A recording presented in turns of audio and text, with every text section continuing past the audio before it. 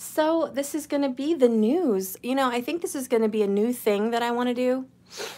After every full moon, I'll do what's new, what's up, you know, what's going on. What did this big, beautiful full moon just bring us? Like, what's the new energy? Kind of like a new chapter, a new start. Because, you know, once the full moon is done, it starts regressing, it starts, you know, depleting and, you know, forming itself into a new moon. So this is the time where you're correcting yourselves, making new decisions that are probably going to change your life, okay? So after the full moon, it's like actions are being taken. You have a lot of energy and know-how. You have a lot on your mind, and you're just performing more. So I really like this what's new, what's in the news after the full moon, okay? And it's not just you. What about your person? Your person is changing too. Your person is feeling this energy of, I need to make changes. I want to be better. I want to grow. I want to do this. I want to do that. So this is a time of visualization, manifestation, major, huge changes in your lives that are going to put you on a new path. Probably a good, very, very good path, or at least realign you if you've been off a good path, you know. So I really like the full moon energy for that purpose, for that reason. Good morning, Mary. Good morning, Tamika. Hi. It's so good to see you guys. Sorry I didn't come on yesterday. I was, excuse me, what the hell? I was doing full moon rituals, not too many. I only did 3.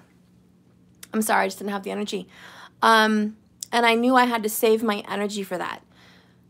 Because not only did I have to do full moon energies for a couple other people, I had to do it for myself. And that pulls a lot of energy. So I was just worn out. And then I had to charge my crystals. And so I couldn't do the reading.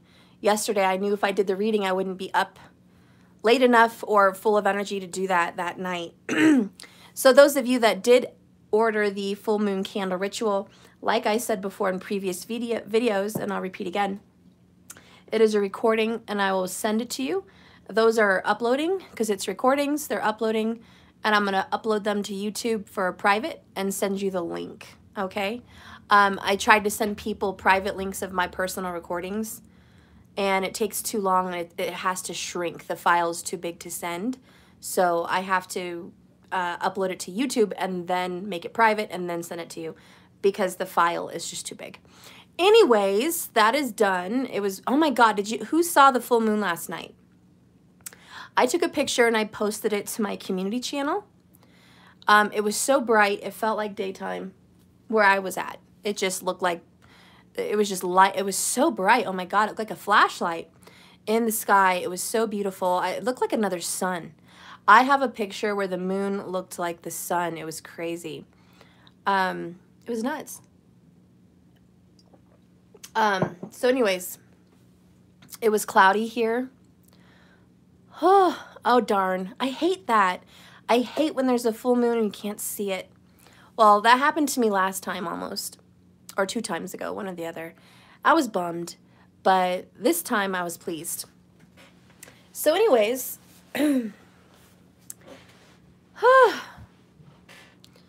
oh, you understand that I was in college and all 3 files were huge. You can't email them. That's right, Patrice. No freaking way can you email them, girl. None. I even tried to do the, I don't know, what was it called? Where you download the files to like a place. Dropbox, that's what it was. And that, it took forever. Dropbox was like uploading for days. I'm done with Dropbox. Hi, Transformation Queen. Hi, Universe Never Fails. You guys are so good. So I have a little surprise. And since we have a small community that's on here first, I'm going to give you guys first dibs. You could do it now or whenever.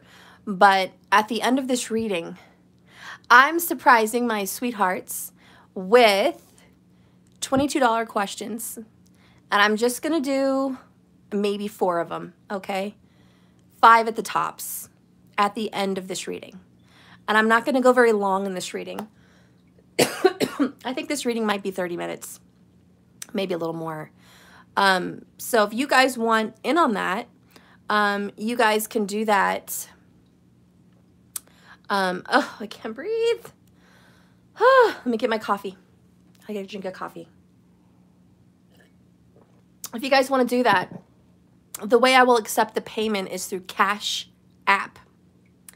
Now, if you want to get on that, it's Cash App. My Cash App tag is money symbol, let that shit go, 1111. You can go there, look for me. It should say JKS 1111. Okay? And you'll find me, my account's there. It has the same logo picture I have here on YouTube. You should be able to find me easily. And then you just send the 22. And today I wanted to do the 22 because, you know, all my questions are $22.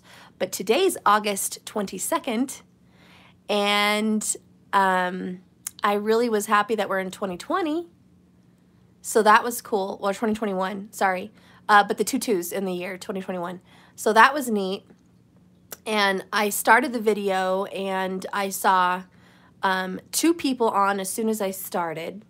So, I don't know. I feel like there's a lot of 2's, a lot of 2 synchronicities, and I'm excited to do the 22's on the 22nd today. I'm going to try to do that every month. I really am, because I know you guys like that. I may just only do $22 questions on the 22nd of every month, or we'll see how it goes. But anyways, I usually do a little bit more than 5 people, but you know, since I'm recovering over COVID and pneumonia, I don't want to push it. I don't want to push it at all. Okay. And in other news, I'm a little bit scared. I don't know if I should do it. I was thinking in my hometown of offering services to cleanse homes that they feel are haunted, or they feel they have some kind of a spirit, or they feel like something negative is there. And I was like, oh yeah, I want to do that.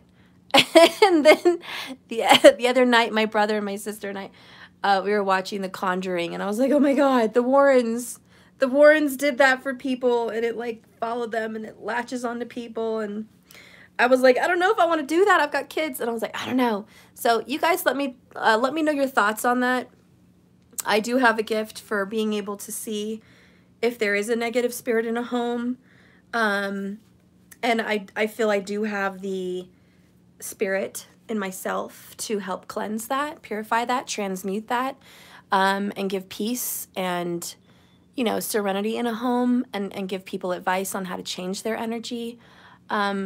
But I should also be cautious. So anyways, let me know your guys' energy on that, on what you think I should do. Kira, I get cleared professionally as well as a healer. Ooh, that's a very good idea. I like that. Okay, so we're going to get started in the reading. Tinkeray, I'm willing to join your team if you ever start one. Oh, that would be so cool, huh? You know, I'm going to give you guys a little secret about me. Just a little secret. Maybe I've said it before. If I didn't have children,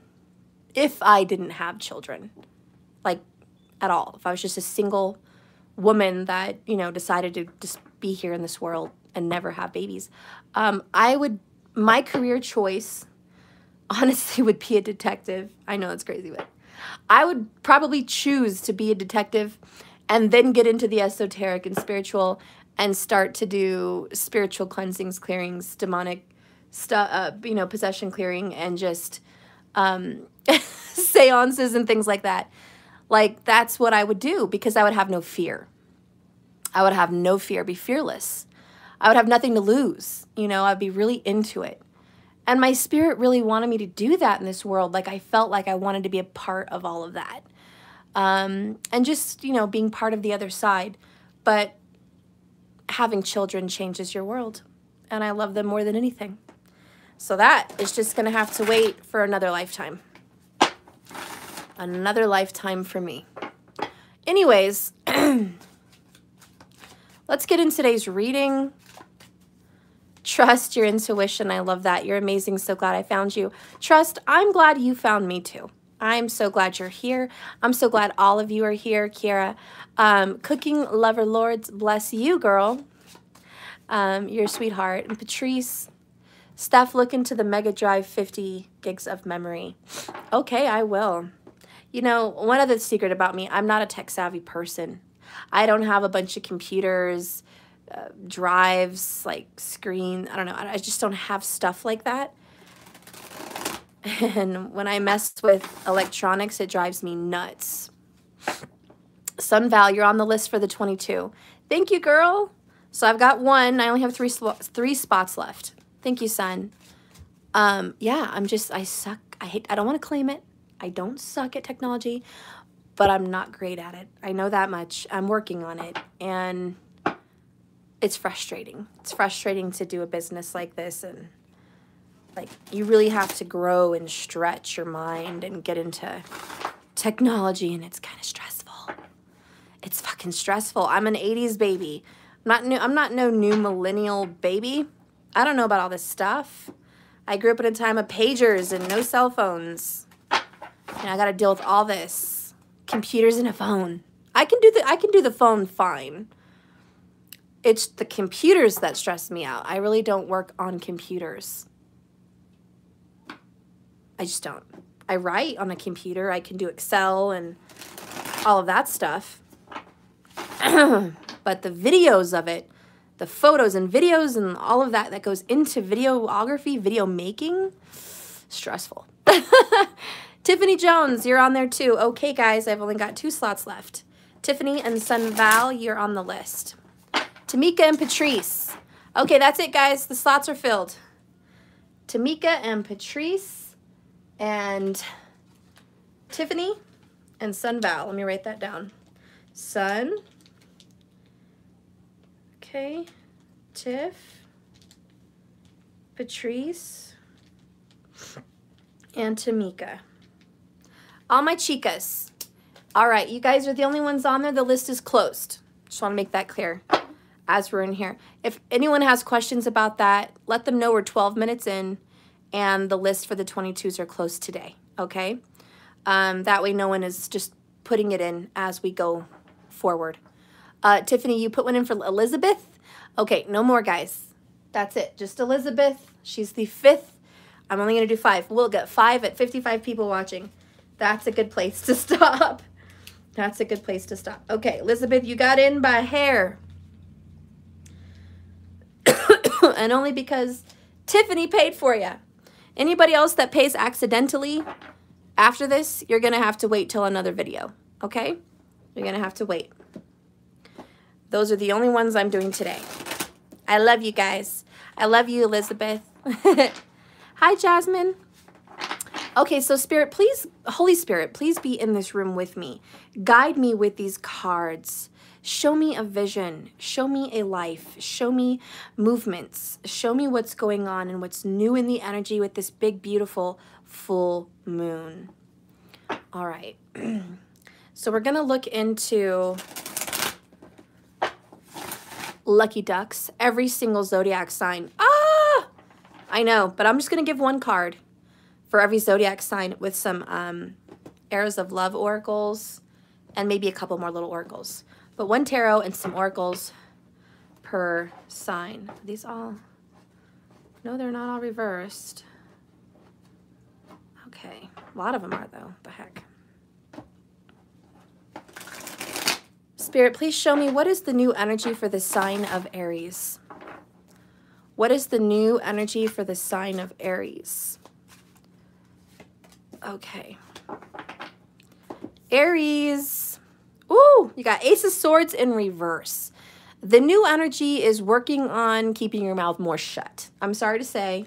I feel like you go off a lot. You go off, you voice your opinions, you voice how you feel. You just say things so often that it gets you in trouble, okay? It puts you in a position where you're like, oh man, I didn't mean to say that, or that's not how I meant for what I said to come off. And people are like, you're being mean, you're being rude, you're being grouchy, you're being negative, or maybe you're being depressive, or maybe you're being forceful or pushy or bossy, and you're just like, no, I'm not. I don't know why everyone's misunderstanding me. I don't know why everyone's misinterpreting what I'm saying or what I'm trying to project. Why are people reading me wrong? Because I don't think you want to be that way, but people are reading you the wrong way, and you're like, what the fuck is going on? Like, why am I not communicating well with these people? So the Ace of Swords in reverse for Aries is, I'm going to think about what I say before I say it. I'm going to just take a deep breath and kind of process my speech before it comes out of my mouth. Because sometimes it's not what you say, it's how you say it.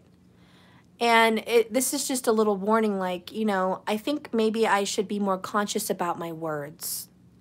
This is also coming in for Aries as far as manifestation. You've been through valleys and peaks of watching your words because of manifestation, and what you think about, you know, you bring about, what you speak becomes your reality. So you've been through peaks and lows of that truth, but I think the last, you know, recent while, it really hasn't been at the forefront of your mind. But after this full moon, I feel you're reassessing that. And you're saying, I need to get back into a groove where I have to watch what I say and speak, because I'm seeing it in my life. I'm going to create my environment and my world and my experiences. I need to be more cautious about that. Number one, I don't want to speak bad things onto myself, you know. I don't want to say I'm not good at this, or I suck at this, or this is never going to happen. You don't want to speak those things because you don't want them to come true. And also, you know, as far as the whole manifestation, you're just being more careful on how you speak to your kids, your mom, your dad, your brothers, sisters, cousins, everyone, coworkers, bosses, you know, just people. You're definitely more quiet, which is a change. So if you know an Aries person, or you're an Aries person, you're going to be a little bit more standoffish than normal, and people are going to be like, what's up with you, Aries? Usually you're like out in the midst of it all, but you're going to be kind of reassessing. This is a time, I believe it's for the next 2.5 weeks, where you're going to start reassessing things. Reassessing your actions, your belief systems, your words, your environment, your friend circles. Yeah, you're just looking at what's true and what's not true. Okay, so let's see what's coming on for love. What's happening in love for the sign of Aries? What's happening in love? Love, love, love, love for the sign of Aries. Ooh, Aries, heart on lockdown, proposition. Ooh, Aries. Aries is getting, you know, liked on, loved on. Maybe a proposition has been made, and you're kind of shutting down. Heart on lockdown. There's definitely someone that's interested in you, and you're saying, I'm not really available. Or you just don't want to be available for love right now. You've got other things on your plate. And you're just like, oh, this is so nice. I enjoy this. Thank you so much for coming here and showing me you care about me. You know, but I need some time. If you've been proposed to, you might tell someone, I just need some time to think about this. And it doesn't have to be love, but I am reading love. So if this could be another situation for you, that's fine. But in love, it could be someone's like, you know, Aries, will you marry me? And you're just like, yes, but maybe you're thinking about it. You know, maybe you're like, I don't know. If somebody proposed you something else in love, it could be any proposition. Oh, there's Elizabeth. Your husband started the divorce process. My husband put divorce in motion, and I had no idea. And he has another woman. Oh, Elizabeth, this is terrible, girl. And me talking about the whole Chris Watts thing this week, Elizabeth, you know, I wouldn't push it. I'm going to read more into your energy with that person. I know he wouldn't hurt you, but he seems very checked out. And it feels like he's been checked out for a while. He's been in and out of your... Okay, I'm sorry, I'm doing personals. I'll get to that, Elizabeth. But even if this is like Elizabeth, Aries energy, someone proposes, I want a divorce. I don't want this. It will shut you down.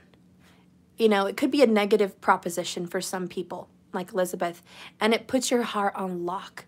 Now you're hurt. You've been wounded. You're not open to any other kind of romantic anything. It's like a razor blade just came and cut you, and the first thing you do when a razor blade cuts you is cover your wound tightly. You cover it, you pinch it, you squeeze it, and you want to cover it with some ointment and put a Band-Aid on it. You know, you don't want it exposed. And so it could be a situation in love where your heart was exposed. Now you want to do is cover it up, lock it down, and just say, enough. Yeah, Elizabeth, honey, you're welcome. I look forward to doing your private after this. So for Aries, yeah, there could be a happy, you know, lockdown where you're just kind of thinking about something, or you're not ready to take someone on a proposition because you have options. Or for some people, it could be a negative lockdown to where maybe someone hurt you because they're involved with somebody else and now you're on lockdown. So Aries, in love, whatever the situation is, love your heart. And my best advice for someone in any situation like that is get yourself a heart chakra gemstone, whatever floats your boat, whether it's rose quartz, which is very popular. That's for love and harmony and romance. Or you could do something very dark green. I love malachite for the heart chakra. Even a rhodonite, which is pink and green together. That's really going to harmonize your heart because you're going to want to focus on that. You're going to want to do a lot of mantras. I believe it's Yam. It's been a few weeks since I've been in the groove of this. Tell me if I'm right, Elizabeth. Isn't the heart chakra mantra Yam? Y-A-M. I know I said it in my tarot class, but I've been so out of the groove. Yeah, sitting down, Yam, you know, really getting into that vibration of the heart would be wonderful. Okay. Alyssa, it is, yes, okay. Thanks, guys. I'm sorry. I still have freaking COVID foghead, and I question myself more than I have lately. You guys won't believe what the fuck I did the other day. I left my ATM card in the ATM, and it got sucked in. And then minutes after I realized it was too late, I had a secondary card for a different account, went to pay for groceries, to find out I left that card on the counter as well. So clearly my head is just not in the game.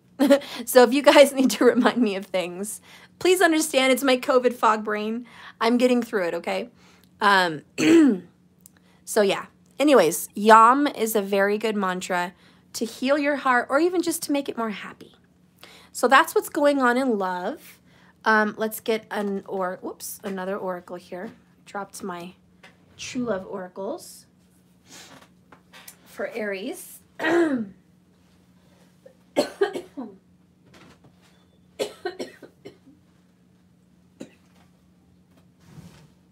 Pete.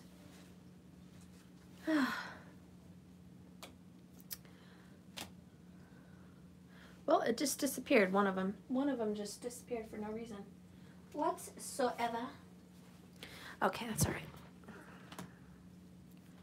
Okay, Spirit, please guide and direct me for the sign of Aries. Please tell me a good message that they need to know for the upcoming events in their life. What are the upcoming events for the sign of Aries? Okay. Bottom of the deck for Aries is letting go. Sometimes we have to let go of people, things, whatever, that needs to leave our life. The red ruby, you know, to me signifies the sign of Cancer, but also just love. Love, love, love. And love yourself. Let go of people, places, things, or whatever situations, and love yourself. Let go of why people are being jerks, because it's not you, it's them. And take that as a message of growth. Let's get the other one. Ooh!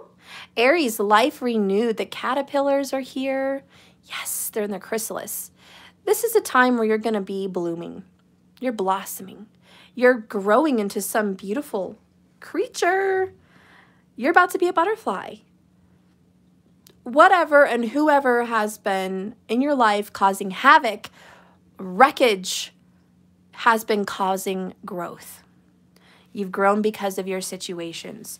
Maybe it's your best friend, maybe it's your lover, maybe it's your coworker, but they're helping you. Believe it or not, they really are. And what's happening new in your life is you're going to be a whole different person. This is kind of like the phoenix rising. You're a whole different person. You never step in the same river twice. You know? What is that saying? It's impossible for a man to step into the same river twice. Why? Because one, he's not the same man. And two, that's not the same river. Time changes people and, you know, changes the river. It's a different water flowing through. So we have to be open to that change. We're not going to be the same person we were last year. We're not going to be the same person we were before this full moon. We change, and that's okay. It's perfectly fine. I like the new you. You should like the new you. Maybe you didn't like the old you so much. Be glad of this change. There's things about you that you don't like and you are reassessing. And there's people that maybe you don't like and you're reassessing them. And it's all for the good. Everything happens for a season and a reason. So the next card we have is the Self-Forgiveness Oracle deck, Love Your Ego Edition. I got this on Etsy, by the way, if anyone wants to know. This is a message about a narcissist. You need to get some esteem. Narcissist people care only about themselves. They're selfish. Maybe you have a narcissistic friend. Maybe you have a narcissistic lover. Maybe you have a narcissistic boss or parent. Okay? Whatever. If that's you and you're dealing with a narc, you already know it. You already know it. So you have to say, I forgive myself for mistaking achievement for a measurement of my worth. A lot of you guys think, you know, my achievement is marriage, a strong family, a strong home. If I have that, I've achieved what I need in this world. Or maybe your achievement is your job. If I succeed and I become in this position, I will be worthy. I will be of, you know, value in this world. Or whatever the situation is. Maybe it's your spiritual beliefs. If I reach whatever kind of level, I'll be worthy. You are already worthy. You're worthy of all of it. And you don't need to have some level of achievement to measure how awesome you are. You don't need it. You don't need that check mark. You don't need that yes. You don't need that picture. You don't need that image. You don't need that story. You don't need any of that shit. Sorry, guys, for the words.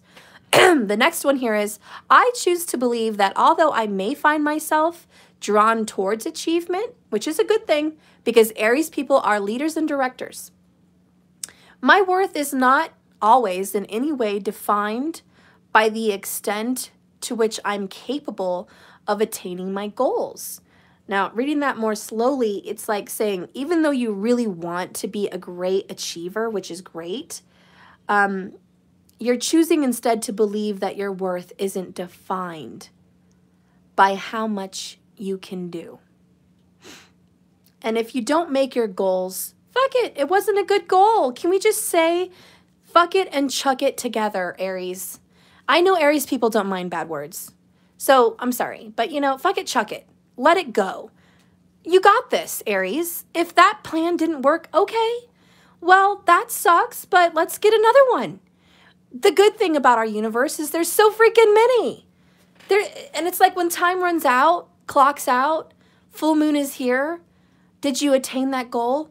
No. Okay, fuck it and chuck it. Let's do another one. We still have time. Thank you, God, we still have time. What a beautiful gift. What a beautiful gift to be able to change our plans and direction. You know, what you wanted yesterday, you may not want today. And that's okay. Maybe you wanted that fuck face yesterday. Excuse my French again. Maybe today you don't. You know, I changed my mind on that cat. I don't like him. I don't like him at all. I was really in love with that cat, but now I'm not. I'm not at all. You know, I think they're a piece of crap. You know, I've discovered some realities about this human being that I thought was awesome, and they turned out to be fake as fuck. A narc. Done. Checked out. I'm moving on to another plan. I'm sorry you're not who I thought you were, and I'm sorry I gave you more credit than you deserve. My bad. Anyways, I'm going too long, and I don't plan on being this long for every sign. Sorry, I just got into that. Let's get a fairy oracle before we move on for the sign of Aries. Their loss, Aries. Their loss. It's theirs. It's not yours. Hell no, it's not yours. And they will eat their karma.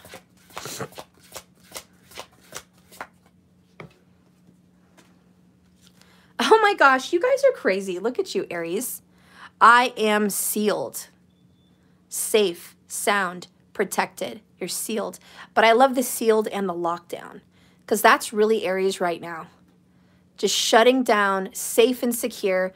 No one else is going to come into my world and fuck with me. No one's going to jack with me. No one's going to take me out of my element. You know, no one's allowed in.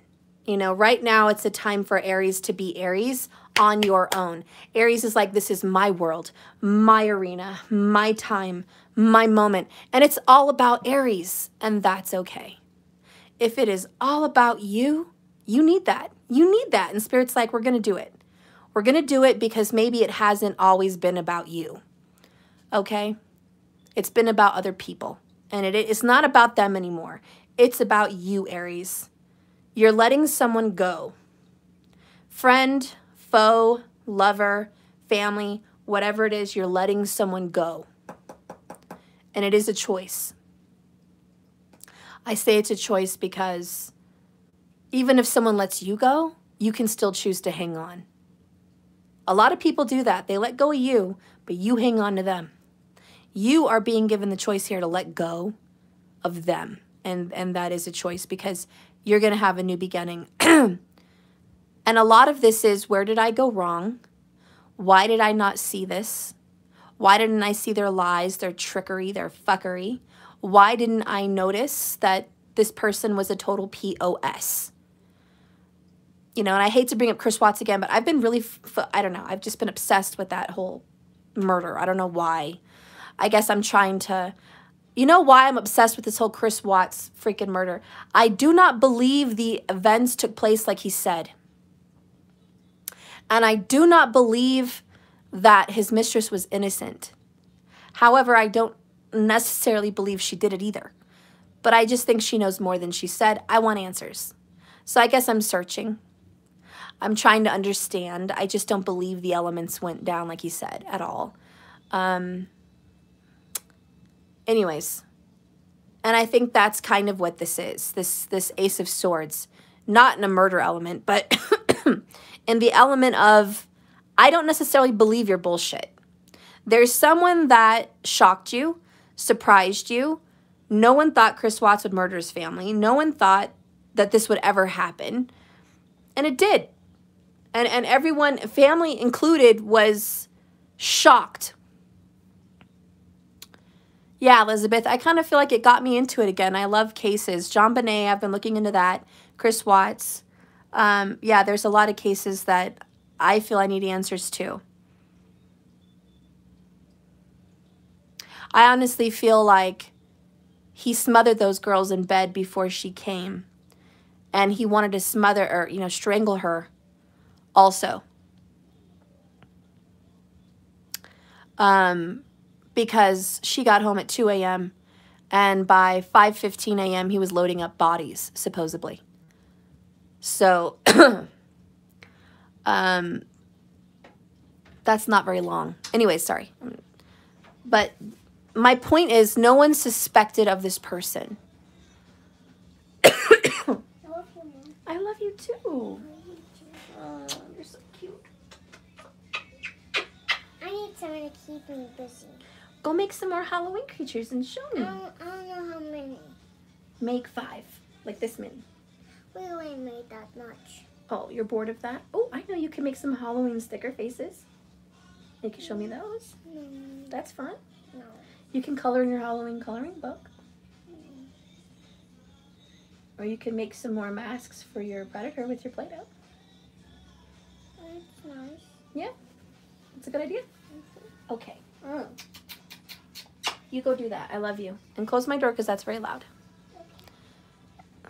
Your sweetheart. Okay. Okay. Sorry, guys, that I've been really distracted. It is this COVID thing. Back on track with the sign of Aries. My point is, I like that story, you know, horrific story. It's just about a woman who loved a man that she thought was totally there for him. Or, I mean, for her, excuse me. She loved a man who was totally there for her in her weakest, darkest moment. She was diagnosed with lupus. She got out of a car accident. You know, her heart was on lockdown. I guess that's why it brings it up for me also. And he comes in like Prince Charming, just loving her and just being there, and the family loved him, and it was like, wow. And everything was going good. And a few years later, they've got a bunch of kids. Well, 3 technically, you know, a beautiful home, a new place to live, beautiful people. They're just, you know, making so much of their life. And it's like within a matter of months, someone can just snap. Not that he snapped, because I don't think that's an excuse. He plotted. He didn't snap. But my point is, they go from being loving and happy in a family to, I don't want this anymore. And I've known people like that, and now I watch the red flags. Maddie's father was a lot like that, and it kind of scares me. Maybe I saved myself a horrific scene, but Maddie's father was pretty fucking evil when that happened. He didn't want my son, and he went from loving me completely to being a psycho. So anyways, I gotta go help Maddie. He's having a meltdown with the remote. He has baby talk, so you know the Fire Stick doesn't always understand him. He's trying to put a show on, so please give me a second. I'll help you.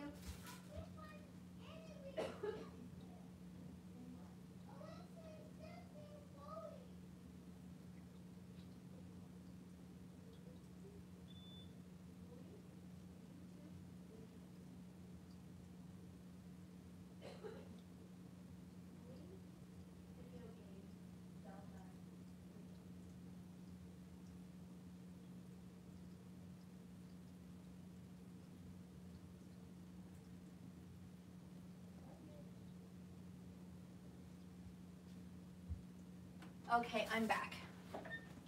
So anyways, you know, snapped for me is just switching from one state of mind to another.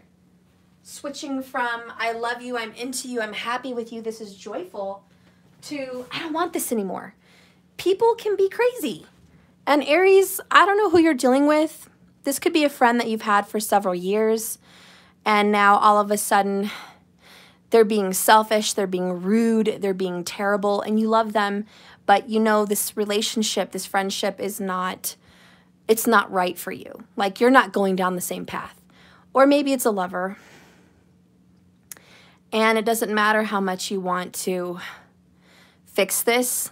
Your lover could be fighting it, fighting their intuition, fighting what's right, fighting what's in their heart, fighting all of those things.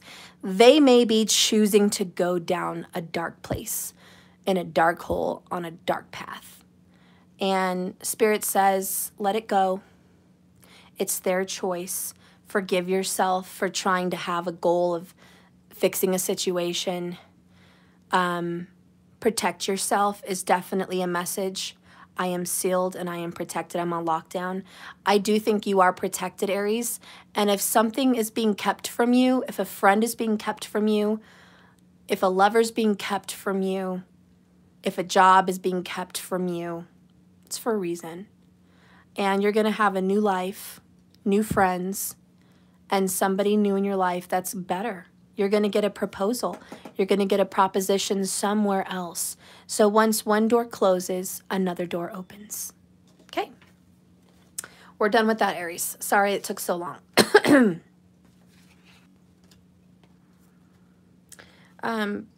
You know, I feel called, before I go, just to give you, I don't know, I think I gave you a good message. That's it. That's it. That's good. Okay. So we're going to move on. Yeah, thank you, Elizabeth. Sorry, that was kind of a long message. You know, it was my opening, so I just felt I needed to, I don't know. I had more energy towards the first. If I run low on energy in the back, I'm so sorry. Okay, so next is going to be Taurus, because we have to go in order. Taurus, what's going on with you? And, you know, guys, please follow your sun, moon, rising, okay?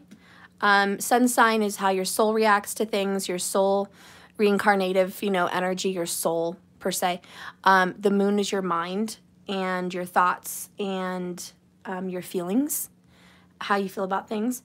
And the rising sign, the ascendant, is your purpose, why you're here. It's a story about how people see you, how they perceive you, and maybe how people see your life, okay? But it's also your purpose. So anyways, follow these readings, you know. You don't have to just follow one, okay? See which one resonates best for you.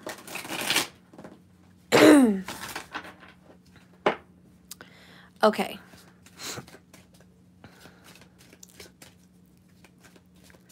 All right, so Spirit, please guide and direct me, Holy Spirit, to the sign of Taurus. I need a tarot card for the sign of Taurus. Okay. Sign of Taurus. You're really restricting your emotions. I don't want to pull a bonus tarot, but I saw it and I couldn't resist looking at it. It's the moon in reverse. And because I'm doing this based on the full moon coming here and what's new after this full moon, what's new for Taurus is you're holding back your feelings. You're even trying not to think about things. Why are you restricting? You are constricting and restricting your soul from feeling very important intuitive messages. You're restricting yourself from feeling things that you need to feel. You are holding back a lot. Just saying. And these are going to come out whether you like it or not. Oh yeah, there it is, the restriction. The Hermit, Virgo vibes, Saggy vibes. I'm a hermit. I am isolating. I'm pulling away. I'm restricting myself from people. Okay, so Taurus is pulling back. That's what's new after this moon. Pulling back, you know, but the question, of course, is why? Why are you pulling back? Why is Taurus holding things back? You are doing some self-searching. You're reflecting, just kind of like Aries, looking back at your situation, looking back at your choices, doing some soul searching, figuring out what you really want to do in this life, you know, and that's good. So I think you're really just going inside yourself and getting answers, which is great. I would, yes, get answers from inside yourself rather than others, because that's where the truth lies. You are assessing other people also. Oops. So what's going on in love? I dropped a couple cards. Okay. Oops. I'm not trying to give Taurus a bunch of bonus, but I dropped some and I have to just show you. Mine, possessiveness, secret lover, on the mend. You are back and forth. We have casual dating. Okay. You're trying to move on from someone, but they're coming back because they're possessive. Meanwhile, you're just seeing what's out there, but your heart's on the mend. You're torn in between two worlds. There's an ex that's kind of like hanging around your energy, just like, hey, Taurus, I'm here. I love you. I'm here for you. Or I'm into you. I'm still around. And you're like, but no, you're not. You are not here. And then there's a new masculine in your life, and it has love potential. Something could grow out of a new love situation. And you're like, okay, this is good. I'm glad. Something is going to come out of this. But then your ex is just like, eh. Or maybe it's you choosing to be hanging on to your ex, even though there's somebody new in your life. And keep in mind, a masculine could be a female, just in a masculine energy. It depends on your situation. But you know what I mean? Do you know what I mean? Either way, someone is like in the past, lingering, and you're trying to get over them. You really are. And you're trying to move on, and you're looking out there. There's definitely some dating, or I'm just looking. Maybe you're just looking around, opening your eyes. You know, just opening your eyes that there's other options out there. But with this Hermit card, could be a Virgo involved in your life. Could definitely be a Virgo or Sagittarius involved. Let's get a love oracle, please. What's coming up for Taurus? What's coming? Okay, there we go. And I see your true colors, and that's why I love you. Okay. You're like, you know what? I see you for who you are. Quit trying to come back. Quit. Quit trying to come back. I'm going to open up my heart to something new. Period. I'm not going to rush into it because Taurus doesn't rush. Taurus is slow as hell. Taurus is the freaking Knight of Pentacles. Methodical, detail-oriented, sure of themselves, full of, you know, just, I have to, you know, dot my I's, cross my T's. I'm not moving anywhere till I know 100 that this is a safe situation. Taurus people plan so much. So believe me, this person's not like, oh, yeah, oh, new person, in it, totally in it. I'm all on it. Yeah, let's see what happens. No, that is not Taurus. Let's see what happens. No, that's not Taurus at all. It is, excuse me, hi. Nice to meet you. Let me hear about yourself. Okay. All right. And what are your plans for your future? Okay. You know, oh, and then you just go home and think about that person. You think about what the possibilities of a future with that person would look like. Are they being honest? Is that who they really are? Because you have experience where I don't think you trust everybody. There's people that you have fully trusted, obviously someone in your past, and you're like, I trusted them and they betrayed me. And, you know, I'm not going to just trust that easy again. I have to really get answers about someone. I really have to research this person. I have to really get to know this person. And you know what? That's going to take some time. It is. Bottom of the deck is unavoidable. I didn't put that there like I did for the other one. Sorry. So there's no way possible that you could move on without taking your time, being alone, enjoying some healing, getting answers from within, soul searching, and just assessing. You need that. And you're just like, I will not go any other way, which is part of your Taurus fixed energy stubbornness. I will not do it any other way. Yes, there's love potential, but I don't know their true colors yet. And I'm not going to make a move until I feel very comfortable knowing that I do. And that could be in love, that could be in work, that could be in friendship, that could be in whatever area you want to put that in, but that's where it's at. Let's get a fairy oracle for Taurus.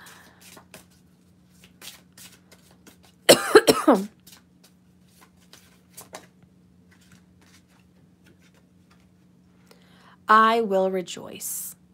So you like being alone. You're just like, I like it. I don't have any qualm. Isolation, peace, quiet, reassessing, doing my journey, doing my thing. Cool. That's good for me. I'm into that. That's really good. You're going to be very happy with your decisions. You're going to be very happy that you chose to hold back because now you get to see someone for who they really are. And now you get to see you for who you really are, and you get to reassess your ex for who they really are too, or your ex-friend or whoever this is. It's like I needed this time so I could really get answers. So Taurus is just all about getting answers right now. There's probably a lot of book reading and researching also on other areas of your life. Maybe you're researching on COVID. Maybe you're researching on, you know, I don't know, whatever little interest you have, okay? But you take this time out to read. I definitely feel Taurus wants to read a lot more than they have lately and really be more studious or more work-driven than normal. And you like that. You feel good about that. So you're becoming strong.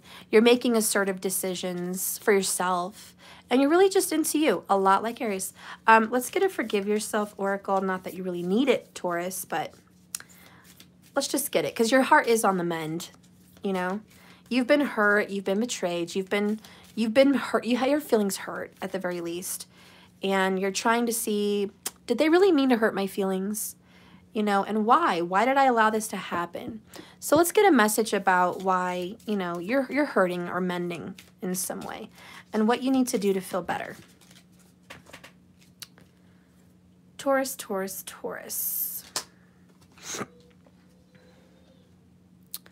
Thank you, Andrew. I appreciate that so much for donating on my website for $5. Thank you so much. So we have, oh, the rebel. So we have a Taurus that is a freaking rebel. Acceptance is your message. And it says here, Mr. or Mrs. Rebel, Taurus, forgive yourself for attaching meaning to the experience of aloneness. Ooh, and we are talking about pulling away, withdrawing. Forgive yourself for thinking there was a big meaning of the experience of aloneness. Interesting that it says that, aloneness. Instead, choose to believe that it is through accepting solitude and connecting with myself in my own silence that I am able to meet and integrate aspects of who I am and who I have been longing to be that I've been resistant to. I like that. I changed the words because that's how I read. I see words that I could probably rephrase and scramble and make more sense for me as a reader. You don't all have to do that. You can read it verbatim. That's just not how I read. I quickly read, scramble it, reassess it to make more sense for me because that's just, I don't know, it's a Gemini thing. I just fucking read like that. But you know what I'm saying? That's what it is. And I do feel that way for Taurus. You just want to be alone. Leave me alone. I'm in my shell. Now, there was some pitiful, how do you say, not pitiful, but, yeah, I guess so, like a pity party. You did go through a pity party. Like, there's definitely a Taurus that's like, Steph, I'm in a pity party, you know? I'm alone in this world, no one loves me, oh, woe is me, you know? You probably went through that, but now you're just like, I value this time, you know? And I don't feel bad about being alone. It's good. You know, some people want friends. And I'm like, why? Why do you have to surround yourself with friends every day? Why do you have to go out with your friends all the time? Why is it a weekly thing? And they don't know how to be alone. I have cousins like that. They just can't.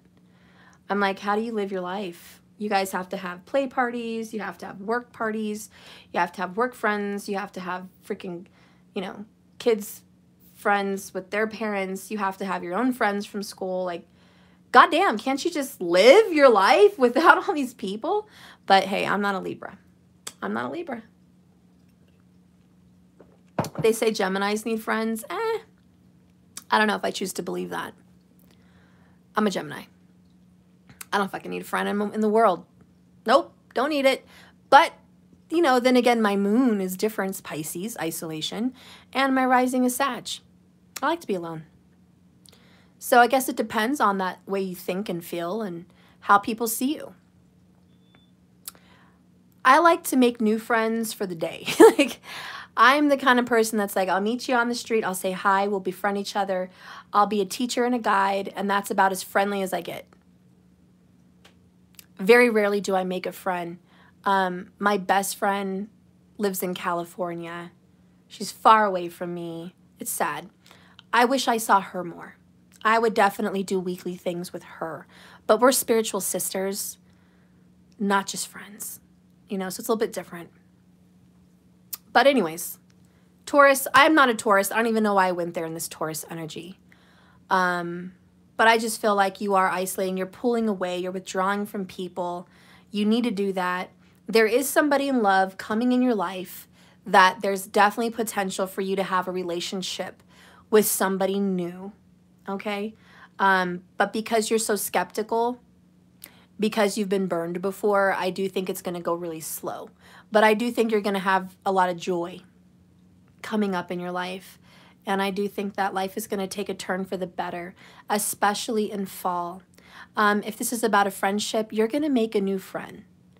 You're going to make a new friend somewhere. But my only question is, why are you going to be so reserved? Now, for some people that are maybe like my daughter, she's a Taurus. She might make a new friend. She is reserved. She is quiet. It's difficult to make friends if you don't want to hang out, if you don't want to ask for their number, if you don't want to get to know them, you know, you're going to have to step out of your shell. And that's a shell, the hermit. So I do see some difficulty with there's somebody new coming in your life. Do you want to get to know them? You know? And if it's love, same thing. You may just come across someone that is wonderful for you. But if you're not willing to get out of your shell, you may never know. I mean, it could be something like that. Anyways, I don't know. I'm going to leave it at that, Taurus. There's potential out there. Are you willing to come out of your shell? Or do you need more time?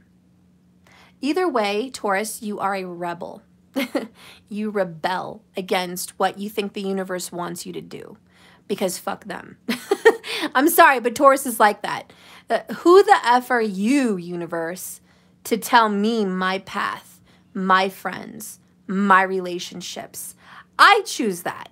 That's the rebel, you know. That's the rebel in you. Or who are you to encourage me to make a friend? You know, maybe it's your mom, your dad, your friend, whatever. Who are you to encourage me to meet someone? If I want to meet someone, if I want to talk to them, I will. I don't need you to tell me what to do. Again, that's the rebel. Anyways, bottom of the deck for this little fairy oracle is I am beautiful. You are. One special thing about Taurus is you're attractive. And by being such an attractive person, a lot of people notice. You have a beautiful face, beautiful hair, beautiful body, beautiful things. You're a pretty person. You're a handsome person. Like, you have a good looking aura also, you know. You're going to attract people. You're beautiful. Expect it. Taurus is ruled by Venus. So, you know, when you're ruled by Venus, you can be a siren for some people, or you can be a blessing, a star, a gift. But Taurus people are attractive. And people are lured to a Taurus. They can't help it. It's the same way Venus would lure people. Venus is going to lure you. So is Taurus. It happens. So don't be surprised if somebody else is interested in you now that you're newly single, or maybe you go to a new workplace or a new school and they're like, hey, look at that person, attractive, and they want to talk to you. Don't go in your shell and freak out. It's unavoidable. A lot of you guys, Tauruses, you don't want attention, but you're going to get it. You're going to get that attention whether you like it or not. But I am glad you're not a fool and you are reassessing people to see their true colors. And you have been hurt before. So I'm glad that you're like, you learned from that. You learned from being tricked. You learned from being lied to, or you learned from being taken advantage of, or just mistreated by a friend or lover in any way. You learned your lesson and you're just like, yeah, I'm going to be more careful on who I make friends with or who I get in a relationship with. That's all this is. I'm going to be more careful. I'm going to think about it more. I'm going to be more reserved. Good job. Good job, Taurus. That's the new energy for Taurus with this new moon. And I like it. I bet you like it too. Okay. We need to hurry along. I'm already an hour in. I did a lot of talking though. It wasn't all just the reading. But gosh, an hour in and I'm barely on 2 signs. So if you guys don't mind, I'm going to speed it up. I'm going to speed it up just a little bit, okay? And please, can you guys let me know what birthday reading I forgot? I forgot the birthday reading. I always do a reading with a full extended, and I forgot which sign it is. I don't know if I missed Cancer or Gemini. You guys are going to have to let me know, because I want to do that soon.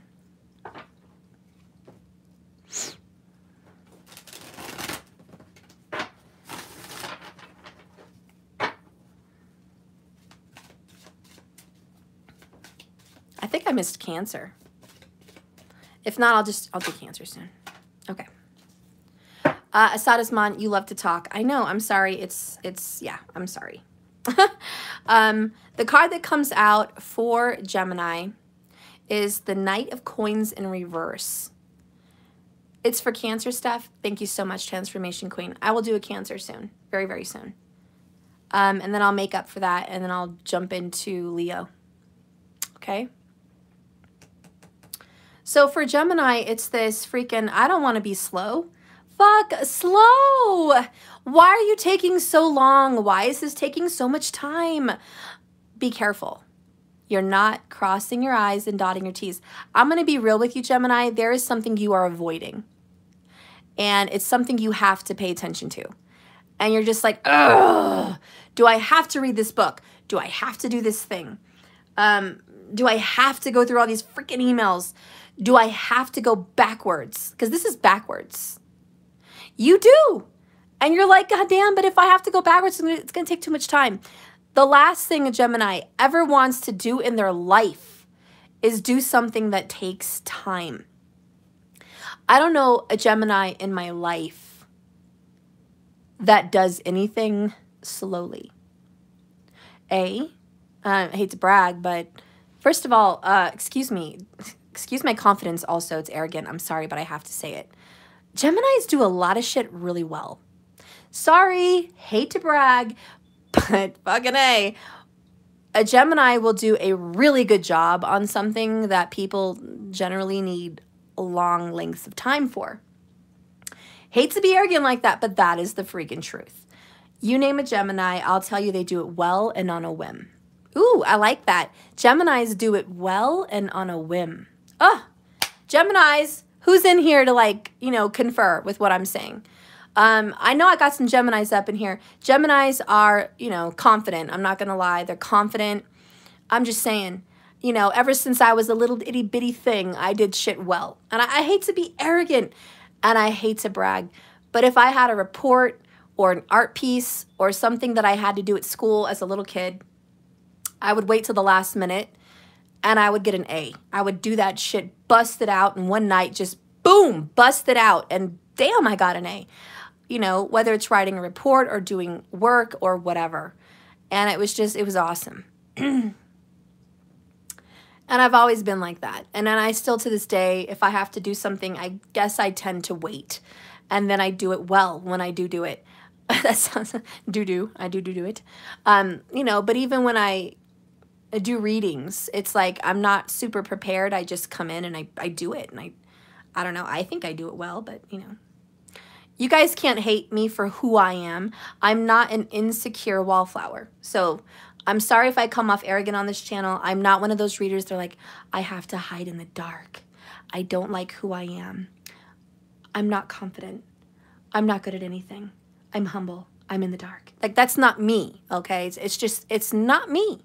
And I'm sorry if I come off annoying to some people, but that's the kind of reader you have. I'm just not like that. And I'm an extrovert and I'm confident. That's it. Sorry. Anyways, I'm going into the Gemini and I went off topic. I'm sorry. But this is, you have to do something you don't want to do. Period. You're going to do it. And it sucks. And you're just like, God damn it. I hate this card. I hate you and I hate this card and I don't want to do it again. It could be that you're dealing with an earth sign lover also that is not coming forward. And you're like, damn it, I'm still dealing with problems. I still have to deal with this earth sign fucker that is not coming forward. What am I going to do about that? What am I going to do? And so we have the Ten of Swords. Ugh. Pissed off. Fuck that. Anger. Sorry, guys. That's how I see the Ten of Swords. It's like, fuck you, you're doing it to me again? Again? You're gonna bullshit me again? Yo, you're gonna, oh man, you're gonna stay gone longer as if you haven't stayed gone enough. Wow, I have to end this situation? Right? And that's how Gemini is like, no, I'm done with this. I'm done. I don't want to deal with it. You know, I don't want to. Stubborn as fuck. I don't know why Gemini is being stubborn, but you're stubborn. And you're just like, I can't. But you have to. This is letting go. This sounds like Aries. But this is letting go of someone very painful that is not coming forward. And that's not even the love reading. I know. I don't know why that message was coming out for Gemini. But honestly, this is an earth or air sign that is just maybe quail eggs or whatever the fuck. That's just not. Nope. And you're like, you know what? Fuck! I have to end this. I have to be done. You stab me in the back. I hate you. Because Gemini's like, I hate you. And then we have, what is this? 6 of coins in reverse. This is not fair. I didn't get my due. Nope, I didn't deserve it. Gemini's like, fuck that, didn't deserve it. Look what popped out at the bottom. 5 of cups. Brokenhearted. Fuck, this sucks. You know? And I really think you're just frustrated with some fucker that's just not coming towards you. Or maybe it's a situation that you don't know what to do, but how do I do this? You feel very defeated. I'm just going to be honest, Gemini. You feel defeated. Defeated by this fucker or this thing or this issue. Maybe it's money, you know? Could be fucking money. Oh my God.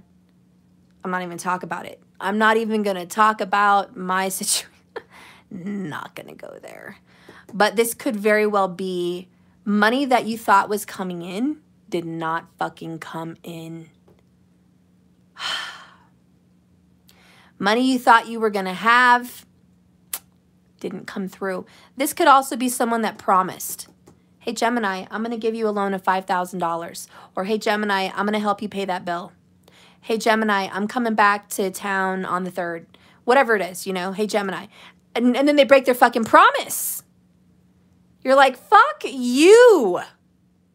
Okay? I'm cutting you off. 10 of Swords. You know? 10 of Swords. How dare you lie? String me along. Bullshit me. You know, bullshit. But bullshit walks, man.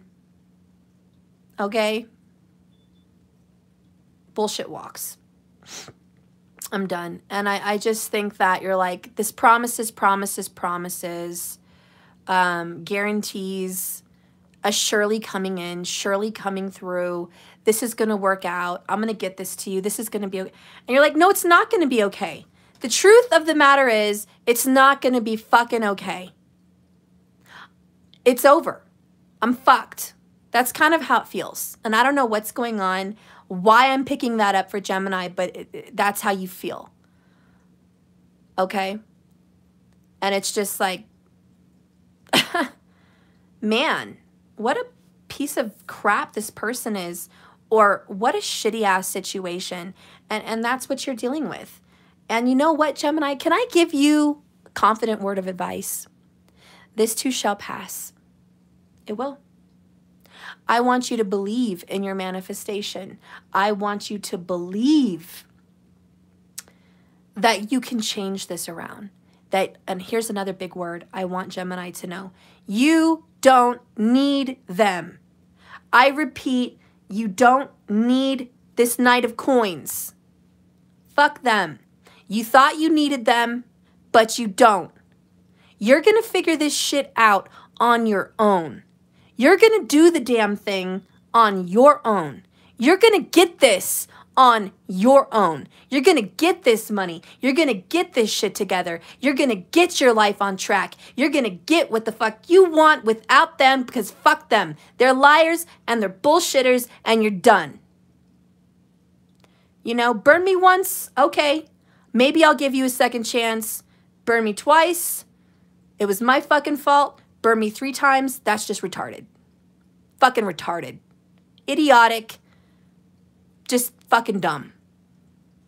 You're not going to do it again. And I think that's where you're at. I gave you the benefit of the doubt. I trusted you, or I trusted this situation, and you fucked me. Not in a good way. You fucked me over, man. What is this, Italian bullshit or some kind of fucking Latin rage I'm picking up on? But it's just like, nope, I don't trust you no more. You burned me. It's done. I cut you off. You're blocked. Now I have to hustle and do this shit by myself. And you're not exactly thrilled. You're just like, you know what? This sucks. And you know what, guys? Sometimes it does. But like I said, you don't need them. Gemini, can I give you just one more little prop? Out of all the zodiac signs that I read into, there is only very few people in the zodiacs and the nakshatras that actually have the power to motivate themselves and succeed. And I'm just going to give you some tropical astrology word of advice. Geminis come in #1 as the most successful of the zodiac signs. They even top Capricorn. Now, this is tropical. You know, it's not Western. I mean, it's Western. It's not Vedic sidereal. Sorry if I'm confusing you. But you still come in #1. Now, the same goes for Taurus in Vedic sidereal. Taurus people, if Gemini comes in #1 in Western tropical research, then you come in #1 in Vedic sidereal as the most successful. And look at all the Taurus people, but also look at all the Gemini people. So you guys are #1. And that's saying a lot because there's a lot of successful signs. Successful signs for me is definitely Capricorn. Aquarius tends to be very successful. Sagittarius 100. Saggy might even come in 2nd place for most successful. But they have more of a heart, so they tend to be more humble. They don't care about materialism as much. Geminis, Tauruses, you know you guys fucking care about materialism. Don't lie about it. Just don't fucking lie about it. Not that you're... I mean, I'm a Gemini. I don't do name brands, but I like my stuff. I like to shop. I'm not going to lie. I do. Don't deny who you are. Be real. You can work on that and try to be more, you know, different. But let's not lie. I don't like that shit. Let's not lie. So you're determined and you're going to come through this. You're going to bust through that barrier like a badass. So I just wanted to give you a little word of advice. Do not fear this situation. Do not fear that someone bullshitted you, strung you along. This could be love. This could be work. This could be yourself, you know, bullshitting yourself. And now you're faced with, it's too late. I got to deal with it. You know, whatever the situation is for you, you know what it is. Let's get some love oracles. Spirit, please, Holy Spirit, please guide me and direct me into the sign of Gemini. Okay. Look at that old footage. And farewell, bottom of the deck. You're looking at old footage, man. Eject. That's what it says. Old footage, eject it. Okay. This is old news. Farewell. Bye. This is letting it go. Pack your bags. See you later, alligator. 10 of Swords. It's just done. For a lot of you Geminis, this is an earth sign. Most likely a Taurus, you know, but it could definitely be a Capricorn or a Virgo that just fucked with you for way too long. How dare you? And then you got the old footage here, so you're just like, you know what? Yeah, I reviewed you. I looked at you. I waited. I waited so long for this. I waited so long for you, and you did me dirty. So I'm done. I'm not going to wait for you anymore. Gemini, this could be, I waited for you to leave this person, or I waited for you to get your shit together, or I waited for you to get out and do something good for us. But instead, you know, this could even be waiting for someone to come out of jail or just waiting for someone to come out of a funk. I waited for you. I was faithful. I was loyal. and you come out like a lying cheat, like a bullshitter. You strung me along. You wasted my time. And you were hanging on to the past. This is the truth that Gemini has to accept. You were hanging on to the past. Say goodbye to it. They are not the same person you remember. And they are not the same person they told you they were. They're just not. It just isn't. And that's that Ten of Swords. Painful truth you have to accept. Feels like a stab in the back, but that's the truth. And there's nothing you can do about it. That's it. Take your swords and deal. It's time to eject this piece of shiitake mushrooms. Damn old little shiitake mushrooms. Holy Spirit, please guide and direct me. What's coming up for Gemini? What's coming up for Gemini in the near future? Okay, we got 2. Soul ties unavoidable. Interesting. This is going to be a message for some people that need to hear it. 1, if there is someone that you are tied to by the soul, they'll be back. They will be back. It's unavoidable. If you're tied, you're tied. If you're destined, you're destined. If you're stuck, you're stuck. So, you know, they'll be back. Yeah? Why do you keep giving me real drinks? Okay. I'll be right back, guys. I got to get my charger and get him a drink. Give me a second. Okay, but you got me a real drink. A little one? Yeah, that was very weird. That was very weird. Is it very little for you? It tastes weird. Okay, not little. It tastes weird? Yes!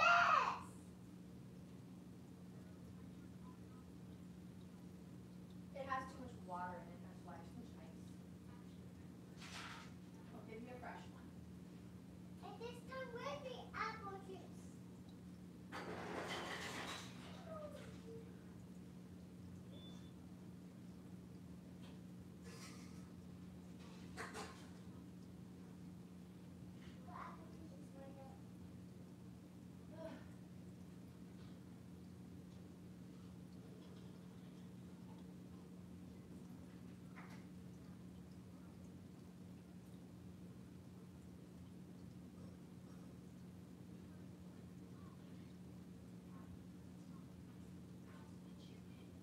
Here.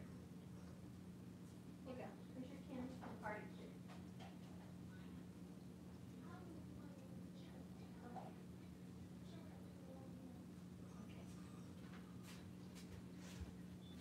Okay, guys. Oh, I forgot my charger. Shoot.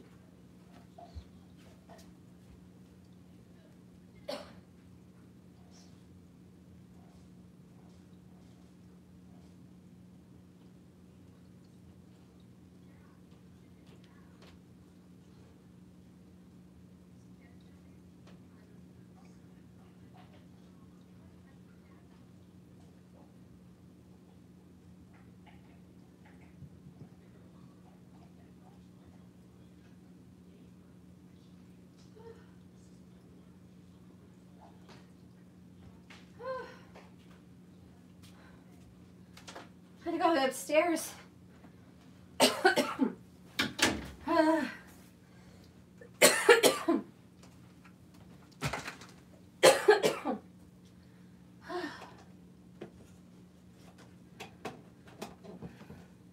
Guys, I'm not a lazy fat ass. I can't breathe right with the whole pneumonia thing. So if I sound really winded, that's why. Too much movement for me. Whew, give me a moment. I'm gonna take my elderberry gummies. Goodness. Okay. Yeah, where is Markers? Him's gone. Him's been gone a lot.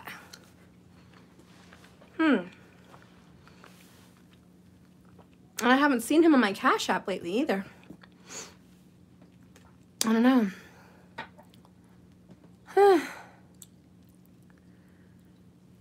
Yeah, he's probably doing something good for himself.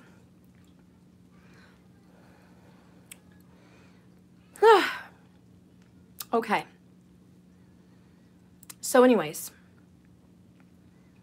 Okay.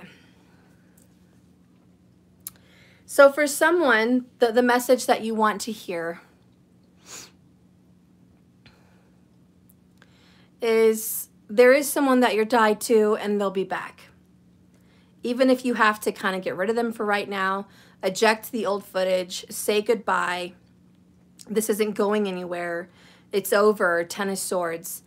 Gemini, part of the message is that's going to happen for now, but they'll be back. Okay? Another message for other people is there is someone that could be the right one that you're going to meet. And this would be a soulmate. I feel it's a soulmate. You're tied to this person from another time. And you're going to meet this person. It's unavoidable. It's going to happen. Be prepared. This person will come into your life. Somebody better, somebody new, somebody, I know it's cliche, but, you know, a real soulmate. Someone that you're going to feel happy with. Someone you're going to feel like you can get along with. Someone you feel is like you and wants to grow with you. And, you know, just fits like a perfect puzzle piece, you know? That is going to be a message for some people, okay? And that is coming. Okay, let's get the Fairy Oracle. What does Spirit want you to understand or know about this kind of tragic ending? What is this? Tragic ending for Gemini.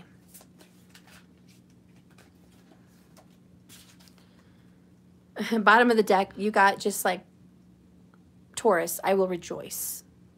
So you're going to be happy overall, under all.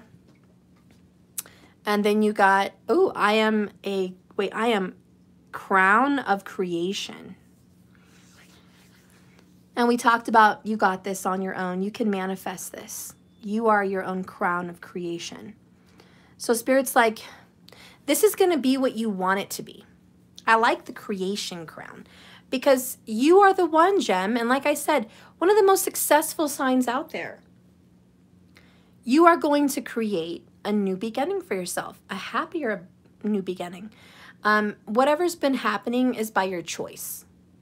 If you chose to suffer and stay stuck on something negative, you picked it.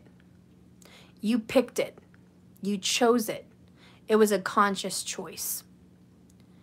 If you chose to let it go and you've been miserable, whatever, that's a choice. So whatever happened, happened. 10 of Swords, new beginning.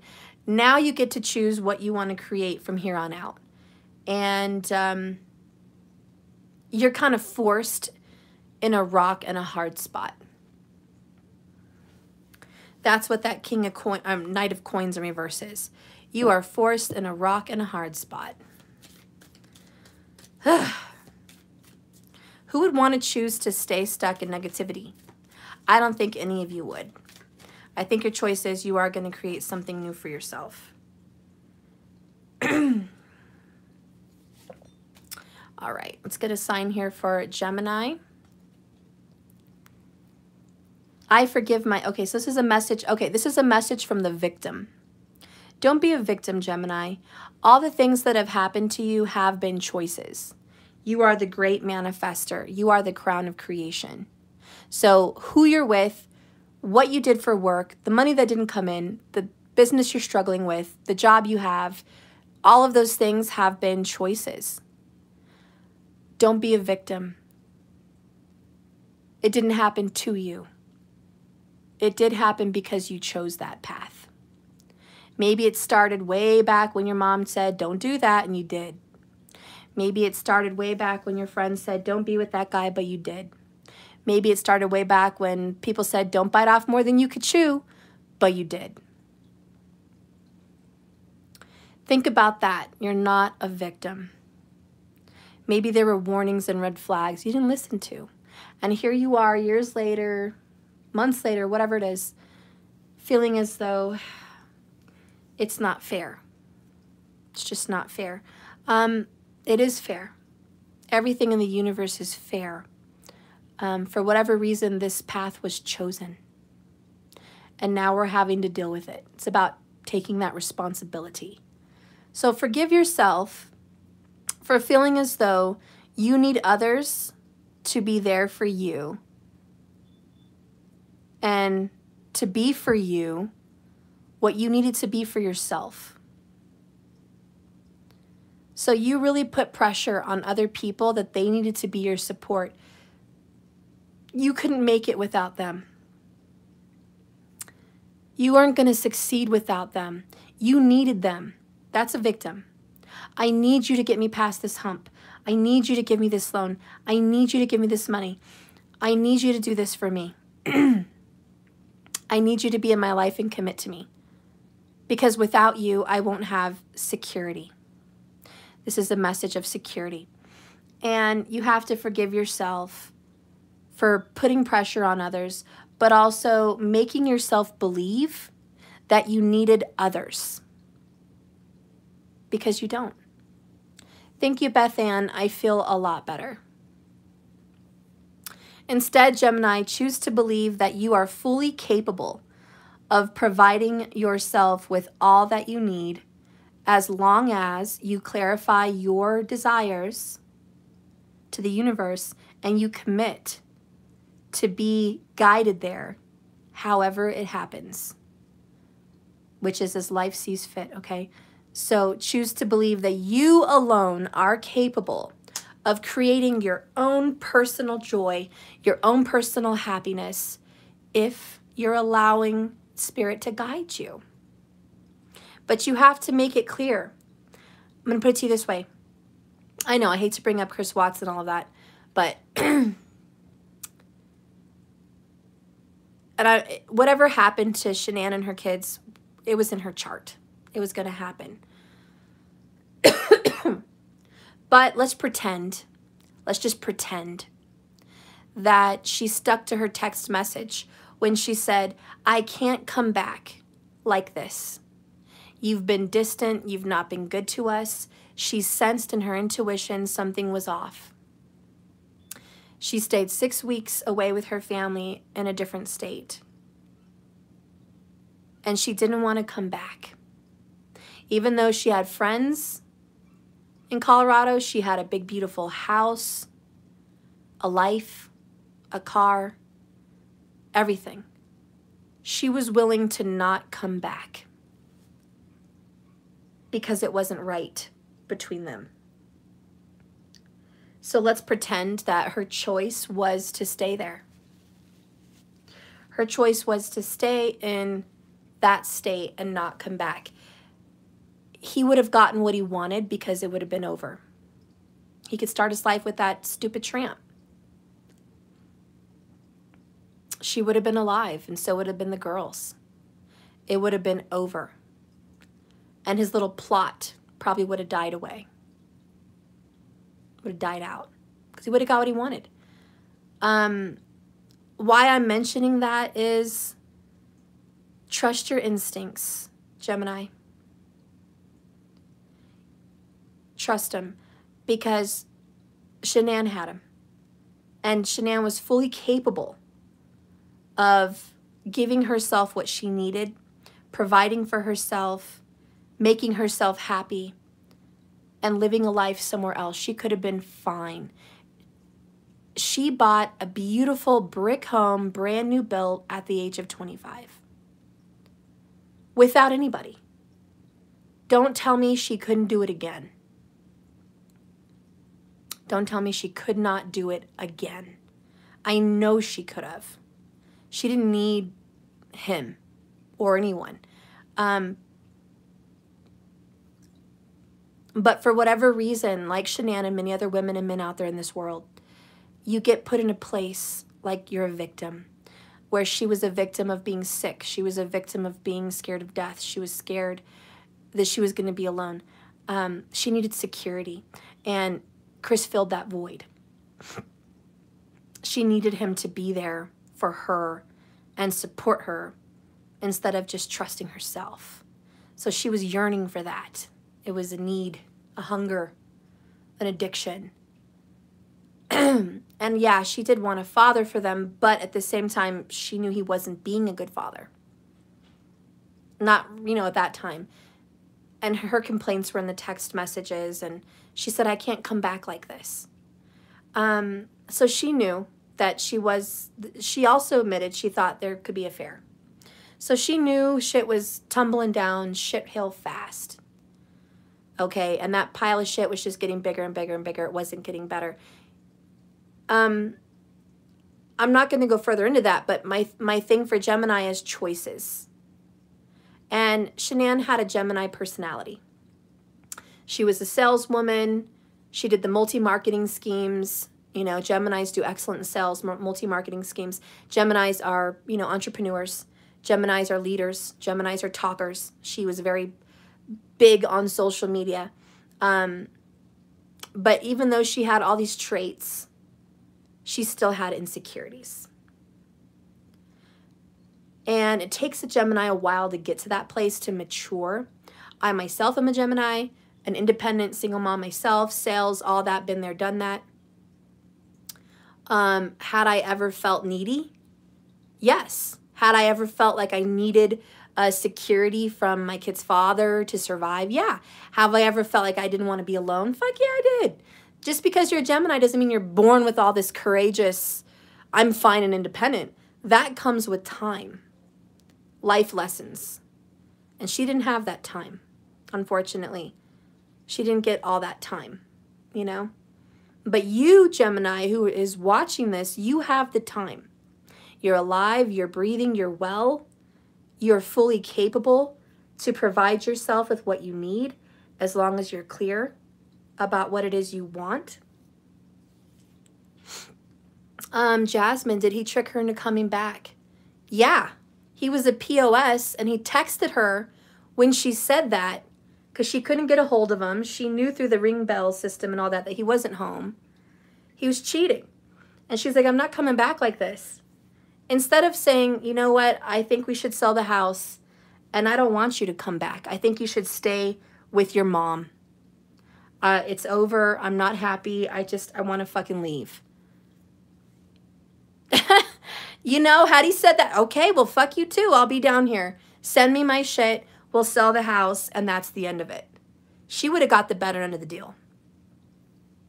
But he tricked her, and he wrote back, I'm sorry, and I love you. That was it. One lame-ass sentence. Anyone could say that. It was crap. Anyways, I'm not going to go into that. But don't accept crap like that. That's that Knight of Pentacles in reverse. Chris Watts was that for Shanann. Oh, you know, broken promises, liar, bullshitter, promising he's going to be there, come through, be sick. He wasn't. None of those things. And that's what this is, this Knight of Pentacles. I promised I was going to be there till death do us part. I promised I was going to protect and serve you. I promised I was going to be the man in your life forever, always, through sickness and in health. I promised I was going to be faithful and loyal. But I'm a fucking lying piece of shit. And that's the Knight of Pentacles in reverse. And then you have to look back at the old footage.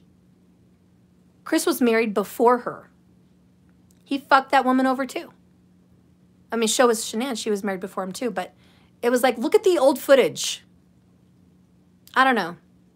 Personally, I think he was a shock to everybody. He was weird. But I also think he was weird. She had signs. She used to tell her friends, you know, Chris, that's Chris. He doesn't talk about his feelings. He doesn't talk. We don't talk. We never express ourselves. She even texted him, I know what our problem is, and we're missing in this relationship. It's one-sided. I give you love. I tell you how I feel, but you never tell me. You know, text messages. She said, Shanann told him, the only way Chris expresses himself is through writing. Yeah, because it's easy to make someone believe something in words versus their body language and facial expressions, which were obviously Botox fucking numb. He didn't have that. Expressions, body language, and the aura of expression. He didn't have it because he was a narcissistic sociopath. And I say sociopath because a psychopath is smart. A psychopath is particular and meticulous. They would plot something and probably get away with it, at least for a while. He was a dumbass. He was a sociopath. He was a narcissistic sociopath, lacked feelings and empathy, and he was also obviously a murderer. But a sociopath is sloppy. They obsess on something, and they obsess and they obsess and they obsess till they act on it. That's their psychology. They're just obsessive, compulsive, and they can't resist. They're just weird, and they lack detail. They lack smarts. They really do. Even if they somewhat seem intelligent, they lack intelligence because they wouldn't be so stupid. They just get sucked into their desires that it overpowers them, where a psychopath is more obsessed with power and not getting caught versus their desires. A psychopath could resist a desire to get the bigger goal. A sociopath cannot do that. They just have to do it. Think of, what was the other murderer that used to eat the men? God, what was his name? He was white with glasses. It was 70s. He would lure men from bars and places, and he would take them to his apartment, abuse them, and then keep their bodies. And he would even eat parts. Oh, there you go. Dahmer. Thank you, guys. Yeah, Jeffrey Dahmer. He was a sociopath. He wasn't a psychopath. I think he started out being a psychopath, kind of, where he was a little bit more detailed, but then he just said, I couldn't fight it anymore. I had to go in to my desires. They were stronger than me. And that he got sloppy. He got sloppy. And the smell from his apartment, I mean, he was ridiculous. He would take a skull with him to work. That's a sociopath. Sick, crazy, murderous, yeah, but not smart. So anyways, we're going to move on. But look at the old footage of whoever you're dealing with, and I hope you're not dealing with a psycho, but who are they? What is their past? Count your blessings that you were not in a murderous situation. Count your blessings that you didn't get into some kind of a worse situation. Say goodbye, pack your bags, farewell, create a new life for yourself. There is someone out there for you.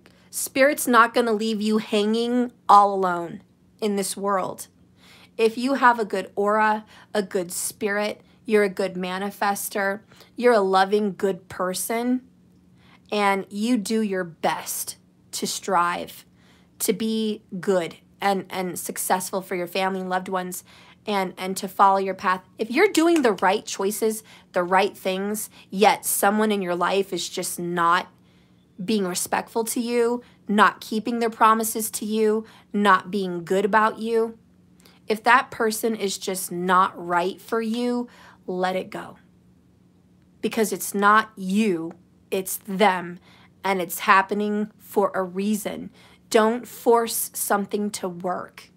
For kids, don't force something to work because of age or any other reason. Don't force it. If you notice something is falling away, believe me, it's for a reason. Trust it. If you're on the right track and things are going good for you, don't worry about them. Don't worry about them. Let them have their own demise. Let them fall to the wayside. Let them go through their path. Let them figure it out. It's not your problem. It's not your circus.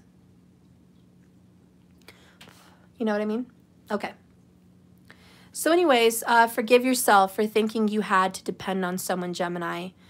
Forgive yourself for thinking you needed them to support you.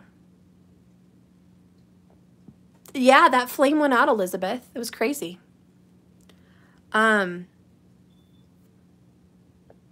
Divine Healer, my ex is one of the reasons I chose to live off grid. You go, girl. You know, some crazy ass exes, guys. I don't know what could have happened to me. When you're in your own situation, you're blind. But I was with someone who didn't want me to have my child. I was with someone who was 1 minute hot for me, 1 minute really into this, seeing a future, and the next minute completely not. It was really scary. And just like that freaking tramp from Chris Watts, she deleted all her text messages. She deleted everything. It was like she didn't want to trace evidence. And my person did that too. He deleted our pictures. He deleted our texts. He didn't want this other woman to know anything about me. He didn't want to have a trail. And I'm not saying it was murder. I think he was just covering his tracks. You know, that he didn't want anyone to know what our situation was. And but you never know. You never know. And I'm too skeptical and I'm too intuitive to fuck with that shit. So when that happened, I was like super radar. I was like, oh my God, alert, alert, alert, alert. This person could be a psycho fuck. Like, I'm not dealing with it. I don't know. You know, you think you know someone, but you may not. I couldn't be more careful. I got a restraining order. I backed up. I didn't fuck with it anymore. I was like, I'm not playing games. Fuck with me and see what happens.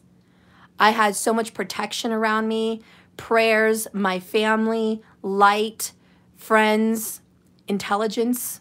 I had a lot of support behind me. That person knew he just couldn't fuck with me. Could not fuck with me. And, you know, I said, look, I don't trust this person. Maybe he wants to take the brakes out of my car. Maybe he wants to shoot me. Maybe he wants to come in. I don't know. But when I got the restraining order, I'm like, I'm not going to put it past him. There's too many murders. This person doesn't want me to have a kid. You know, there's too many fucking murders. And maybe he's a saint or maybe he's a sinner. I don't fucking know, but I'm not playing games. I don't tickle. I don't wait. I don't wait and see. I just prevent, prevent, prevent, prevent. And so I locked it down, didn't let it happen. You know, the signs were there. It was alarming. And I just, you know, being what happened with Scott and Lacey Peterson, that man killed his wife because she was pregnant and he wanted another woman. I was afraid that would have happened to me. I was afraid maybe these people really just didn't want me to have this baby and they were going to end me. I mean, I didn't know, but I wasn't fucking with it. I did me. But I still don't trust to this day my child, you know, around that person, because what if? What if he did snap like Chris Watts? What if he did snap? And now he's got another psycho bitch that he's with. I didn't tell you when all of those erasing of messages and psycho behavior started, another woman was involved back then as well. And she and he were like coming together against me. It was very weird. And I was like, I don't know what this woman's capable of. I don't know. And, you know, a couple years later, here was the Chris Watts situation, a man and a woman plotting. In my opinion, she had part of it, to get rid of this family so they could have their own life. And I was just like, fuck that. Sometimes God's rejection is his protection. And I just don't trust, and I just don't know. And I'm not going to play games with my children's lives. So the only warning I can give a Gemini in this is if you ever have a feeling something's off, or a twist in your gut, or an inclination something's off with someone that may have been wonderful at a place and time in the past, old footage. This person may have been awesome Because my person was fucking bomb and awesome. He was handsome, sexy, amazing. They had a great sex life, affection, plans for the future. It was beautiful, beautiful. But people can change so quick, so fucking quick. And it's scary. So don't keep replaying the old footage. If some fucker is a disloyal, dishonest shithead, go. Pack your bags. Peace out. Do not put yourself in that position to be threatened, hurt, or harmed, or your children. And nowadays, ladies and gentlemen, as narcissistic as everyone is, on Facebook, self-absorbed, into their own lives, I wouldn't put it past anybody. I wouldn't. And if you're coming after someone and they have a psycho girlfriend or boyfriend and they're really rejecting you and they're just, you sense something's off, please don't beg, plead, cry, and continue, because you never know what someone could be capable of doing. And it's a pointless act. And it's stupid. We have a lot, yeah, our society is geared towards psycho behavior. It is. At the end of the day, Chris Watts murdered his family for what? Did he get to fuck his little mistress one more time? No. Did he get to have a life with her? Fuck no. Was she worth it? Fuck no. She wasn't even that cute, by the way. Was any of it worth it? No. Did he get anything out of it? Nope. Because he got caught literally like 6 hours later. 6 to 12 hours later. They were on him. Like white and stick on rice. They were on him. He got jack shit for what he did. She came home at basically, 1 in the morning, 2 in the morning, whatever. And he murdered her, I'm pretty sure, within the hour. And then he's cleaning up, packing them up, driving them an hour out of the way, getting rid of their bodies, and then by lunch that day, caught and busted. What was the point? Did you drink my red drink that was in the fridge? Definitely not. Because of COVID, I'm not sharing any drinks. All right. There's sweet teas and Gatorades in the fridge if you want one. Thank you. But I really wanted to have that red drink because that was like... Oh, it's probably still on the counter. Look on the counter. I don't think anyone put it in the fridge. I saw a can on the counter. And what? A can that's open? No. I just saw it on the counter where you left it last night at dinner. I put it in the fridge. Well, check on the counter. Maybe somebody took it out. I saw it there. Or just look better in the fridge. Okay. Sorry I went there, guys. I guess I've been really getting into, like, mystery and murder and all that stuff. And maybe I'm reading too much into it. I'm not saying the Gemini that I'm reading for has a murderous situation, because I don't think you do. I'm just using those as examples that don't be naive. Don't be too careful.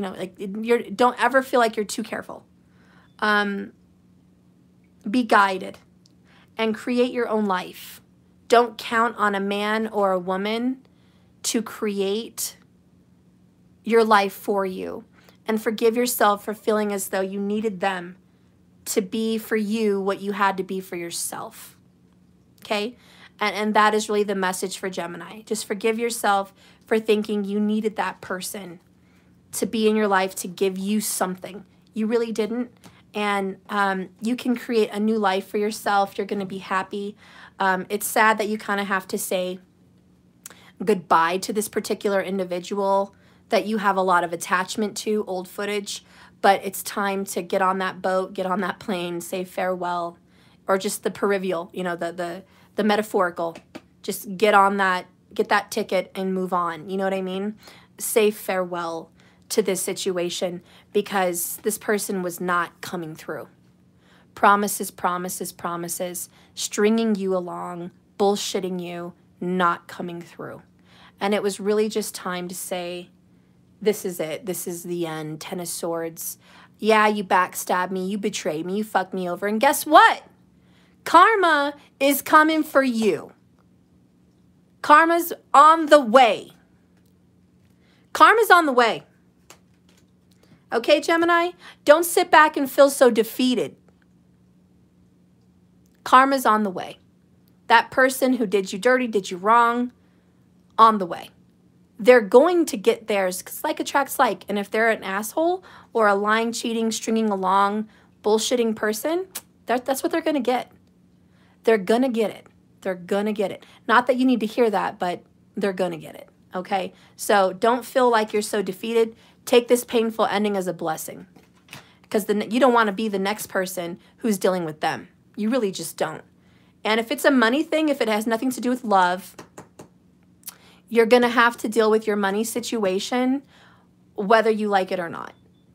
And you're going to be okay. I feel it in my gut and my instinct to tell the Geminis, if you are dealing with a financial restraint or a financial crunch time or a financial just issue, whatever this is, you by yourself are going to get this done. I promise you, I feel it.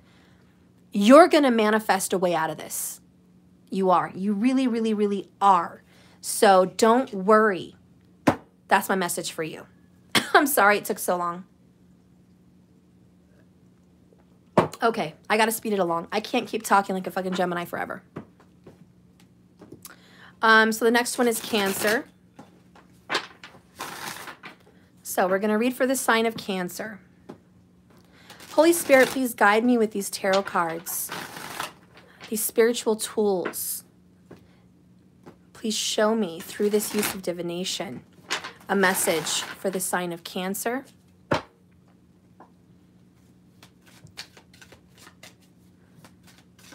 Give me a card for the sign of Cancer. Okay.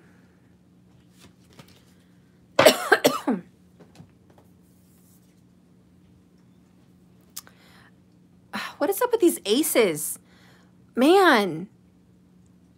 Freaking Taurus got the Ace of Swords in reverse. Cancer gets the Ace of Wands in reverse. You're giving up a passion on something. I want positive messages, but if you guys are just coming in, this is what's the new energy past the full moon. Listen, Linda, I'm not going to create a message that sounds fun or good or entertaining. I'm not a movie script writer. I'm not writing for the newest series that you like on the show. I'm not trying to entertain myself for the fucking day. I'm not trying to say, oh, I'm bored of these messages. Spirit, I want a specific message. I'm going to spit it out. I hate readers that do that. Oh, I'm tired of this message. Oh, new energy, new energy. Oh, yeah, here's a new message. No, that's bullshit. It's fucking fake as fuck. It's fake as fuck. Sorry, guys. I hate fake. Saggy rising. I hate fake bullshit. I can't stand it. I feel like I have fire ants like eating me alive when I have to deal with fake ass bullshit. It just, oh, it drives me crazy. Anyways, listen, Linda. It really is what it is. Cancer, you're giving up on something. No, I'm not going to change the fucking energy. It is what it is. I asked Spirit to give me a message for your ass, okay? This is what the fuck comes out. If it feels like a broken record, well, fuck. That's my collective, and that's this fucking full moon, okay? So it is what it is. We're going to keep fucking reading, but I am going to pick up my energy and be more positive because I don't like this negative vibe inside me. It's not healthy. Anyways, we have another 10 down here. We have 10 of Pentacles. This is good shit. This is good shit right here.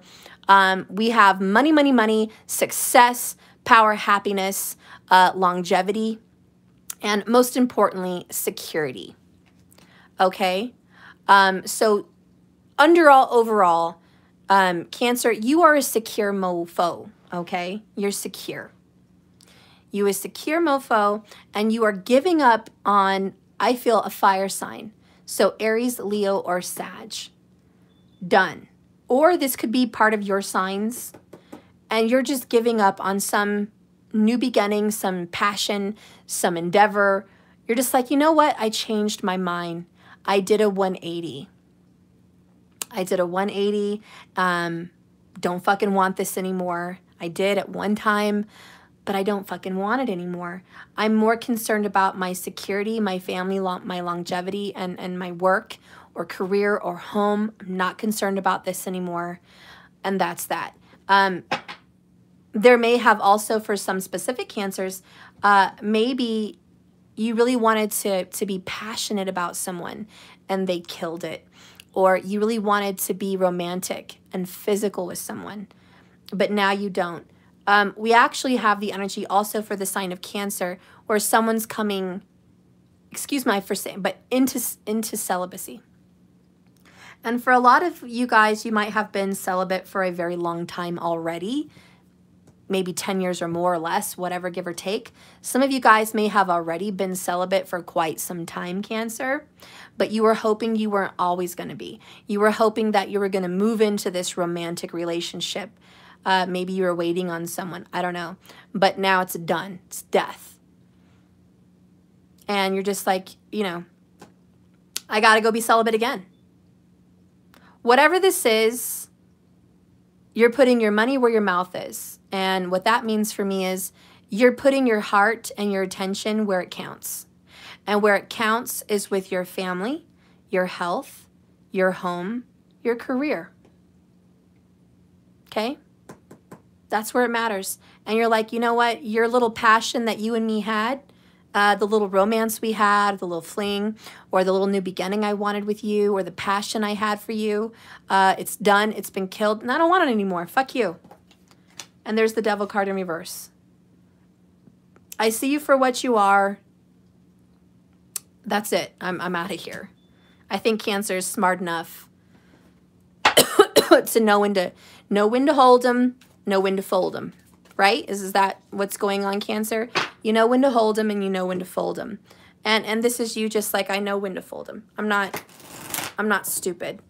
Because the Ten of Pentacles is, I've been around the block several times. Several. And I'm a strong person. Whoops.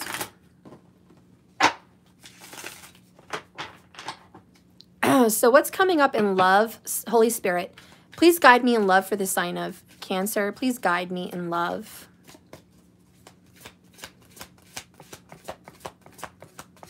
Please guide me. Love for the sign of Cancer. Ooh. Winter. Oh boy. That's not a bad sign. Could be in winter. We need one more. One more oracle. Okay. What is going on? What in the hell? Spring and winter? Who gets 2 season cards? It's fucking ridiculous. Whatever. Bottom of the deck is Heart on Lockdown. So this was a lot like who? Aries? Didn't Aries get this? I think. Or is it Taurus? Oh, no. But you have that same shit going on. And by the way, this is fucking Aries. I do think you have something in common with Aries. Either you are into an Aries or you have Aries in your chart. And if that is the case, this is a confirmation for you. You're going through seasons. Winter to spring, new beginning and an ending. This could also just represent a death and a new beginning in love. But it's alone. Your heart's on lock. Yeah, and look down there, leather, lust-bound. This person is lust-bound. And you were maybe at one time, but not anymore. You thought you were going to go long-term, babies, family, happily ever after with this person. Didn't happen. You thought you were going to make a secure love nest, which is what Cancers love to do. Love nest, babies, home, long-term. This is all Cancer right here. So you thought that was going to happen. But look, party of one. Party of one. That sucks. So you thought you were going to have all that security, but really all that person was just a lust-bound psycho. And now you're like, done. Relationship's dead and over, and you're going to have a new beginning in love. This is going to be a while away. What are you doing? What?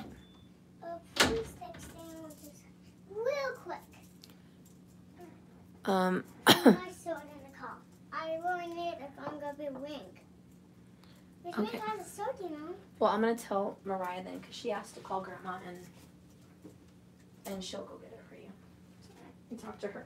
Give me a second, guys. I'll be right back. No, I want you to get down to get it. Well, he doesn't want to. I mean, maybe. But I got it. Mariah! Mariah!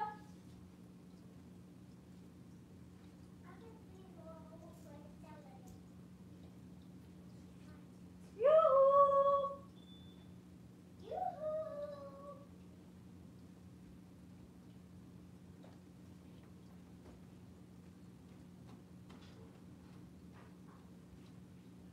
Can you help me? He needs to go to the car to get that sword in the trunk. And can you call Grandma Danny and tell her we're going to be running a little late? That to eat something that will be there for dinner, not lunch. Okay. Thank you. Grandma Danny, by the way. No, not Danny. Grandma Dandy. Yeah. Okay. Okay. I'm back. Okay. Ugh. So anyways, I was trying to say, Cancer, that your new beginning isn't going to happen till spring. I'm sorry. I know you're like, oh, but you know what? Some of you guys are happy. You're like, good. I want this time alone. I need to get through fall and winter and just do me. You know, I need to do me. I need this time to regain my strength, to heal, to find myself, to get in groove, to take care of home and family. I look forward to this time where I can just start saving money, putting money, you know, in the bank, working on my career, earning pentacles, working on my body, whatever this is for you, whatever it is for you. It's important, it's physical, it's real. You really want that time. And I don't think a lot of you are bothered that for love, you're going to find new love in spring. That this is a time of letting go. This is a time of release, which is the waning moon. We are in the full moon where it just starts to wane, where it's letting go. So the new energy for Cancer is letting go. And if it's not love, maybe this was just a passion.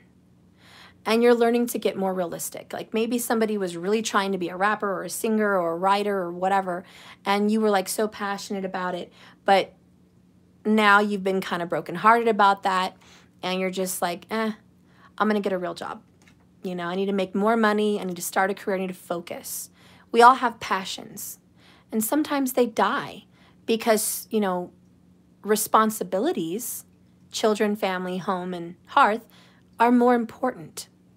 And for Cancer, I think a lot of you guys are not fantasizing anymore about a lifestyle that isn't happening for you. You're more saying, I need to get real. I need to get real with myself. I need a reality check. I'm letting go of this individual or this person or this situation that I was really wanting. And I have to go through a period of death, which is transformation. And I'm going to wake up in spring and I'm going to be happy. And something good and loving is coming to me. Let's get some oracles. Spirit, please give me some oracles for Cancer. Yeah, fresh eyes, fresh perspective. Cancers are getting a fresh perspective about the reality of a situation and what they need to let go of. And you're seeing what you need to do, like new goals, new focus, and you're just like, I know now. I see the truth. I can see clearly what needs to be done. Wow, bottom of the deck, breaking karmic patterns and karmic cycles, and maybe even breaking up with a karmic relationship. But whatever the cycle is, done. You are finished, and this is good for you. This is that new beginning that needs to happen, and it's just crushing the old cycles that are not healthy for you.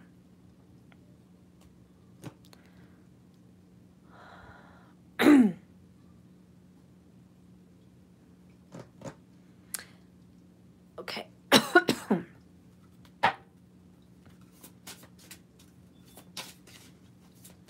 Give me a card for Cancer.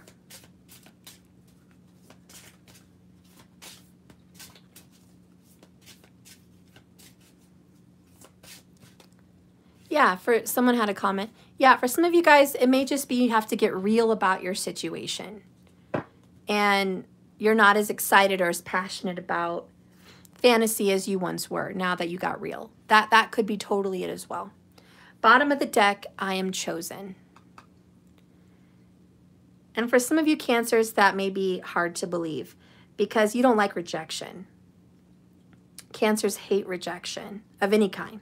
Rejection from spirit, rejection from a dream or a goal they wanted, rejection from a person.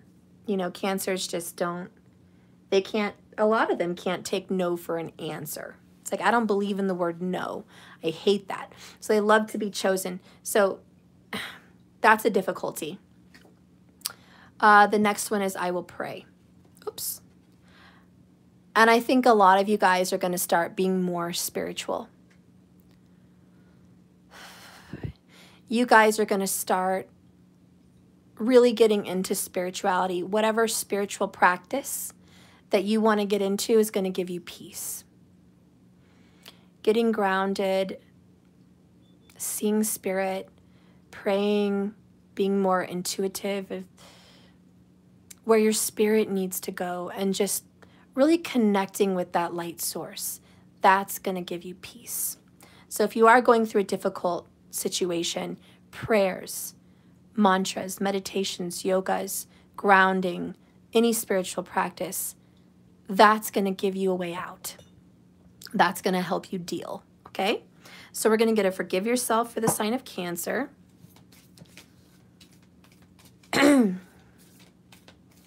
And I might have to do this in part 2, guys. I don't know. It's already been 126 minutes. I probably need a break. Once I get to Virgo, I'm going to do the 22s that I promised. And then I'm going to do a part 2 a little bit later. So I just want to give you guys a heads up. Because I'm just feeling, oh, it's a lot. Just heads up on that, guys. I'll still do it today.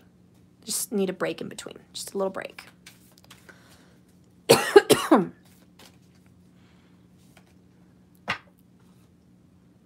Ooh, this is cool. The eye is definitely hold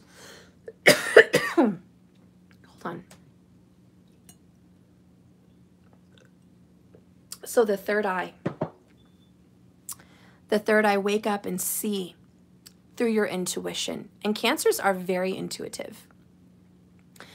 Listen, I'm a Cancer right now. Cancers can see through anyone's bullshit very well. They have X-ray vision. Very psychic because the moon rules the sign of Cancer. They are probably one of the most psychic of the signs. It's really kind of a tie or a race here. Not a race, but like it's competitive between Cancer and Pisces. Cancer and Pisces are just the most intuitive signs, hands down, more than a Scorpio. Scorpios are intuitive, but they're more into like magic, esoteric, wisdom. They like unearthing things. They like getting involved in spiritual stuff. They like the energy of it, like a moth to a flame.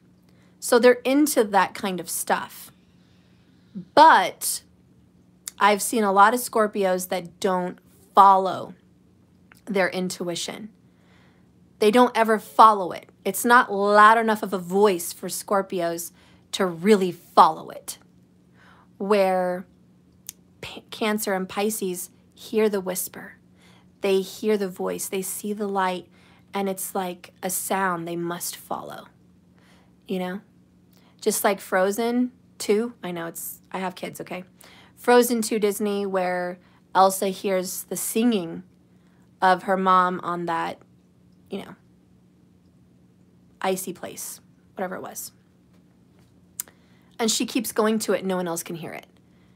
She didn't take no for an answer, she just went for it. She didn't know where she was going or why, but she trusted her intuition and she felt it was a good spirit. And that's Cancer and Pisces. So Cancer, your intuition is on point and you do listen. So I know you're going to listen to your intuition.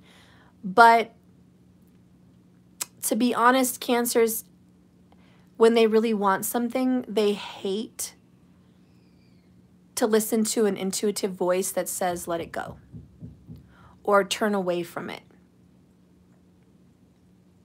It makes them almost angry because they don't want to accept, they can't have that. When they want something, a Cancer is just like, no, I don't take no for an answer. I just don't. So it's very difficult. And they're getting a fresh perspective that they have to let something go that they really wanted. And that is a difficulty. But it is for the better. Anyways, let's read this.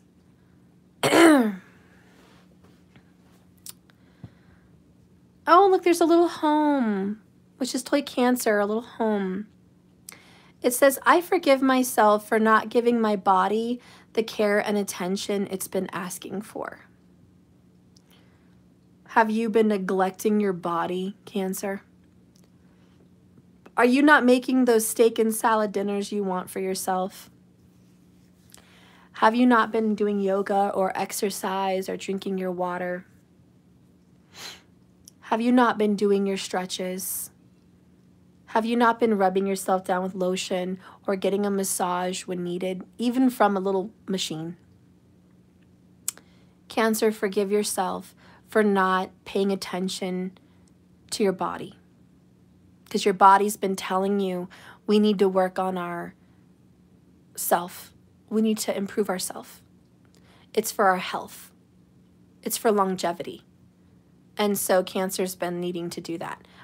It says here, I choose to believe that when I prioritize myself and my body, I am capable at that point of approaching and achieving all else with an abundance of clarity and vitality. And there's where the truth is. There's the nut in the shell. Okay? If you take care of yourself, your dreams and wishes and your desires come true because you have clarity and power to do it. This Ace of Wands may actually be a lack of energy, a lack of drive. You may feel sluggish, low energy. You may feel like you just don't have the desire or passion or energy to go after the things that you want. And this winter may be a long rest. You may need a long hibernation. Winter, fall and then winter. You need to go into hibernation. Love your body so when spring comes, you are energized and ready to get what you want. But I want you to know, Cancer, goodness is coming. You're going to get that 10 of Pentacles. Good health. If you've been sick like me, Cancer, it might mean you need fall to winter to recover. And by spring, you may feel just like yourself again. But this may just be a rundown, low energetic period. You made it through. You broke through a family situation. There's family or a karmic cycle. You went through a hardship. You're seeing things through better eyes. You got to take care of yourself. And then you're going to be a better person in spring. But the goodness is coming. Cancer, what this full moon is bringing you is security. Financial know-how, financial security, a secure home and a secure family, and a secure body. So I want you to know, Cancer, that security is here for you. I don't know. I hope that brings you some peace. That was kind of a back and forth message. Whatever. I hope you liked it, Cancer.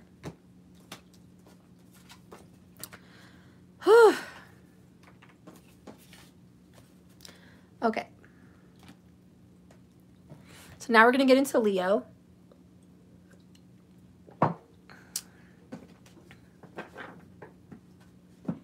Jasmine, thank you so much. I appreciate that. Sunval, oh, I am the opposite. I gave into anxiety and don't eat and sleep and can't shut my mind off. Girl, I've been the same way. I thought it was just a COVID thing, but maybe it's just the moon. Other people are experiencing the energy. I've had a very difficult time shutting my mind off lately. And I do need to eat better. I need to drink more water. When I was sick, I was drinking like 4 gallons of water a day. And now I haven't these last few days. And I'm like, okay, I got to get my shit together. God, I got to get back to drinking my water. You know, it's just hard. You know, take care of your body is so hard. But me coming out of COVID, I now believe there's nothing more important than taking care of my body. Like nothing. Because without me, my whole house falls apart. Freaking plants die. Kids are starved. You know, the world is crumbling. Financials are falling apart. Like, they need me. I need to get my life together. And the only way is to take care of my health. I used to drink so much water, and lately it's so hard for some reason. Yeah, you know, because our mind is busy. Our mind is like, we don't have time to go get water. We don't have time. We got other shit to do. You know, if we don't watch it, guys, our mind tells us we don't have time for ourselves. Nope, you don't have time to sit, to chill, to read, to drink, to eat a good meal. No, you don't have time. You have to do this. You have to do that. That is, you know, and I say this from that movie, Luca. I know, I'm a Disney mom. Hello. But Silencio Bruno. When there's a voice in your head that says you have too much to fucking do, that you don't have time for yourself, Silencio Bruno, which is silence in Italian, and it's just like, shut up, Bruno. Because there's Brunos in our head. And he said, you know, I just call it Bruno. That's what the boy said. He's like, Bruno's just a name. I call it Bruno. Whenever something's saying you can't do something, it's Bruno. And you have to tell him to be quiet. To yell at that person in your head, you know? Silencio Bruno, you know? And shut up, Bruno. I'm going to do what the fuck I want. You ain't going to tell me shit. You know what I'm saying? Just, you know, whatever. Jack Wolf says, I take care of me first. If I'm no good for myself, then I'm determined to others. Exactly. Exactly.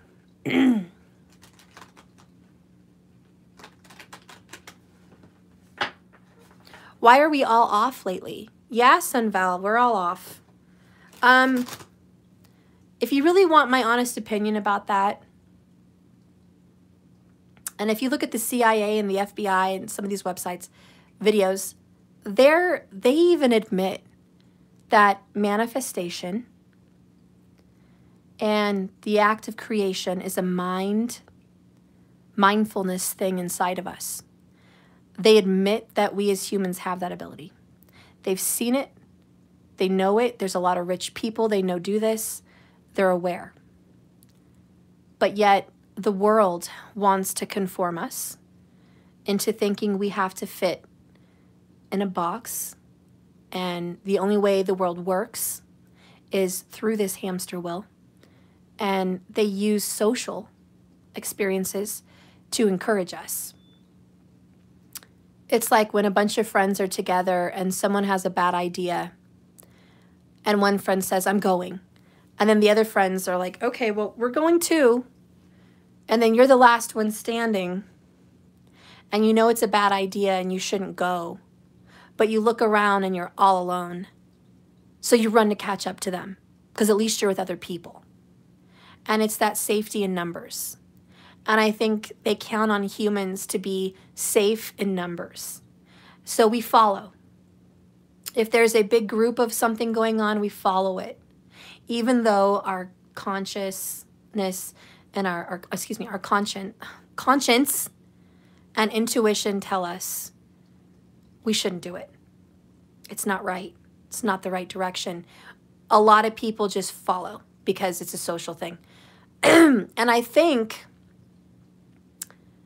this hard-working mentality, and yes, herd, the sheep, herd and hard, I love it. This hard-working mentality, this herd mentality is what the world counts on, these people in power. And they know that we follow. Not all of us, but a lot of us, like sheep. If everyone gets vaccines, oh yeah, then I'll get a vaccine. Fuck that the FDA doesn't approve it. Fuck that it's an experiment. Fuck that we don't know the reactions. Yeah, one cause of taking it could be death, but it's not likely. You know, it's just scary. It's scary that we just jump over the cliff following our herd. And I say do your research, and if you choose to do it, I'm proud of you. You're protecting yourself. You've done the work. You've done the research. And you did the best you could for your body and yourself, and that's high five to you. If you did your research and you chose not to take it, and you want to make the best decision for your body, high five. Kudos to you. It means you guys took the time out to figure out for yourselves what's best for you. And that's a lot better than just jumping on a bandwagon and not thinking at all. So I don't care what your choices are. It's the fact that you chose to think about it before you did it. And that's the blessing. But that's what the people in power count on, that we don't choose that. We just follow. They don't like it when we sit and think, research, study. They don't like that. And I'm not speaking for or against the vaccine. I'm just giving two different opinions, two different sides, so we can see how that works.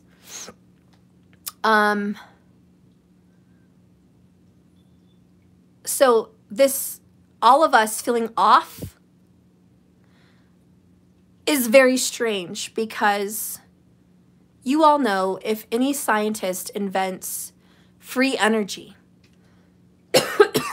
free electricity, free Wi-Fi, free anything, anytime scientists come up with ways to give free resources to the people, they end up dead. That's just a fact. Someone here is in power, or a group that controls these things. Someone's making a lot of money off all of this. It's ridiculous. And we're stuck on this wheel. I don't know. But if you feel off lately, I think it's because the world is moving so fast. The world is rushing forward as a herd of sheep towards this direction and this direction and this direction. Like, I could just see the herd of sheep. You could hear the trampling of them. And it's just, it sounds like that in my head, just the trampling of a herd. And it's like, we're going to care about this right now. We're going to care about this right now. We're going to do this right now. We're going to go all to school over here now. We're going to get back to this now. And the herd's just running. Do you guys feel what I'm feeling? Do you hear what I'm hearing in my head? This trampling of this herd. No one's stopping and like, what the fuck? What the fuck? And so if you guys feel off, it's really being in city-like places with a lot of people watching a lot of news, a lot of things, and just keeping up and following. Following for us is what makes us feel off. We're all victim in some way. If you guys are all into decorating your home, it's materialism. I love it, but it is what it is. If you're into hot cars, fun places, materialism. We all have our vices. We all have our specific temptations. We all have what the world wants to offer, you know, in our head in some way, shape, or form. And we're all going to go after a specific arena that interests us. And that's a very hard beast to fight, is our own desires. Buddha said, out of all the things he had to deal with in getting himself into his spiritual state, the biggest beast he ever had to defeat was himself. The biggest monster was desire. And for some reason, you know, a lot of spiritual people that have lost their desire for anything, it's a very difficult beast to kill. And so for us, if we feel off, my advice as a spiritual teacher is this: kill your beast for desire and you'll have peace. I know it's cliche or whatever. If you feel like you are being pushed to strive for a car or a house or a certain aesthetic look or a look in your home or career, whatever, and you feel like you're losing yourself, you are. If you feel like you're sucked into the phone, you are. If you feel like you're losing your sense of reality, you are. And the only way back to normal is nature. That is the truth. It's the only answer. It's the only answer. You have to shut it all off and be in nature. That's the only way back. It really, really is. There you can find your prayers, your peace, your serenity. You can get grounded. You can quiet the talking and silence all of that. You can clear the clutter out of your brain. Only then. That is the truth. When you leave your home, your car, and you go into nothing, and you step into everything. Does that make sense? You leave everything behind and you find everything. I don't know if that makes sense, but so nature, anyways, is where I'm trying to go for the collective. Nature. If you feel like it's off, get into nature. Silence those things. Good job, Elizabeth. You deactivated all your accounts except for this one. Yeah, and this is your education. This is your spiritual guide. This is, you know, fruit. So I do think that, you know, YouTube has its perks. It's only when we become, like, obsessed that we're not good. If we were obsessed with it, you know. But it does give us our nurture, our nourishment, just like nature. Okay. Plus, you can find a lot of beautiful meditative naturescapes on YouTube and all that. And I think YouTube's a very helpful tool. Okay. Where am I at? We're on Leo. We are on Leo. And don't forget, I'm just going to go to Virgo and then the 22s, and I'm going to take a break, and then I'll be back. Okay. So, Leo. How are you, Leos? How are you, kitty cats? How are you? All right, let's get into this energy for the sign of Leo. Sun, moon, or rising. You guys can check your Venus too, you know, if you want.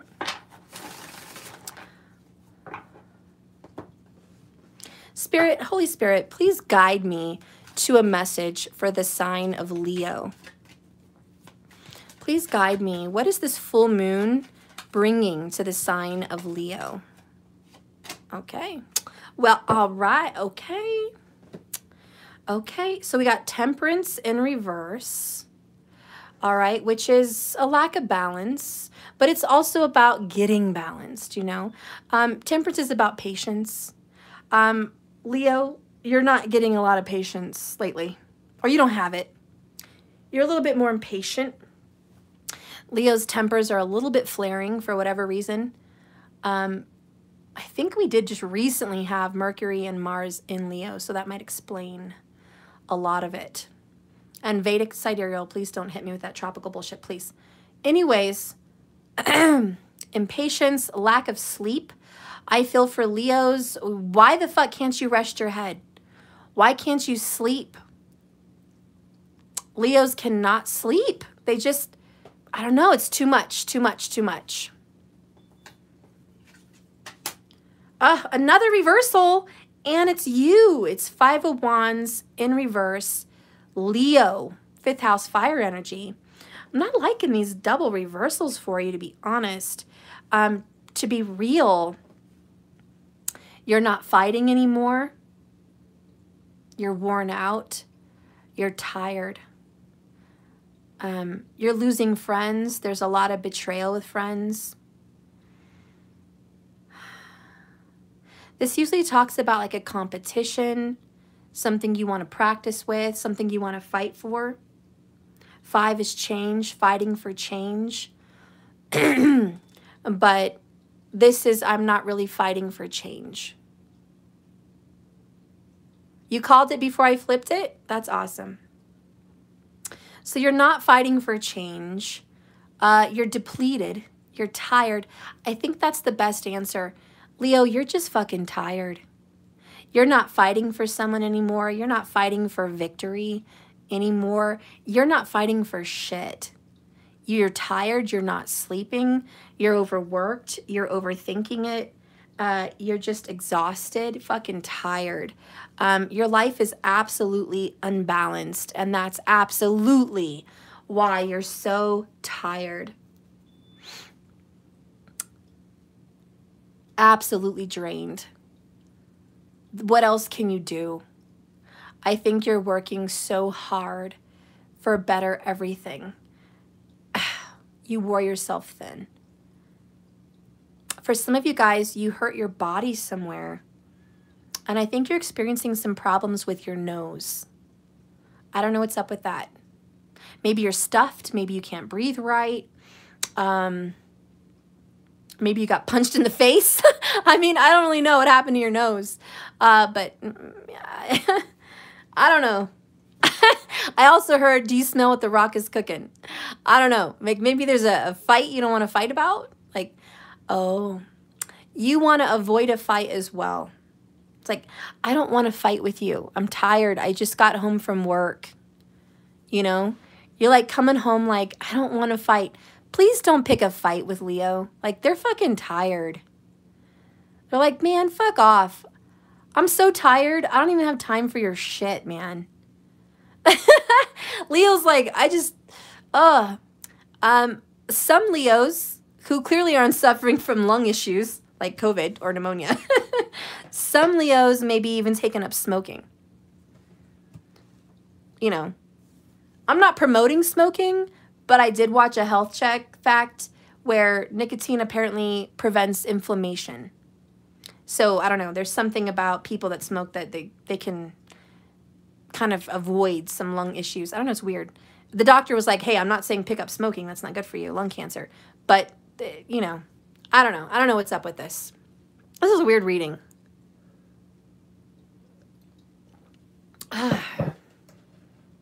But I feel like there's some broken bones, man. These sticks, well, wands, look like broken bones to me. Doesn't it? His hand there and like a crack and a punch and I'm like, what? Someone kicking someone's ass? Or like, what's going on? I just feel like you're broken. Your body is definitely feeling very injured. I am picking up on pain. I'm picking up on physical suffering, especially with the Temperance card here in reverse. There's some healing that needs to happen. The Star card's under there. Fuck yeah, there's some healing energy. It just, if someone feels very broken, and someone may even want to start drinking. You know, this is cliche, it's classic. But when you read tarot and you get Temperance in reverse, a lot of readers say, you know, it could be a drinking problem. So for some, it could be a drinking problem. Maybe you were drinking too much and you busted your ass. Maybe you were at the club, girl, in those cute little heels, like, da-da-da-da-da. I got my martini. No, I'm just kidding. You know, whatever. Cosmopolitan, whatever the fuck, you know. Got my beer, whatever. Busted your ass straight down the stairs. Guys, I've busted my ass down some stairs. I used to work at a club back in the day. I was a shot girl. It was hilarious. I was like 19. And I'm just like, I'm so cute. I look like J-Lo. They're playing my song, Jenny from the Block. So I'm like, I'm just Jenny from the Block. You know, looking all cute like, I'm Jenny. It's me, J-Lo, here. They said I looked like J-Lo back in the day. So I'm like, I'm just Jenny from the Block. I bust my freaking fat ass down the stairs. For real. Busted it in front of everybody. And it was not just a little staircase. It was like fucking 20 stairs, okay? Oh my God, I'm so glad I can laugh at myself. It was embarrassing. I was fine. I think I fucked up my ankles and my butt, my spine, basically. You know, but that's what I get for trying to be someone I'm not, man. That's what I get. I shouldn't have been there in the first place. My dad didn't want me to work there.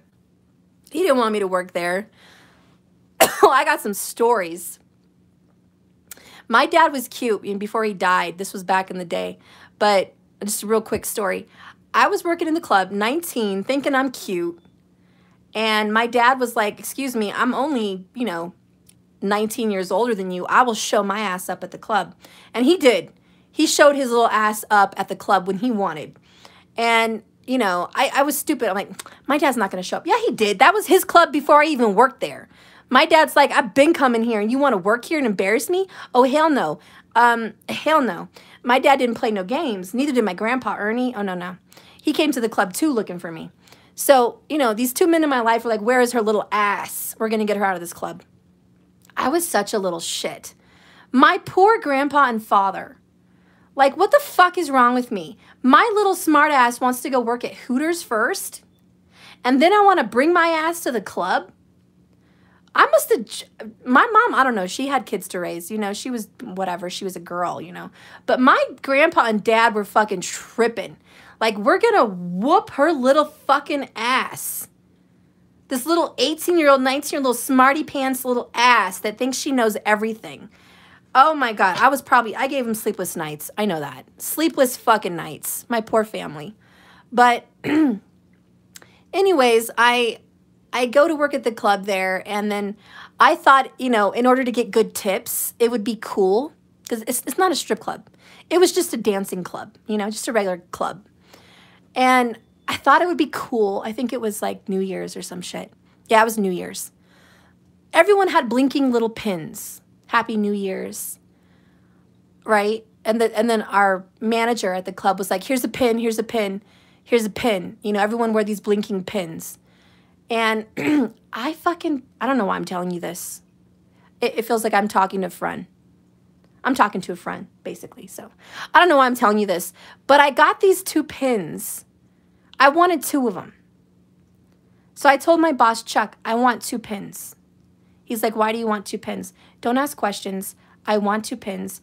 By the way, I was the best fucking shot girl in that place. I made the most money. I was the shit. Just wanted to throw that in there. So I knew what I was doing.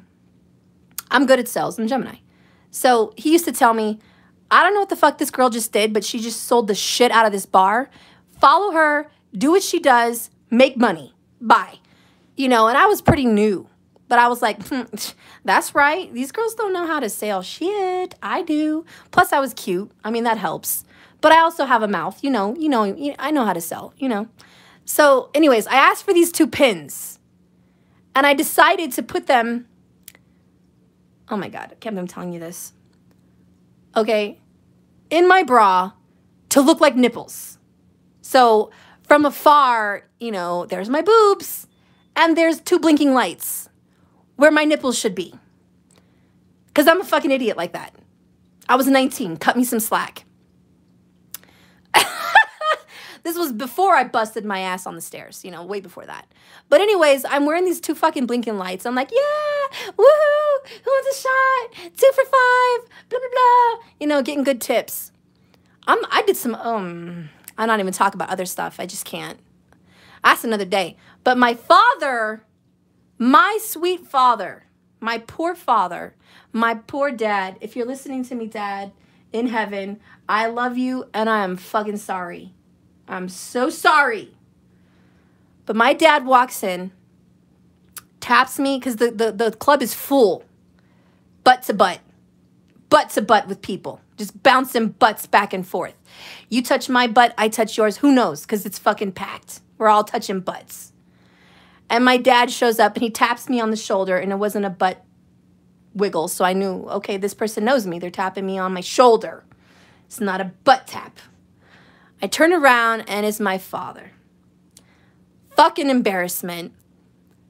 And he looks at me and my dad had a mouth, you know. He looked at me, he goes, what the fuck are you doing with those fucking pins? Take them off right now, or I'm going to carry your little ass out of this club. You know, at least he gave me an opportunity. He was a nice fucking dad. He gave me the choice. Take him out, or I'm going to take you out. So I'm like, Dad, I'm sorry, but I got to make money. He's like, you want fucking money? Who helps you pay your rent? Take him off. And I'm like, oh my God. I'm like, Dad, I'm sorry. I love you. Don't embarrass me. There's guys. He's like, you're fucking driving me crazy. I'm going to take him off. I'm going to lose my shit. Take him off or I'm fucking dragging you out. I'm like, God, fuck, damn. And I'm like taking him off and I'm madder than hell. I'm like, you just cost me hundreds of dollars. And my dad's like, good. Maybe you'll quit fucking working here. Because I'm going to show up every fucking day to bother you. Period. Until you fucking stop working here. Yo, I didn't stop working there for like 2 years. So believe me, well, not 2 years, but like a year and a half. I drove my poor father crazy. I know I did. Anyways, that was a funny story. I don't know where that was coming from. But that was a funny story of me and my dad. I don't know what the fuck I was doing. My dad wanted to kick my ass. He loved me. He's my sweet father, and I'm just glad I had him looking out for me like that. A lot of girls don't, you know? And that's the kind of parent I am. If my kids want to go play games, I'm going to show up. And that's it. Play me. Play me. I will inherit that from my dad for sure. Anyways, sorry, story over. My dad is waving from heaven, asking if you like his pins. Oh my God, he probably would. He probably would. Anyways, guys. So Leos, you know, that story had nothing to do with your reading, but I'm glad I made you laugh, Elizabeth. There's someone here that could have busted their ass down the stairs and literally broke bones, or busted their ass, like literally hurt their spine or feet or ankle or whatever the fuck. And there is some people that are drinking too much, and you better watch your ass, or that's what the full moon's gonna bring you, a broken bone. And if you don't wanna be casted up in the house, you better just chill the fuck out, Leo. Stop being crazy, get out of the club, stop drinking, and just chill out. You're gonna hurt yourself. You're gonna get hurt. For others of you more serious, if you're playing with fire, because this is fire, you're going to get burned. Don't play with fire.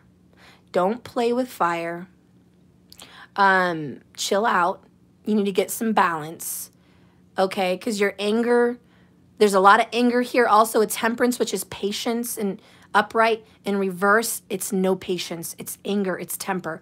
And with the 5 of Wands in reverse, you're going to lose. There's no victory. You're going to get in a fight, and you're going to lose. If you don't watch yourself from popping off at the mouth or popping off with the fists or whatever you're doing, you're going to get burned. So be careful. So Leo, this is just an erratic time for you. And I think you really don't want to fight, but at the same time, you're telling people, please don't push me, because you ever met someone that's fucking tired? And they're like, I'm too tired to fight. I don't want to talk. I just want to sit here and rest, stuff my face and watch TV or go to sleep or whatever, you know, like just give me my space. And then you get people that push them into a corner and they lose their shit because they just can't mentally take anymore. And this could be someone that's like, I've got too much and I don't want to fight, but if you push me, I'm going to blow up, you know, and people do that. They can be sick. They can literally be sick. They can literally be tired, you know. Please don't push them. This Leo is just like, I can't be pushed. I don't have an ounce of patience. I don't have any more leeway to give you. This is going to go in a bad place if it gets pushed any further. So Leo's kind of at this area where it's like, don't fuck with me. I'm tired. I'm tired of everything. I'm also picking up on some frustration from a Leo that has been back and forth with possibly another fire sign, maybe a Sag, back and forth. I'm sensing some frustration. And I sense that you're just like, you don't want to think about it not working, but you feel like it's not. And you really don't want to push that agenda, but that's what you're feeling. Let's see what's going on with love. What's happening for love with Leo?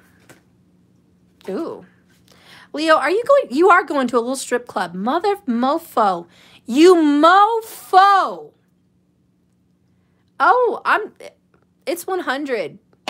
If there's a guy, you're going to a strip club. That you are. Or you're going to be talking with a stripper.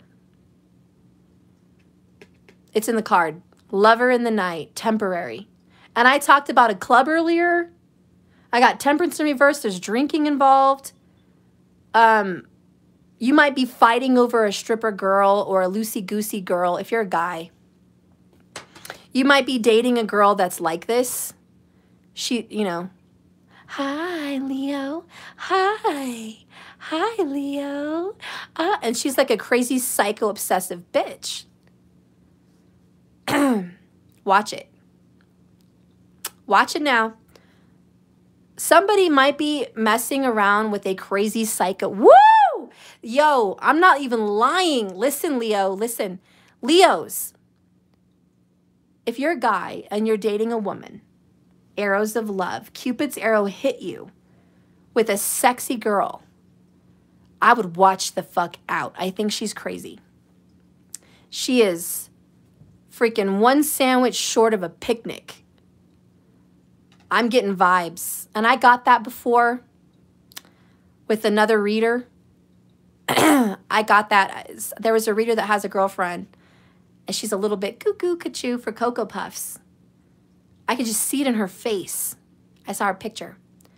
And I was like, oh shit, he's dating a crazy ass bitch. I'm not going to say anything though. I'm not going to say shit. But she's a crazy ass bitch. Anyways, but that's the kind of vibe I'm getting. If you're a guy, be careful if you've fallen in love with someone because of their body or their sex. If it's their body or their sex and Cupid's arrows hit and you met this person at a club or a bar or while drinking or while around friends in a social place or even like a social dating site or like this person found you, maybe they came up to you and approached you, like be careful because my warning is I think this person's a little cray-cray. Now, the full moon is going to bring your attention to this. I think the full moon's going to let you know she's crazy. Just watch it. There is this thing now called cam girls. There might be an obsession with a cam girl also. I've never done it. I don't want to know anyone who has. But I guess I saw it on Special Victims Unit. The show, the TV show. I guess there's places where you can like make friends with a cam girl. She comes on, you donate money, and she'll do stuff for you, like on camera. It's just weird. I don't know. It's nasty. But that also came to my mind with this Arrows of Love because I was watching that Law and Order Special Victims Unit, and a guy showed up in her bedroom raping her because he thought that's what she wanted, but he was a stalker. And it was a cam girl. Somehow he stalked her. He found out where she lived, where her dad was, and all this crazy shit. And he thought she really loved him. And people are psycho. You know, just because some cam girl's like, give me $100 and I love you, doesn't mean they do. You know, send me this money and I love you. You know, oh, we're meant to be forever. I love you. That's just, it's weird. It's gross. Like, how could you even believe it? Don't believe it. But this guy believed it, and he like went after this girl, and it was based on true events, so who knows? But it's weird. It's just sick and weird, and like I wish they could just shut down porn stuff altogether in one. That would be great. I think all of us adults would be better off making our own porn for each other if that's what you need and want, versus seeing other people. That's just that does something sick to the psyche. It does something sick to the soul. If you want to make some crazy love sex shit, make your own. Like, you know, that's what you fucking need. Go get busy with your girl, your boy, whatever. You know, just go make your own. Like, watching other people's just gross. I don't know. Anyways, we definitely have a Leo here that's a little bit caught up. And it's like a web with the wrong person. And maybe it's not the Leo that's one sandwich short of a picnic. Maybe it's the girl or the guy that's one sandwich short of a picnic. You know, a little cray-cray. Temperance is like balance, peace of mind. You know what I mean? So someone here does not have balance and peace of mind. Someone here is crazy. And there's no win. There's no victory at all. Someone's just going to lose. So I don't know. So there's something going on here. But if it's a girl, maybe you're into a guy that's into that shit. You know, maybe you're a girl, Leo, and you're just like, I'm into this guy. I'm so in love with him. I'm so infatuated with him. I want to give him everything I've got. I want to be his sexy queen. I want to be all this stuff. And you're not winning because this guy has a back and forth committal problem. And he's one sandwich short of a fucking picnic. And he's not a balanced person.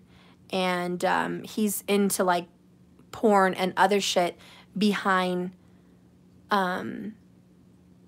closed doors.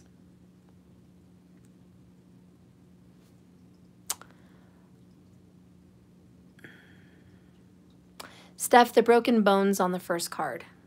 Oh, okay. Yeah. Right? Kira, Jasmina, I liked strip clubs at one time.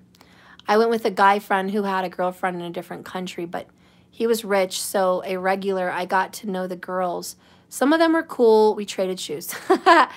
You know, there's some cool strippers out there. I have a stripper friend myself. One of my good friends from back in the day. I chose to work at a dance club. She chose to work at a strip club. I mean, I've known other strippers too. Like, you know, I've known some crazy ones. It's not a good world. It's just not a good world. I don't know what to say. There's a lot of backdoor exchanges. There's a lot of prostitution, for real, for real. There's a lot of taking guys for money. Broken homes, gaslighting, denial, stringing people along. Just be careful. I once knew a girl that worked at a strip club. She had a regular who became very fond of her. She invited him to her house. He would do sexual stuff with her. He bought her a Nissan Maxima back in the day, you know. He bought her purses, got her nails done, got her car. He gave her money every month. He was about 20 years her senior and had a wife, children, and grandchildren. And he was white, and my friend was black. It's an interracial situation. Obviously, he was a twisted fuck. He left his, you know, family and children, who are all white, you know, to go get his freak on with my pretty black friend. And I was like, girl, why the fuck are you doing this? I was like 20 at the time, you know, and she was a little older than me. She was like, you know, girl, I know how to make my money. I know how to get what I want. I feel nothing for this person. I'm just getting what I need to get so I can get the fuck out of here. But I'm like, why would you give your body to this sick monster? I mean, to me, the body, the soul, the spirit is so much more important. But you know, I can't put myself in people's situations. But that was just one friend. You know, my other friend, she was very cool. She did it just to make money. She did it to go to school. She was pretty. She was younger. She was like a year younger than me. She was barely 18 years old when she started stripping. I mean, she just graduated high school like that week, you know. I think she applied there when she was 17. They never asked for verification. You know, but she had a lot of people that were into her, but she never took on regulars. She never did any side stuff. She would tease. They would give her lots of tips, beg for her number, beg for stuff. She would just not. She was just like, I'll see you here next week, you know. Yeah, she did have a lot of trauma at home. She had a stepfather who would drink, a mom that was an alcoholic. Who knows what happened to her childhood? She never shared anything like that with me. Her stepfather would come into the strip club to check on her. Yeah, right. What kind of sick father goes to the strip club to check on you when you're stripping on the stage? It's gross. Even if she wasn't walking around in what she wore, inappropriate for the stepfather to be there. It was gross. And she got into a lot of bad relationships. And by the way, she's a Leo. Hello. I knew there's a reason I was talking about that. Maybe I'm reading from my friend. I don't fucking know. My girl is a Leo. My other friend. Holy shit. She's a Leo. She got in some really, really bad relationships. She was naive. She was young. Like I said, she started when she was 18. She met some guys that were wannabe rappers that convinced her that they were going to be big and wanted her in bad videos. Yep. People that wanted to use her for their little shows. Yep. Wannabe baby rappers. It's so pathetic. You're never going to be a rapper in Colorado. Just give it up. You're never going to be a rapper in the Midwest. Stop trying to be a wannabe. It's pathetic, and we all know it. Just a word of advice. Anyways, moving on. I told her, don't listen to these little boys. Like, what the fuck, man? They used and abused her. And, you know, she wanted to be famous, this and that. She ended up meeting a psycho that wanted to move her to, she met him in Phoenix, Arizona. You know, a lot of strippers travel. They don't just stay in one town because they don't want everyone to see their ass, you know. So they like go to different places where they don't know people and where they can meet new clients and make more money. Because let's be honest, a lot of men are fickle. They don't want to see the same ass every week. That's why they're there. So strippers travel and they go to different clubs so they could be the new fresh thing wherever they're at, get their money. So she would travel from Colorado to Phoenix and Phoenix to New Mexico and, you know, just everywhere, Albuquerque and stuff. And so she met someone in Phoenix that was like, we can make a lot of money. I'm going to be a big rapper. I live in LA. I have a big house, this and that. You know, long story short, strung her along, drug her out to LA, basically wanted to pimp her out, but not for sex, but for stripping. Would get her gigs, and then she would give him the money. He would pay for the bills and rent and all that. She got sucked into some weird world, man.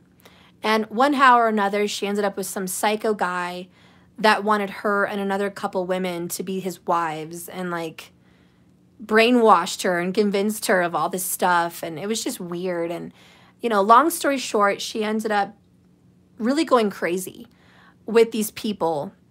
She wasn't doing drugs or anything. She was smart. She was college educated. She went to school almost those whole times. She ended up losing her fingers. From what I know, she ran away. They were in Florida at the time. She ran away, went back to Montana, and she was trying to get some air, trying to like go jogging in the middle of the night. Who knows what happened? Maybe she was kidnapped and left for dead and she never wanted to tell me. I don't know, but the story is she was jogging, you know, late at night in the cold. She was a very active, fit person, and she got frostbite. She lost her fingers. But the point is, all of this happened because of these men. These men that took her for a long ride, you know? And she lost her fingers. It was terrible and changed her life. She stayed up there. She was dating a guy that she thought was awesome. But as a Leo woman, you know, she attracted the wrong type. A lot of Leo girls attract the wrong type. I don't know what it is. Must be, I don't fucking know. It's a Leo girl thing. Maybe guys have that problem too. But she got another guy that was a player, wanted to be with her, marry her, and have kids. She got pregnant by him. And he had a very good job. He worked for the government. Good guy, supposedly. Just a sick player. And he got 3 other women pregnant at the same time. So my poor friend thinks she finds happiness to find out a year later, after her son is a year, she moved to New York to go be with this guy and his family. She moved all over the country, you know, to find out that he had 3 other children at the same year her son was born. She was shocked. He was just being nasty and uncaring. And who knows what was in his character. But I'm going to end that on that story there and just say this. Leos, be careful for lovers in the night. Be careful for temporary fun. Don't let your little arrows of love, don't let Cupid's arrow strike you with the wrong person. And be careful where you put yourself. It is not safe to be in those environments. It's not safe. It's just not. Nowadays, you don't know what psycho is there. It's not safe. Follow your intuitions, always. Always. You never know what psycho serial killer is in there watching you. You don't know. You need to be careful. And you don't know what person is hunting you down, or people like you, or someone that finds a gullible Leo, or vice versa. It's, you know, there's a Leo that finds a gullible someone and takes them for a long ride down hell. This is a lover of the night using someone. Be careful. Maybe it's no one that works at these events or these places. Maybe it's just a really good-looking person. I mean, we talked about Chris Watts and his mistress. She was a total bitch. She was a predator. She was a predator in the way she wanted a man that could provide and give her a life, and she couldn't find that any other way besides seeing men that already were those men and trying to take them from their wives. I mean, that's just, I think, the kind of person she was. She saw that he had a beautiful home, a beautiful wife, beautiful kids, a beautiful life. And I think she preyed on him. My intuition says she did. She did a Google search 8 months prior to Shanann's death, the Chris Watson Shanann death, murder, okay? 8 months. 8 months. This is a couple months before she even met Chris. A few months before she met Chris. She said she met Chris in June. Late June.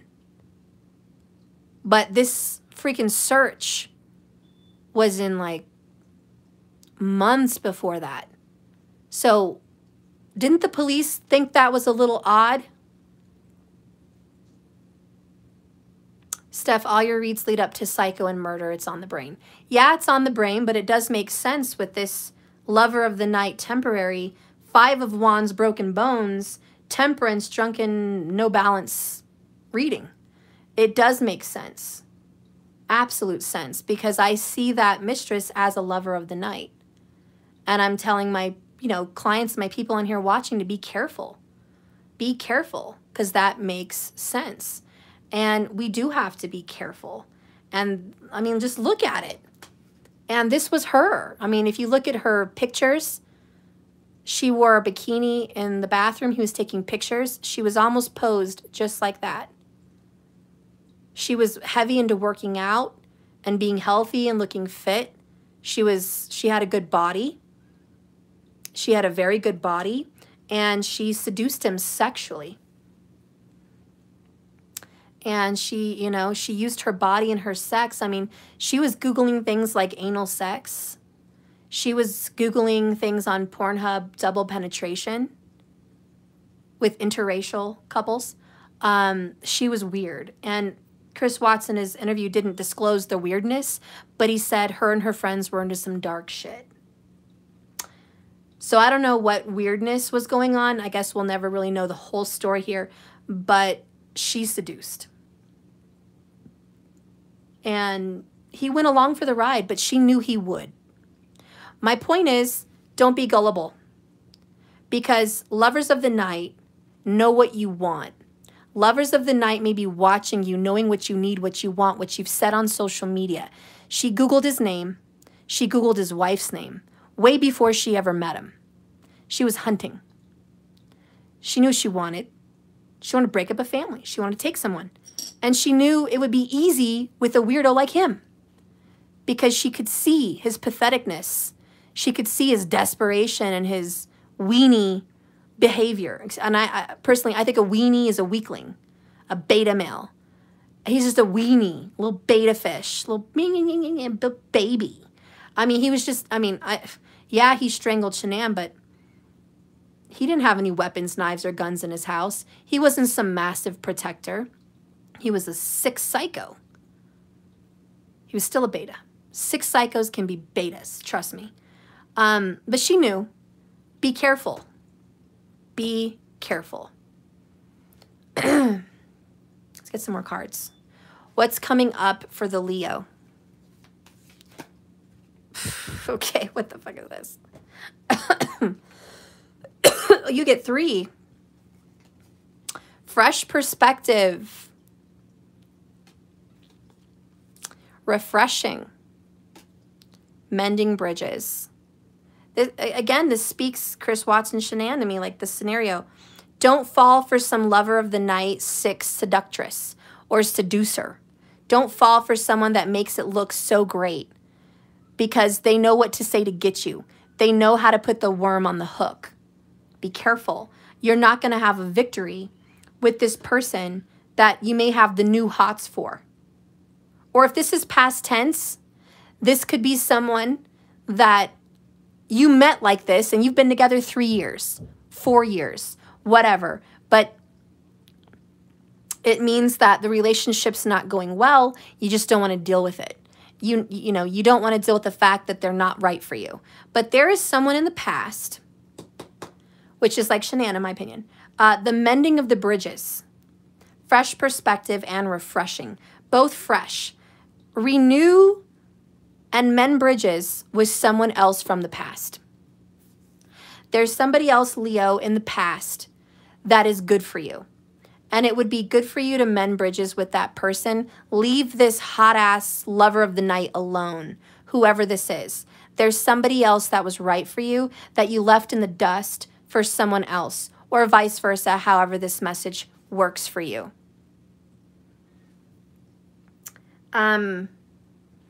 There's also a message here that you can just open up your mouth and tell this person, hey, it's not working out. I don't want to fight with you anymore. I don't want to be in this situation anymore. We fell in love too fast. Cupid's arrows hit. It was a very intense sexual situation.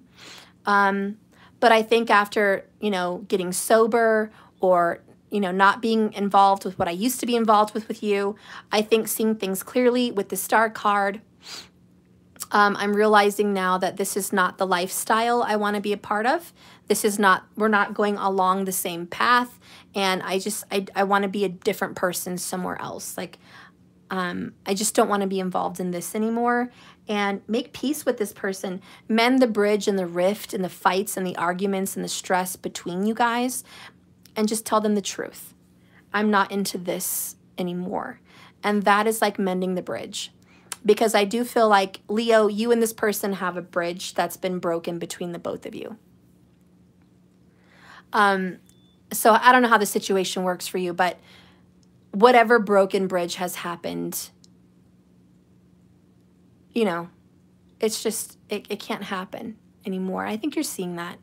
Yeah, my other flame went out again. Look at that. I don't know why it's doing that. It's perfectly fine. It has room to be out of the candle. I just don't understand.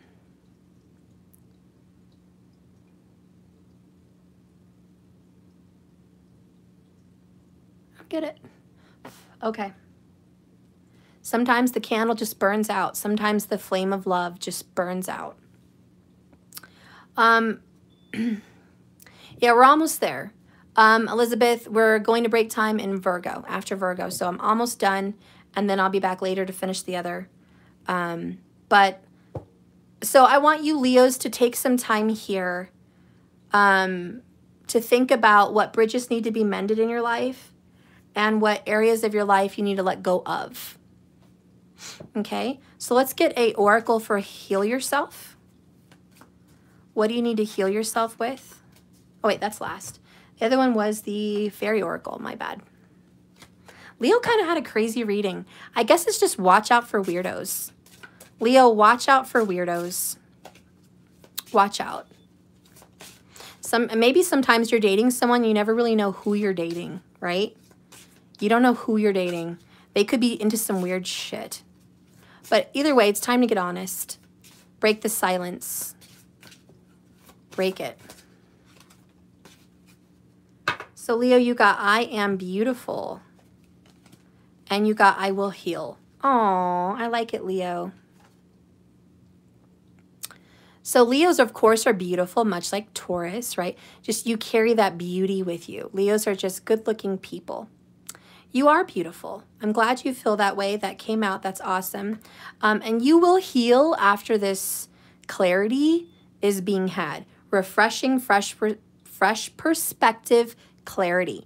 Once you see that this situation was just, I don't want to say fake, but how about not what it seems? That's better. This situation was not what it seems. It was attractive. It was tempting. It felt good for a little while, but now you realize it was way too much in the wrong place for the wrong reasons, okay? You will heal from this. Break up this mending of bridges, this making sense of all that clutter. Bottom of the deck over here, by the way, is lonely. So yeah, you are going to separate from this situation and you may be lonely. But after all this, I think you could use some alone time. Okay, Spirit, give me an oracle for Leo. Give me an oracle for Leo.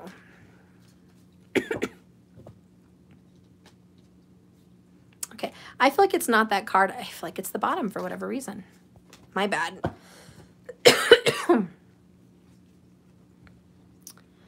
The Fool. The Fool card, right? Being the Fool. And it's about control. Your message is about control.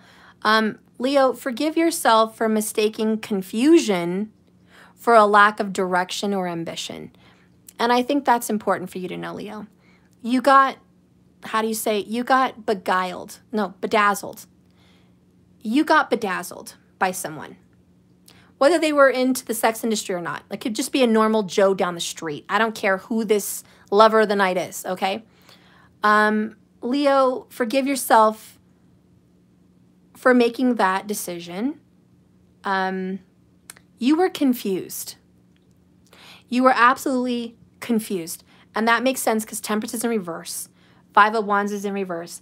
You were confused on how you felt, why you felt that way. You didn't understand where you wanted to be. So you chose this, okay? And now because it's blown up in your face, you've confused it for a lack of direction or a lack of ambition. Like it made you feel bad about yourself or vice versa if it's someone who's dating Leo. But you will heal. And it says, instead, Leo, choose to believe that confusion is a divinely orchestrated invitation to create clarity, okay? Which is so funny because you've got fresh perspective. You know, confusion is clarity. It's going to bring you that clarity.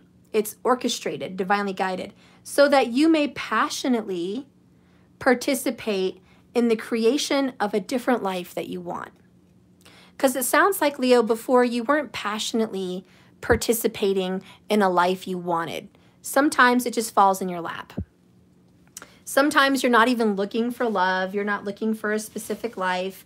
And some great guy or some great girl shows up. Hey, Leo, I'm into you. I'm yours. I want to fucking be with you. Like, let's do this.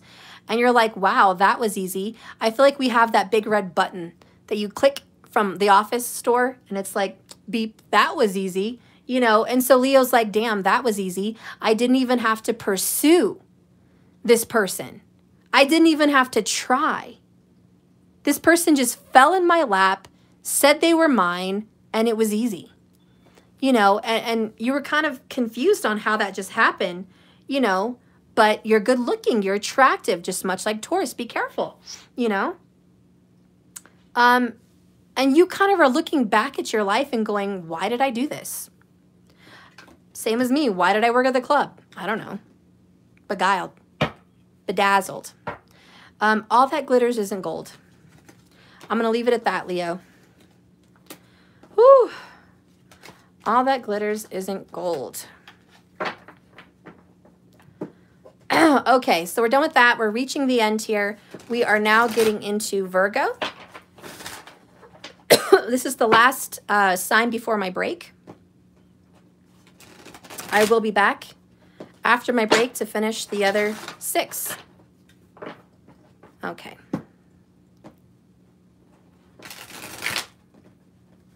Did I mention Taurus? Hey, Hillary. Yes, I did mention Taurus. It was probably 100 minutes back. Maybe a little more than 100 minutes back. Okay. It was a very good reading. I hope you find it. I'll try to get this time-stamped. Guys, markers isn't here in this reading. So if anybody else could timestamp and put it in the comments, that would be very helpful. If you guys could help do that. Okay. Spirit, please guide and direct me for the sign of Virgo. Holy Spirit, guide and direct me for the sign of Virgo. Definitely that one. Bottom of the deck. Two of Swords. Super interesting. Choices to be made, decisions to be had. She's looking through a veil, weighing the pros and the cons, seeing through the bullshit, trying to trust her intuition. Someone is seeing through the bullshit, Virgo. You're seeing through the bullshit, or someone's seeing through your bullshit. The card that comes out for you, oh my God, is another 2. That is so weird. 2-2. And today's August 22nd. This is happening like now. Within 2 days also. There's a lot of 2s. Synchronicities all over the place, Virgo. 77 people watching. There is doubles. Doubles and 2s. I don't know. That's crazy for Virgo. You're seeing it. Double numbers or 2s. It's crazy. It's just crazy. 2-2. Insane. Anyways, Virgo. 2 of Wands is also about a choice. It really is. But both of them talk about trusting your gut. Both of them. This one's in reverse. So I think what's coming up for you with this full moon energy, this newness, is making a decision that you really don't want to make. Ooh, and we have doubles. Elizabeth, 2:44 p.m. 5:44 somewhere else. 4:44 somewhere else. Look at these doubles. Crazy. There you go. There you go, Virgo. There's a sign. Yeah, somebody does not want to make a hard decision.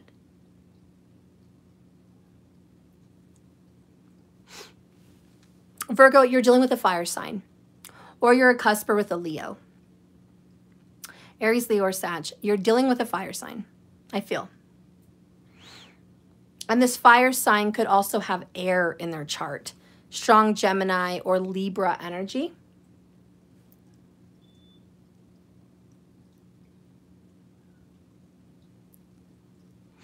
Okay. This decision is like a gate opening up. You have a new opportunity, but you don't want it. Spirit's like, I want to give you this. Here, take it. And you're like, I really don't want it, Spirit. Why are you trying to open this new door for me? I don't want to open the new door. And you know it's the right decision to make. And I think you're going to make the right decision. But you're very hesitant. Why? I'm really just curious as to why you're hesitant on making it. And Virgo, if it's not you, maybe it's someone you're dealing with, but what's under the 2 of Swords? Ah! Another 2. Holy crap, guys. I've never had so many confirmations. You have 2 major arcana, High Priestess. Isn't this nuts? Look at that. 222 on August 22nd. Guys, crazy. If you don't have goosebumps, something's wrong with you. I have ultimate goosebumps. Oh, Virgo, this is all about trusting your intuition, going within. God, the reason you don't want to make this decision, there's something in your gut that you don't like feeling. You're just like, I don't like it, Steph. I don't trust it. I don't like it. Do you feel forced to make a decision that you don't really want to make? There may be a Virgo out there that's like, I'm choosing to do something I don't want to do. Maybe you feel forced to get into a marriage you don't want to be in. Maybe you feel forced to get a divorce you don't want to get. Maybe you feel forced to sign a paper you don't want to sign. Maybe you feel forced to move somewhere you don't want to move, or allow someone to be in your home that you don't want to let be in your home. I don't know. Your life is being pushed along without you. It's like you're being pushed. And your intuition is saying, I don't know about this. I want to fight. I want to fight against this. You want to fight against this being forced, but I don't think you can. This almost needs to be a deeper story. This is crazy. But that's what I feel so far. You do not want this decision. That's all I know so far for Virgo. It could be about work. It could be about love. It could be about whatever. It could be about your person. You'll know what it is for you. You'll know what it is. But Virgos all over across the board are feeling forced. okay? And it's not something they want to do. Let's get a message about love. Show me love for Virgo. I feel like it's this one. Whoops. Yeah, I was like, I feel like it's somewhere else. Arrows of love on the horizon. Ooh. I don't know why I wanted to pull that out. I just felt something else popping out. Arrows of love on the horizon. Let's see what's going on with love. Cloud 9.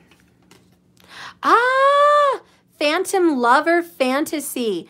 Both of these are like fantasy. Cloud 9 is like 9 of cups. Even 7 of cups, right? And it's just like, oh, super, super interesting. There's 7 balloons. Very 7 of cups. Guys, Virgo, for love, there is someone else that you're fantasizing about being with. Let's be real.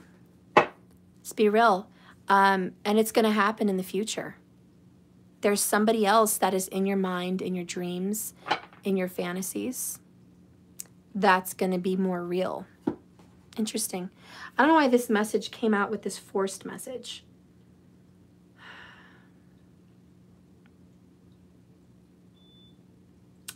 Virgo,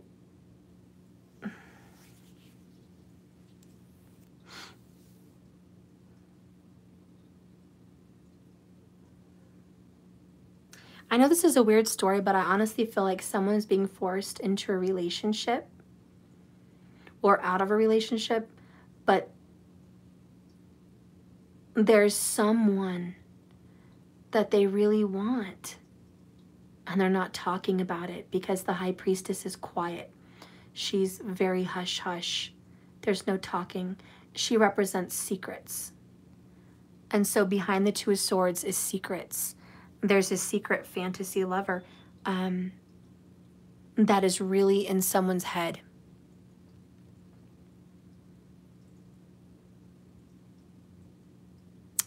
And, you know, I specifically pulled this deck for love.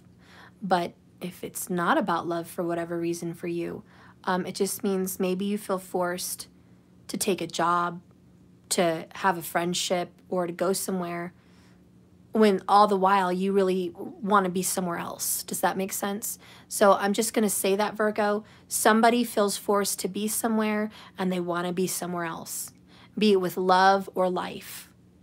That is the overall energy, like a big ball of fire coming at me. That's just what it is for Virgo. I don't want to be here. I want to be here, but I'm forced. So I don't know what your situation is, but that's what I feel as a reader, and I'm not going to fake that shit for anybody else. Let's get some oracle cards. What's coming up? What's coming up for Virgo? What's coming up? Let's get some more information here.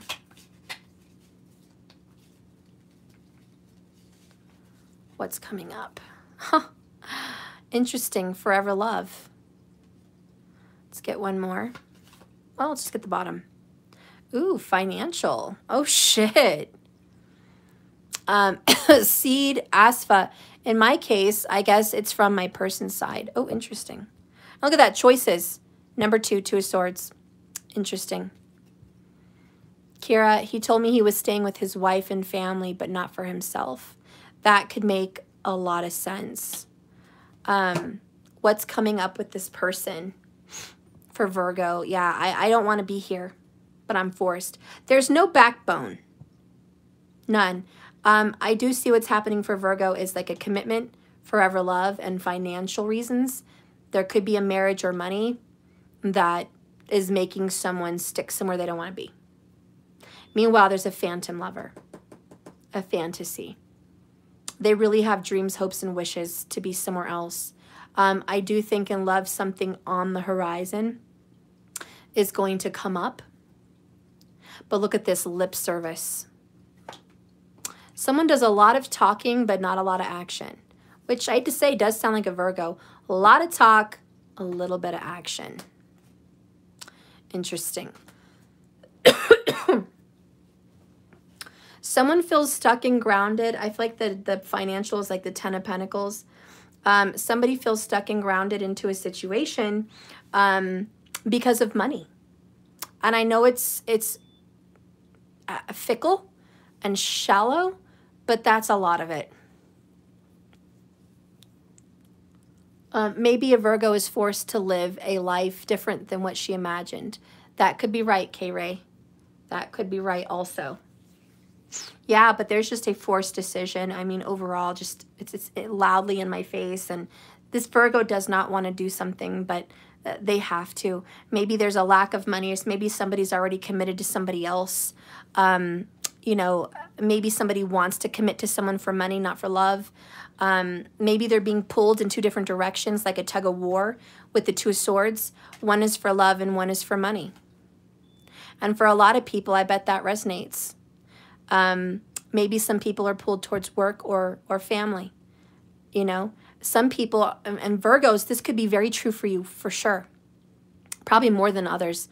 You may be having to choose work over your family. You don't want to work, but you feel like you have to. You absolutely have to. Otherwise, you're not going to take care of your family.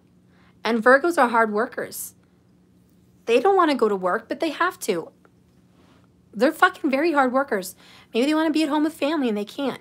You know, maybe some Virgos depend on money for whatever reason. But they are at a tug of war in their hearts between love and responsibilities, family, financials. You know, it's a tug of war. So for Virgo, it is 222. That's a major sign.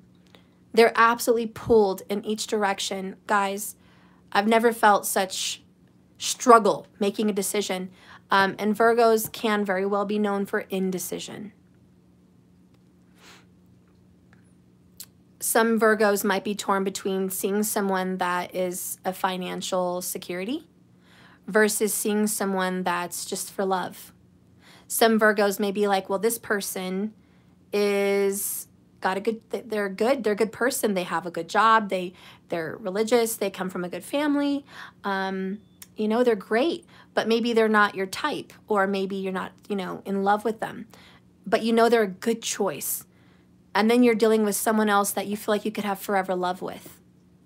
Oh, we could have forever love, but it would be broke. Maybe they're in jail. Maybe they're facing jail time. Maybe they have a very unsavory job. Maybe they just don't have a good career, period. You know, maybe they just don't have any education, any career, and they're in and out of jobs, or they're jobless. But there's a lot of love there. You know, so Virgos can be very torn between two people also. And just like, I don't know what to pick. I don't know what to pick. I'm just going to put this, Virgo, there's a lot of confusion.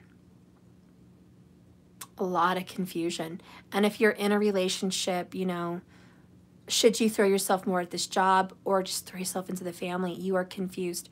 I'm going to ask Spirit to guide you in what you should do. Okay? But Virgos are absolutely torn. Yeah, Elizabeth, you're on point. You're struggling to pick just as they are. Exactly. And I'm totally feeling it. I'm feeling the energy. They are having a hard time deciding, just as I'm having a hard time deciding on the reading. Jasmine, SM, Steph, you are so on point with every card you pull today. It's just amazing. Thank you so much, Jasmina. I am a no bullshit reader. I'll tell you like it is. That's probably why. Spirit knows the truth will fly off this tongue. And the cards speak for themselves. You know who's really needing props here is Spirit, who's decided to work with me, and these cards for wanting to talk. I'm very thankful for my equipment and, you know, my know-how, and Spirit being with me. Spirit being with me and guiding me in these readings. It's Spirit talking through me. It has nothing to do with me.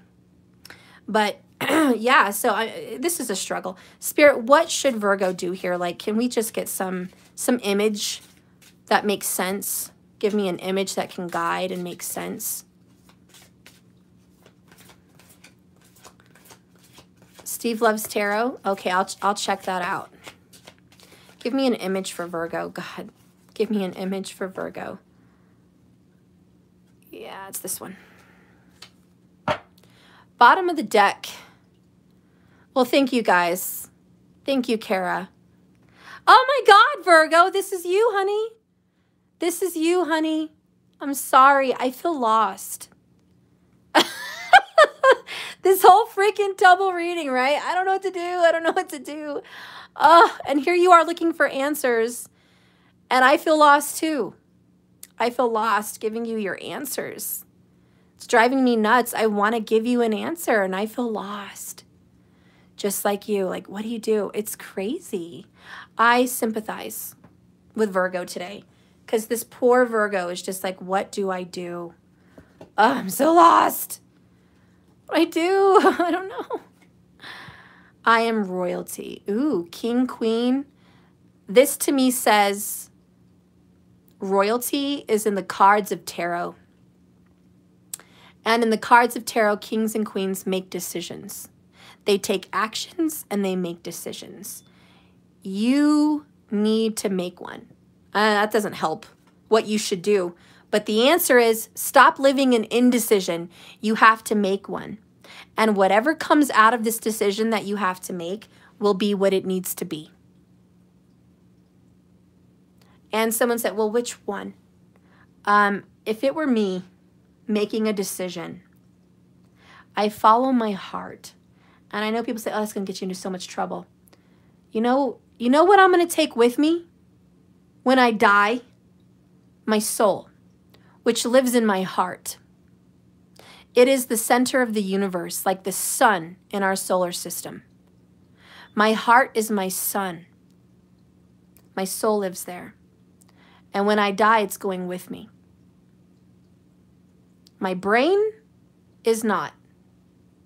Yeah, now my brain will carry memories and lessons and logic, my consciousness. But I think my heart is intuitive. My heart can see through things that my mind or physical eyes can't. So I'm going to trust my heart. I'm going to trust it. Because I think my heart is linked to my intuition. I know the mind, the third eyes, and the brain, it's, the intuition. Use that as value as well. I'm not saying disregard that. But when you meditate and you feel like your heart wants to take you somewhere, you should do it. But see, even then, I second guess that answer because I guess I'm being a fucking Virgo today. And I have no Virgo on my chart. But here's what comes. You want to know what comes to my mind after I said that? You guys are going to laugh your ass off. Literally what came to my mind after I said that, which was pretty fucking good, is the third eye and the brain and logic and common sense and intuition is there. And sometimes you have to trust your intuition because the heart is what gets people in trouble. And the heart can lead you to do bad things or good things because the heart holds desires, So I'm thinking the mind should tell you where to go. That's where I went, guys. Confusion, again, lost, confused. That's how you feel. Do I follow my intuition? Do I follow my heart? I get you. I just went there. I'm in it with you. I can't make sense of it. Intuition sounds fucking good to follow. And so does the heart. And I'm like, which one? I feel like you right now. Ugh. Earlier you said choose your desires to find peace. Yeah, I did. I did. And usually the first message is the right one, from what I hear. The first one. My first intuition was the heart. The first thing I thought of, first thing I felt was the heart. But it's like the more I think your mind eats up at you, the more it has a better choice, which led me to the third eye.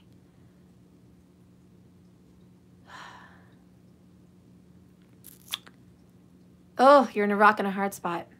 I'm trying to figure a way out with you. We need some more clarity. Y'all going to be jealous, but Virgo needs another oracle because Virgo is lost. And I am their reader, and I'm lost too. So I'm going to get an oracle card to help us guide us to an answer because they need it. And I'm having a struggle. I'm really having a struggle. Okay. me get the right oracle here.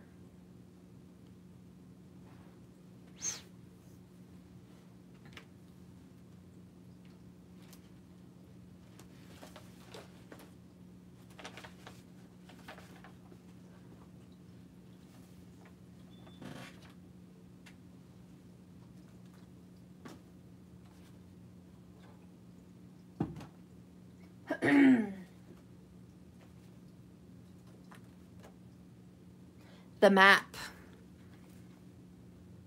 The enchanted map. It's perfect oracle. Where should you go, guys? This is by Colette Baron Reed. Spirit, please guide and direct me for Virgo. Guide and direct me for Virgo. Ooh, Elizabeth had a good message there. I would go with my heart. It is the last thing alive in us when we are dying. Without the heart pumping, we are done. I love that perspective, Elizabeth. She made a very good point to help guide us. The heart is the last thing pumping before we die. We could lose our mind, our limbs, all of it, and still be alive if our heart is pumping. Interesting. Okay. Spirit, please guide us with the map. What should Virgo do? What choice should Virgo make? Let this card speak to the Virgo that is sitting in indecision, not knowing what to do or where to go. Please give Virgo a message of guidance. Where should this Virgo go? Coming apart. There's a separation. This is a separation breakup card. It's also about just separating yourself from the situation, maybe. Sometimes you're a little too close for comfort, a little bit too in the forest that you can't see the trees. Right? Patrice Baudel says, your brain tells your heart to pump. See? We can't win, guys. We can't win. That's why we need help. Because it's back and forth. It's back and forth. But that is true. That is true. I mean, that is true. I don't know. This is crazy, guys. We're going to read this. Coming apart.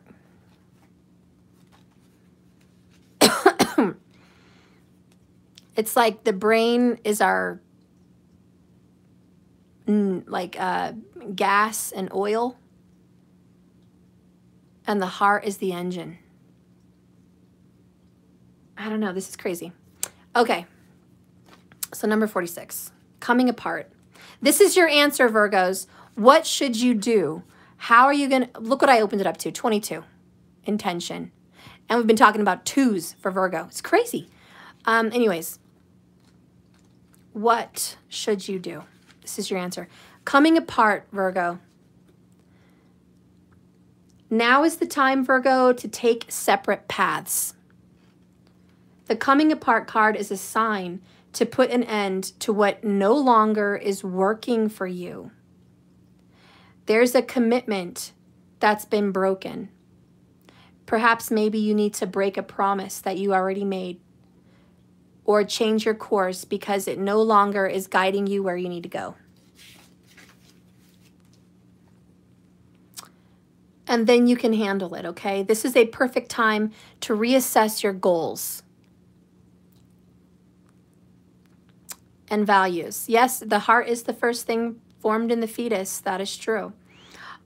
Are your, I don't know, is it? Because they said the heart doesn't beat.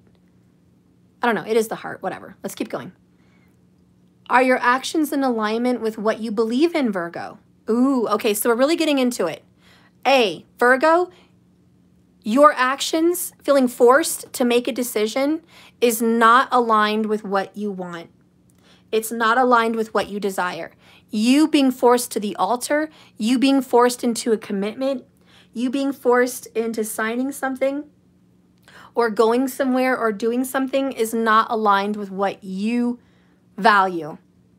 Okay? It's not true to who you are. It's not about what you believe in. Okay? B, have you created a partnership with a person that is not mutually beneficial? Virgo, you must be in a connection that benefits only one side. You know? If you're in a connection that it's only good for them when it's good for them, and they come with conditions. Like my ex, for example, in a commitment with a woman that looks great on the outside, great Facebook appearance. They seem like a happy little couple, happy family, but inside it's twisted. She tore apart a family. She controls and belittles him, emasculates him. Everyone in his circle is aware of it. No one likes her. I'm thinking of her because I think she's a Virgo, so I'm just assuming, but I don't know. But it may resonate with that. And so the relationship he's chosen to be in with her keeps him away from his son, which destroys his life. It's cost him financially, $350 a month. It's cost him mental anguish. It's cost him emotional anguish. It's cost him friendships. It's driven him down the wrong path. So the values that he once valued, which was family, children, blood, doing the right thing for the right reasons, that went down the toilet. And this is saying, and that's just an example, sometimes you're in a partnership that is not mutually beneficial. She gets all the benefit. She gets a man, she gets more money, she gets a home, she gets structure, security, she gets her Facebook persona. You know, she gets fed her narcissistic desires, which is, look at my happy family. When really it's not. It's twisted. What does he get? Like I said, a bunch of losses. Sure, he gets sex and a profile pill too, but he's losing more than he's gaining, is my point. So I don't know if your situation marks that, but someone in the Virgo energy has created a partnership that is not good for both parties. This card talks about separation and dissolution, and the dispersion are all in focus right now. So this is about loss and separation. If someone wishes to break away from you, Virgo, don't chase the relationship out of a sense of fear. It says it. Sorry, it's like blurry. If somebody wishes to break away from you, don't chase the relationship out of a sense of fear. The price you'll pay will not be worth the prize. Separation brings good fortune. So there's your answer. There's your clarity from Spirit. Don't chase someone that's not chasing you. The decision is, yes, Karen, let them go. Let them go. Let them go. There's the answer. Let this job go. Let this person go. This feeling forced to make a decision, Two of Wands.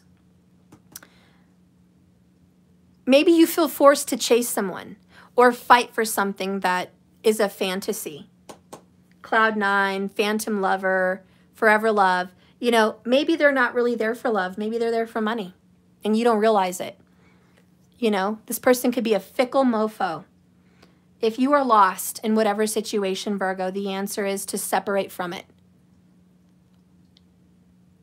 Maybe it's a divorce. Let it go.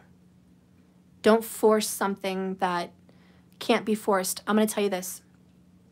If you're going through a divorce, if it's meant to be, it will be. Even after you get a divorce, you can always get remarried. You can always come back together. A divorce doesn't mean it's the end of everything. Now, if somebody divorces you and they marry someone else, there's a lot less hope. But it's still not impossible. Only time will tell. Only fate will tell. But if you notice a pattern that the more and more you want to chase, the more and more further away from someone you become, that's a message that it's time to separate. To let that go. Because, you know, if you're chasing and you're getting closer and closer, then you're fighting for the right thing and you can win. But if you're chasing and it's just drifting further and further away, then it's not meant to be. It's out of your hands. So you know what I mean? If you run to catch that person falling off the cliff and you grab their hand and you're still hanging on, there's a good sign to keep fighting. If you run to grab someone off the cliff and you grab their hand and it's not there, it's not a sign to keep fighting. So I don't know. So that's like, you know, a divorce message. What about a relationship that's just not working out? For some Virgos, you have a relationship and it's not working. No matter how hard you try, no matter how much romance you give, no matter how much support and love you give, and how much you can give your life for this person. You can give them your phone, your passcodes. You can be home every day after work. You can give them your body. You can give them everything. And it doesn't matter what you give them, money, time, sex, energy, they're not satisfied. And you catch them wandering, having a wandering eye. You catch them still keeping secrets behind your back, no matter how much you want to give to them. Guys, I've known people that have put a ring on someone's finger, proposed, promised, made good love, ate the girl out really well, good sex, got along with the family, just seemed like, I don't know, a gift from heaven. And he had a double side. He had a moonlight job that was illegal, dealing drugs. He was into porn sex. He was cheating at work. Yeah. So you might have one polar opposite side to someone and you think it's great. Behind another closed secret door, that person has a whole nother life.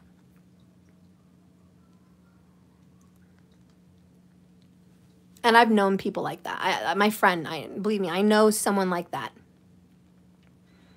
And she thought, this is the man of my dreams. I'm going to have the most amazing marriage. And I'm like, honey, before your marriage ever even began, he cheated on you. Before you ever were engaged, he cheated on you. When he first met you and was dating you, he was cheating on you. The whole relationship was built on lies and deception. And as much as he wanted to make it better and promise her that forever love, the only reason he was there was for the pentacles. The money, the security, the looks on the outside, whatever physical reason. So she lived a lie. And I could see why she felt lost. Promises, promises, promises. Why would he lie? He comes home after work. He gave me a ring. He spends his free time with me. I have his passcode to his phone. We're on the same account. We have a bank account. We share a car. Why would he cheat? Why would he do all of that? It doesn't make sense, right? No wonder you feel lost. It doesn't make sense. Why would they do all of that if they wanted to have a different life? Honey, I don't know. But it's called double lives. I don't know what sick fuck you got involved with. I know it doesn't make sense. I know it's not logical. I know. It's like, what? I know. Why people do that, bleh. You're going to have to ask God when you pass away. I don't know. I don't know why people waste time and just, I don't know why they do that. But they do. The point is, they do. And the point is, are you aware enough? Are you aware enough to understand that concept? Are you grown enough? Are you okay to hear that? Can you deal with that? Because Phantom Lover and Cloud 9 is almost unreal. And I honestly feel like this is unrealistic. I hate to go there, guys, but Forever Love, Fantasy, Cloud 9, like, this is unreal. It's an unrealistic approach, and it's a fantasy, and it's bullshit in your head, and that's just what I'm feeling in this reading. You're chasing after something that's not going to happen, and that's not real. And as much as you want it to be real, it's just not going to be real. And you feel lost because you can't comprehend and make sense of that fuckery. You might be dealing with a bipolar double personality person. We have a lot of 2s. It's a possibility. You might just be dealing with someone that has a double life. And the big question is, why are they doing that? What happened to them? I don't know. That's not in this tiny little reading. But I will give you a clue. There is a financial or pentacle aspect, and that's why. So it's something physical. Like I said earlier, they want to look a certain way, have certain things, or it's just their belief system, okay? Maybe their parents were like that. I don't know. But there is a freaking financial card coming out in this, and Virgo is a very financial-minded individual. Maybe you're financial. Maybe you're just great at finances and they're attracted to you because of that. Let's just say security. There is a security blanket on why they have a double life. The truth of the matter is, Virgo, they're not who they say they are. Not fully. Maybe you only know half of them. Just half. Okay? You only know half of them. You don't know all of them. It happens. We are not always going to have a super clarity. But the answer of what Spirit said, how to make your decision, is separate. So whoever needed to hear that today with Virgo, separate. Separate is what you should do. Let's get an oracle card for Virgo. Spirit, please guide and direct me for Virgo. Ooh, okay.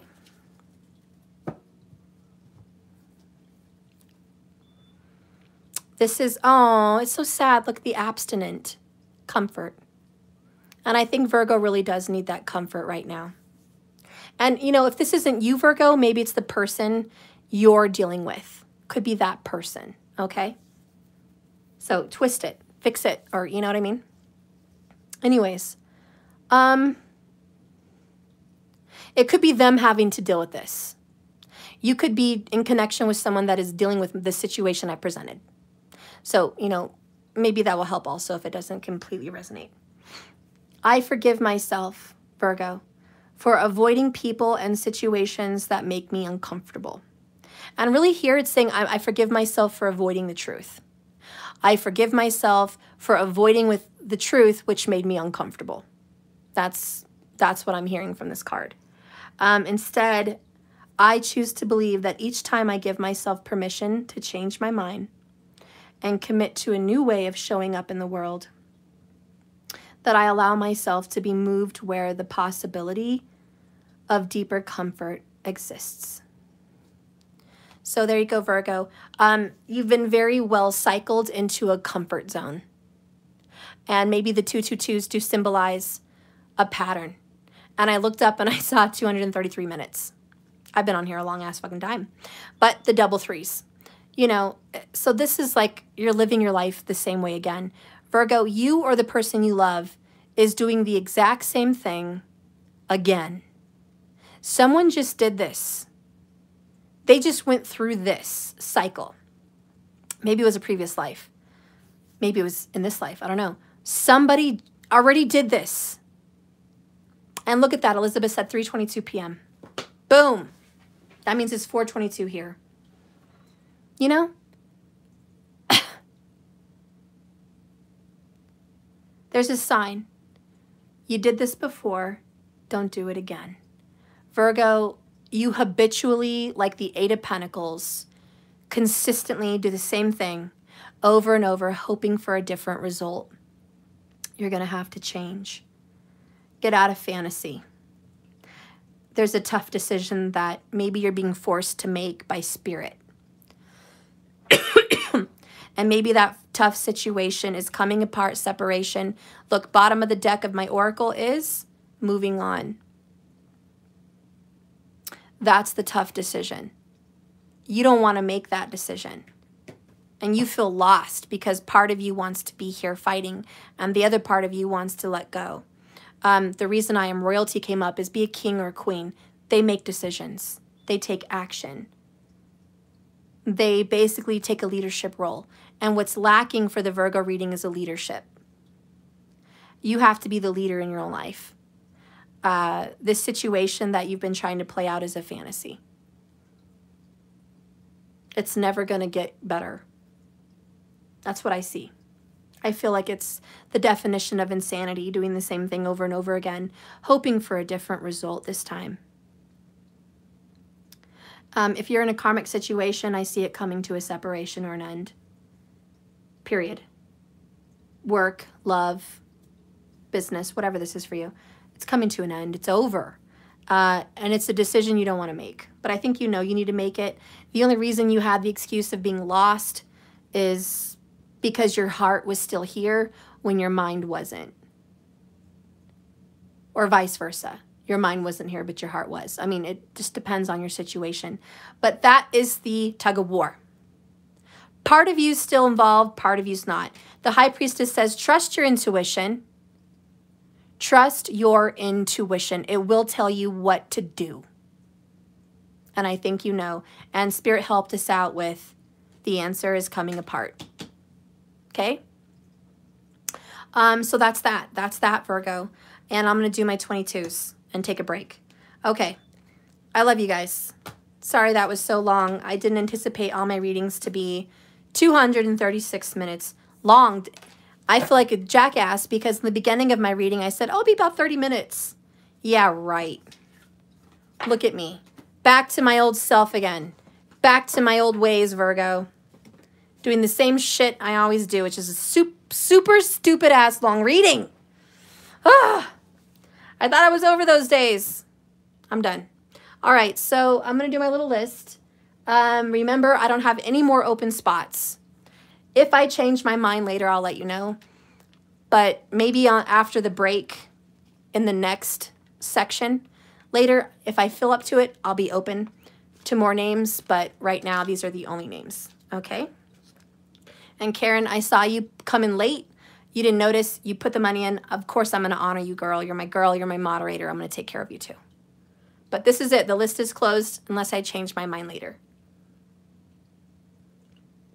This is $22 questions on the 22nd of August, starting at 237 minutes. I don't know what that is. So we have Sun, Tiff, Patrice, Tamika, Elizabeth, and Karen. All my chicas. No, girl, I love you. It's cool. It's good, Karen. I missed you anyways. I'm glad to have you here as a moderator. Marcus has been missing. I hope he's okay. If anyone needs to check on him, check on him. I'll reach out to him too on Instagram and stuff and just see that he's okay. I'm sure he is. He was here yesterday or the day before, whatever. So he's okay, I'm sure. Anyways. Yeah, hit the bell icon, guys. Hit notifications if you didn't know I was live. You might need that. So I'm going to start with Sun, Val. I don't know if you're still here, but let's do this. Spirit, please guide and direct me for Sun. I need to know what your question is. Sun, are you here? Oh, good. What is coming in my life soon? General. Yay. Okay. So what's coming in Sun's life? General. Yeah, closed readings, guys. I'm not accepting anymore at this time. I can only do so much after getting better. Spirit, please guide and direct me to Sun Val L. What is coming in her life now?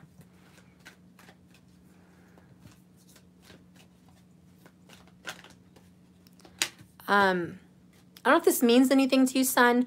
I saw you singing and dancing.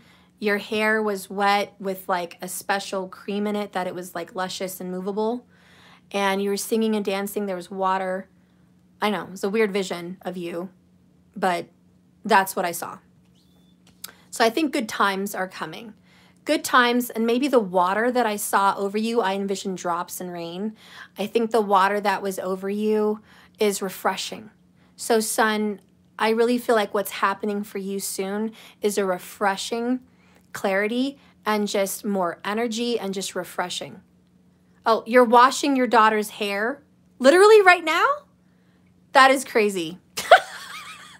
I guess Spirit gives me visions. I don't know how. I mean, okay. Well, that's what I saw.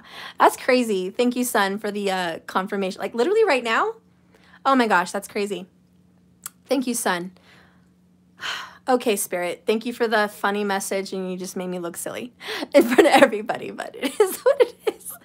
Okay, we're going to go into the next one here. We have Ride the Wave. Look at that. More water, little dolphins. Okay. Jasmine, that's awesome, my goodness. Right? A lot of people don't believe in psychics till they see shit like that. And I tell you, being a psychic is real, and it's not always there. It's not there 24/7, but when you really tune into Spirit, it's there, and you'll get crazy confirmations like that. And I always love it when I do, because I know Spirit's really here with me, and that just gives me comfort. It gives me peace about the afterlife, and it just brings me comfort. So I always love confirmations. Thank you. Okay, so when riding the wave is in reverse, I definitely feel like, it looks like my Chariot card. You're not riding the wave. You're not going with the flow. You're kind of just tooting your own horn, directing your own path, guiding yourself, like in a very strict disciplinary way. Like, this is my plan. This is what I've decided to do. And I think it's not a bad thing, but I feel like it's a follow through. It's a follow through. I'm going to push through difficulties. I'm going to push through maybe even what Spirit wants to guide me to. I want to succeed in something. And I feel like there's something that you've wanted to do, that you're pushing yourself to do and succeed in, be it school, be it work, be it a personal goal for your personal self. You know, there's just a personal goal, and you want to make sure that you can succeed in that, and for once. And I just feel like you're like, don't stop me. I want to hit the target. I want to hit the mark. The next one here is, I don't want reversals. Moonlight and the number 15. Okay, so what do I see here? 14 and 15, back to back. Oh no, that's 51. My bad. So that's not the message. 14 and 51. But I do see 14 goes to number 5, 15 goes to number 6. So it could be the message where we're aligned, we're on track. We're on track here, Sun. And you're following your path, even if you're following your own leadership. Let me read some of these real quick, and I'm going to pull some more cards here about what's happening for you. But let's read this. Yeah, the 100 Club, Aaron, since I just got back from COVID and I'm regrouping, I will do that very soon. I'm thinking on Sunday, this upcoming week. I need to regroup. If I can do it any sooner, I will. I know today's Sunday, but I only did 22's today because it's August 22nd. So I kind of got the urge to do it. But if I can do it any sooner than next Sunday, I will. I'm going to keep you guys posted. And I will post it on my community section. So if all my 100 clubbers are watching, please keep in line with my community post.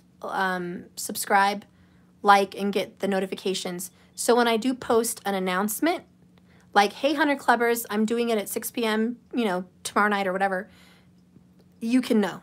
So just be aware of that, okay? Because I do want to get on that. So this one is, right now, Sun Val, success is easygoing and effortless. But a warning here about what may be coming up. You may be mistaking a rogue wave, like a rebel wave, for a fun ride. You can only coast for so long before you hit the shoreline with a smack. The tide is ebbing, and your activities are now preparing you for that wonderful wave that comes in for you to ride. You're meant to learn how to be strong and how to be a strong swimmer. Don't worry. Preparation ensues, a successful result. So you are going to get success, Sunval.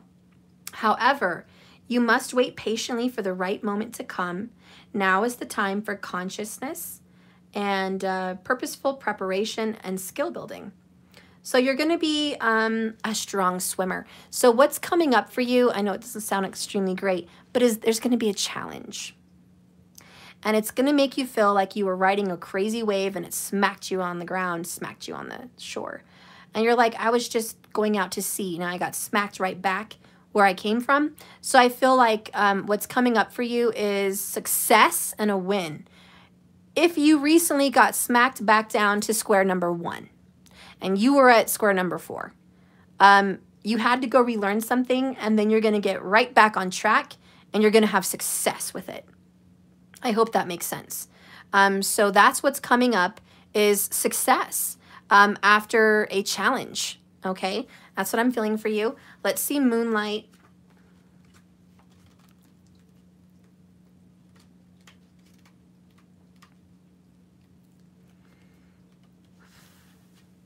Your intuition allows you to see beyond the regular, mundane, logical, and analytical.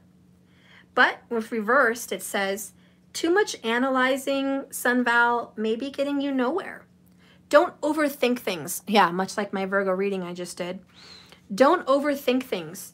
You may be exhausted from second guessing yourself all the time and losing your footing. Are you insecure about your ability to make good choices, Sun? Step back, regroup, and enter into the more trusting relationship with yourself. Enjoy the flow of life. There's no wrong decision unless you're not listening to your intuition. Don't become overly concerned about your previous mistakes, things that you've goofed up on that you just can't change. There's no point in looking back and saying, I wish I never worked at that club. I wish I never busted my ass down those stairs looking like J-Lo. I wish I never had freaking blinkers on my boobs at the club. I was retarded. What am I going to do about it? Nothing. You know what I'm going to do about it, Sun? I'm going to laugh my ass off about it because that's all I can do. There was a time I regretted that entire scenario. I regretted being there. I regretted working there. I regretted wasting time there. I regretted my dad seeing me like that. I regretted so many things. Regret, regret, regret. That doesn't do any good. None. I was angry at myself many years ago for even being a part of that. Affiliated with the friends I had. Just retarded. I learned those lessons for a very good reason. And they're a part of me. And I am who I am because of them. And now I can laugh about it. I can laugh. And it's good for me. It's good for the soul. And it helps others laugh. You know? Okay, Sun, so we have some response here. I usually do this, but this time I'm so angry at myself for trusting the wrong people. I love it. So, Sun, there's some confirmation here in that, yeah, you've trusted the wrong fucking people. Guess what, Sun? Everybody, raise your hands if you've trusted the wrong people. I'm raising mine. I'm raising mine. And it says here, remember that you've been put through challenges so you could know better and be stronger and be a strong swimmer. That was a rogue wave that hit you, Sun. You trusted someone and that fucker was a wave that busted your ass on the shore and gave you a freaking sand rash. If anyone's had a sand rash, you don't want one. You don't want a sand rash again. Okay? I've had him. He was a sand rash, Sun. Or whoever this cat was. Sand rash.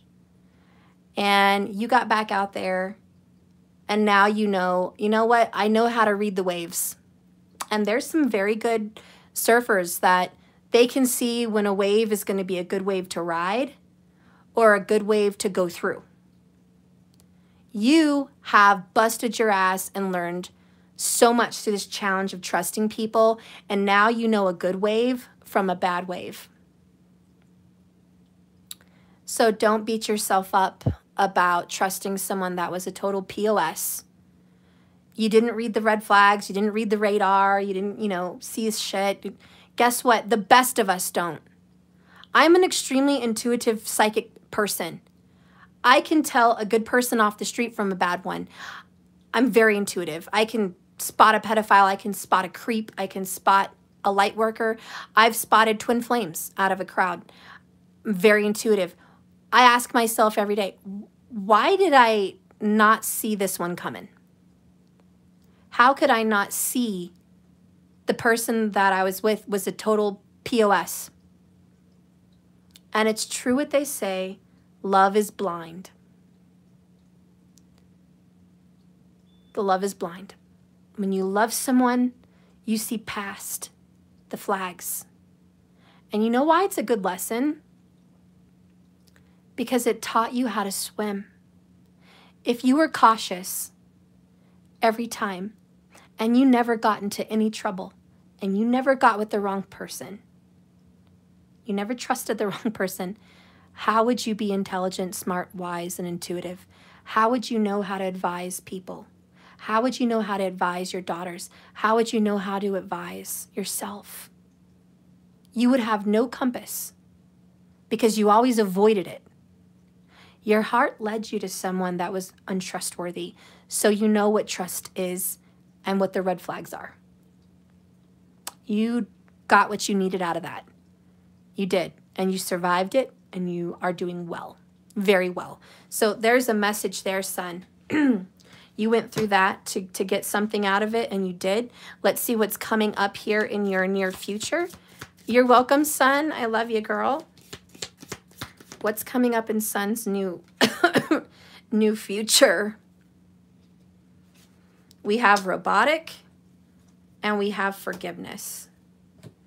There's somebody here, air sign energy, Gemini, Libra, Aquarius, that has been, I almost feel narcissistic or just emotionless. They've been very robotic. You're going to forgive them, and you're going to be able to heal. Like you're forgiving people making decisions without heart, without emotions. You're learning to look at people that are not like you in a different light. And you forgive yourself for just going with the flow anyways. But you're learning to understand people that are not loving, emotional people.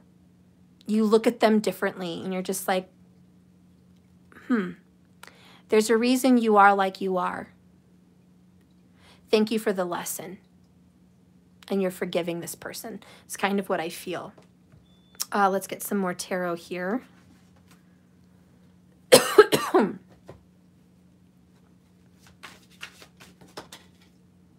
Oh, Page of Cups. Kiddos in the water. No, I'm just kidding. This is an emotional message. It's also a cup of love. So I think what's going to be coming up in your future, there may be an apology in your future, to be honest. Okay? I'm feeling that vibe. So there's going to be a message, an emotional message to you, maybe just to yourself, but an emotional message that brings joy, some kind of happiness, and maybe even good news about your child. Spirit, clarify the Page of Cups for Sun in the near future. What is this bringing? Oh, it's a goodbye. Oh, Sun. Girl, I'm here for you if you ever want to message me because I'm feeling this vibe. 8 of Cups, Scorpio. This could be a Scorpio person here. 8 of Cups is definitely a separation, walking away, and goodbye.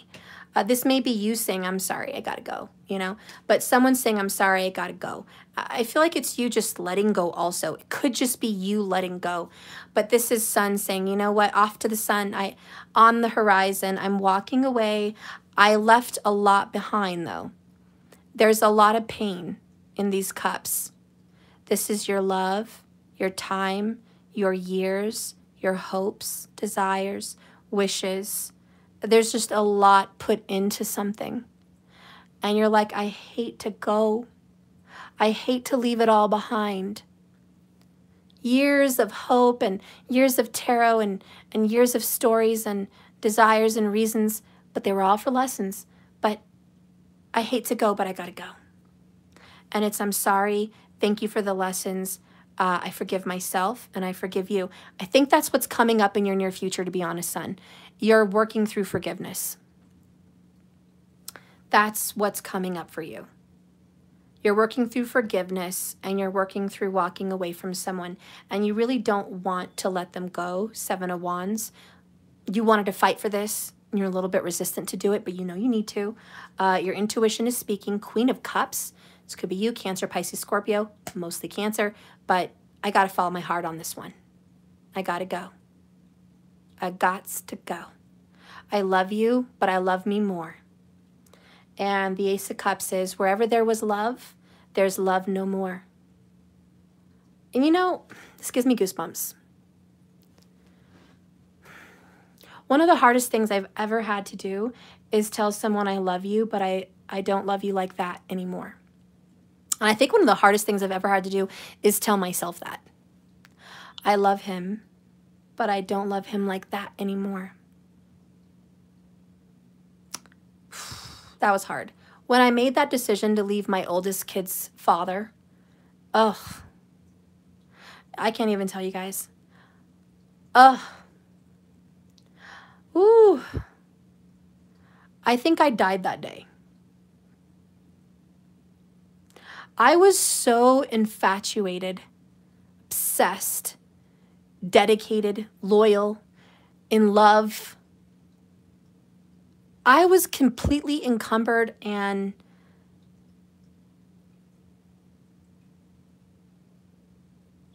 speechless. I wanted that man more than I wanted to breathe air. He was straight up an addiction. I felt like a drug addict, and I only wanted him. It was very unhealthy for me. It was unhealthy for him also. You can't be with someone that unhealthy. That is sick and unhealthy. For me, it was abusive, cheating, lying, stringing along, passion, love. It was soulmate vibes for sure.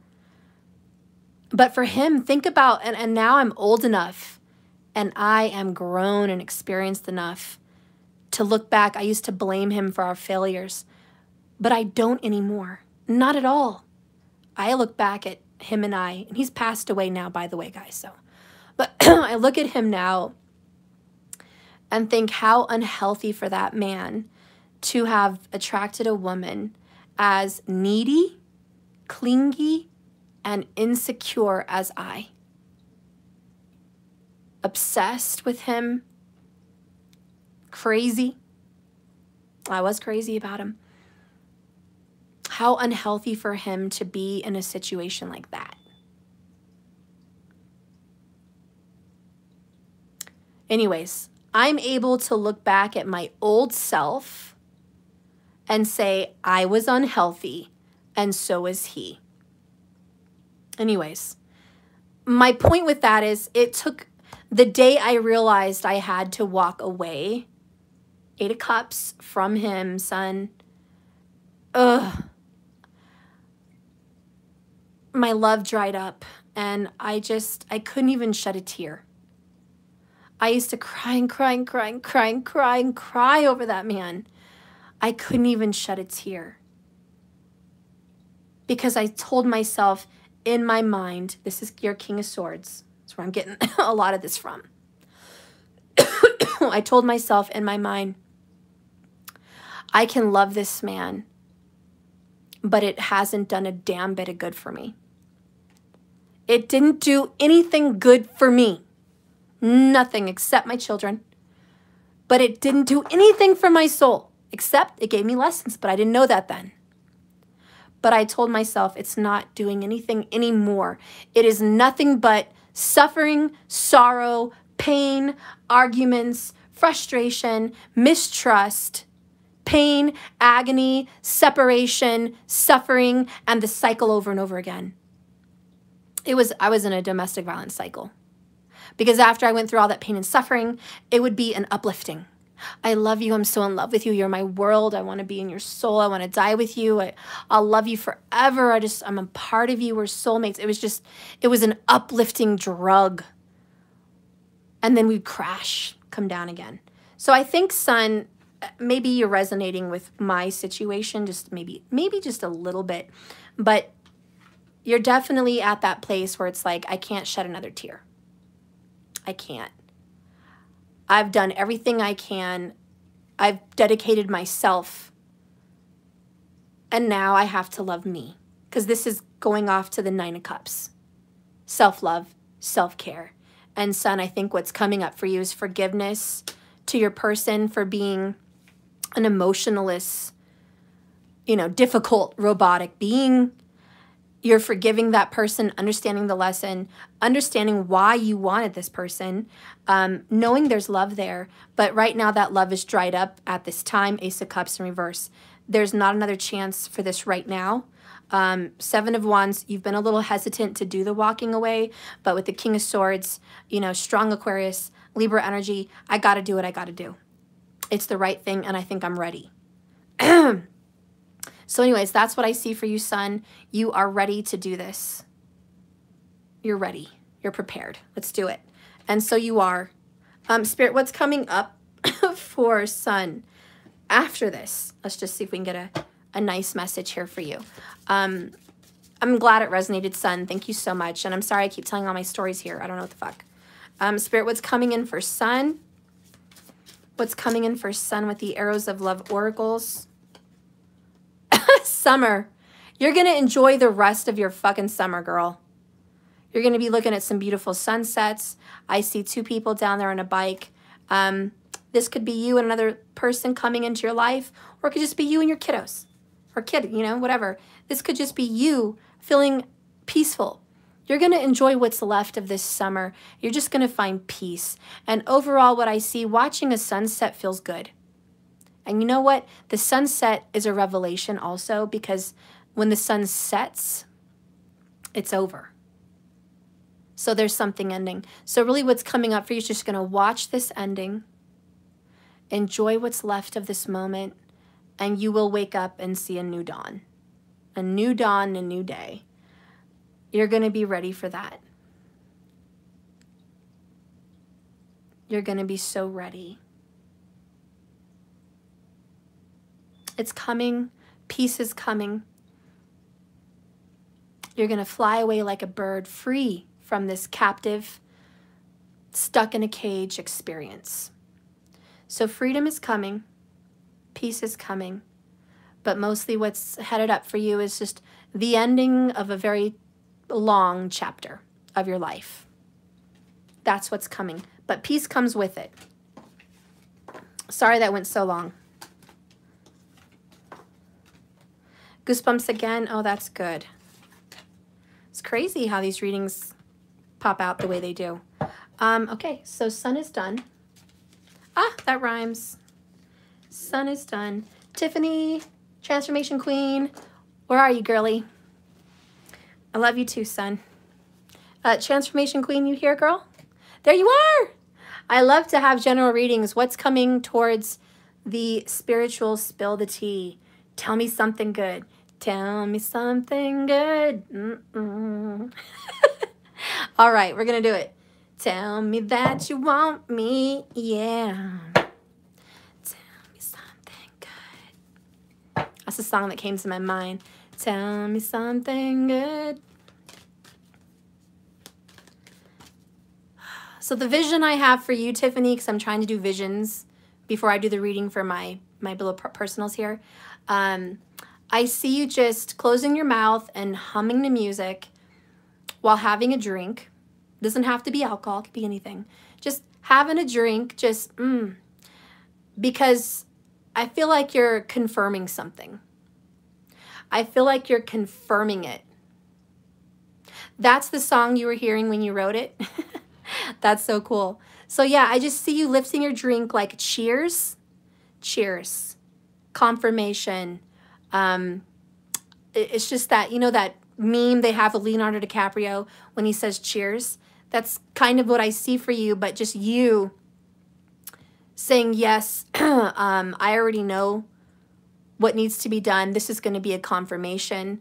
I'm going to toast to this. I'm going to get a drink to this. I'm going to feel strong after this. So I guess what I'm feeling for you is strength.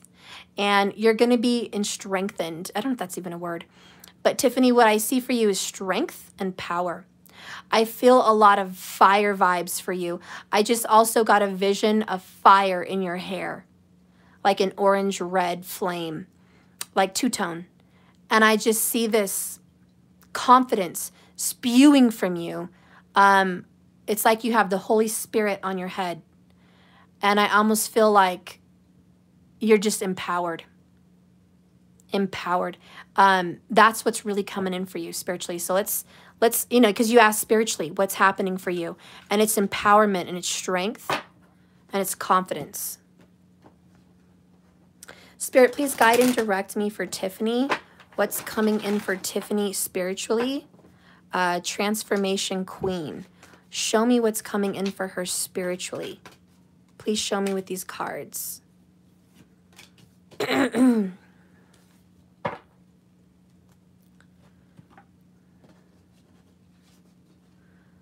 Sad embrace. So you just went through this 5 of Cups. This full moon brought in a lot of emotions, a lot of feminine feelings. Sad embrace. Then we have the intention, number 22. Today's the 22nd. Sign.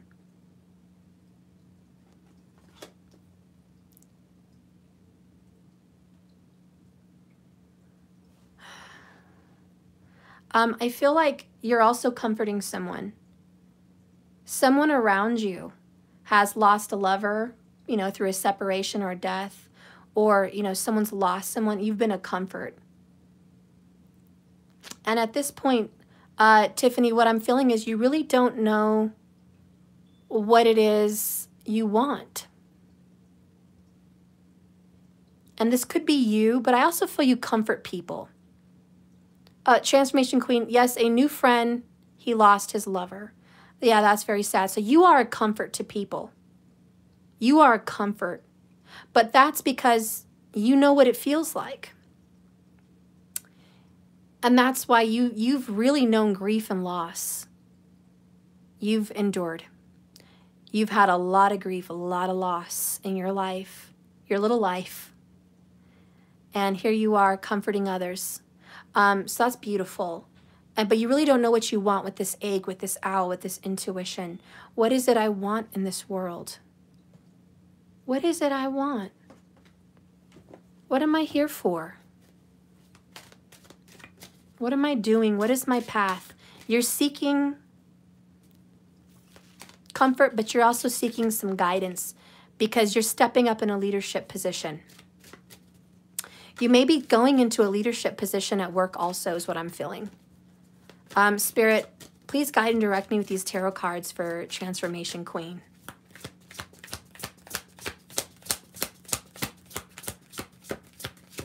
Oh, okay. Yep. Oh my God, a leadership position. Hierophant. There's some church stuff related here too. Just saying, I got the Hierophant, which is the priest, the pastor, the leader, and then I got magic prayer down here. I don't know if you're religious, but there may be some religious situation popping up for you. I hate to forewarn of things also. I hate to say this, but I'm feeling it. You may be going to a funeral at some point in the near future. I'm not saying it has to be someone super close to you. Could just be a friend. Or a friend of a friend, you know, your daughter's friend, you know, who knows. But I feel that there is.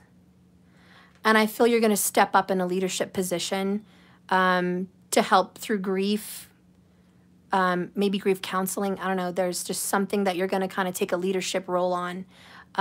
You're going to help guide someone.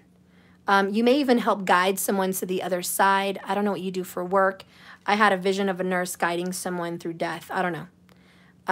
That may not be you. That may be someone related to you. I don't know, but that is a vision I got.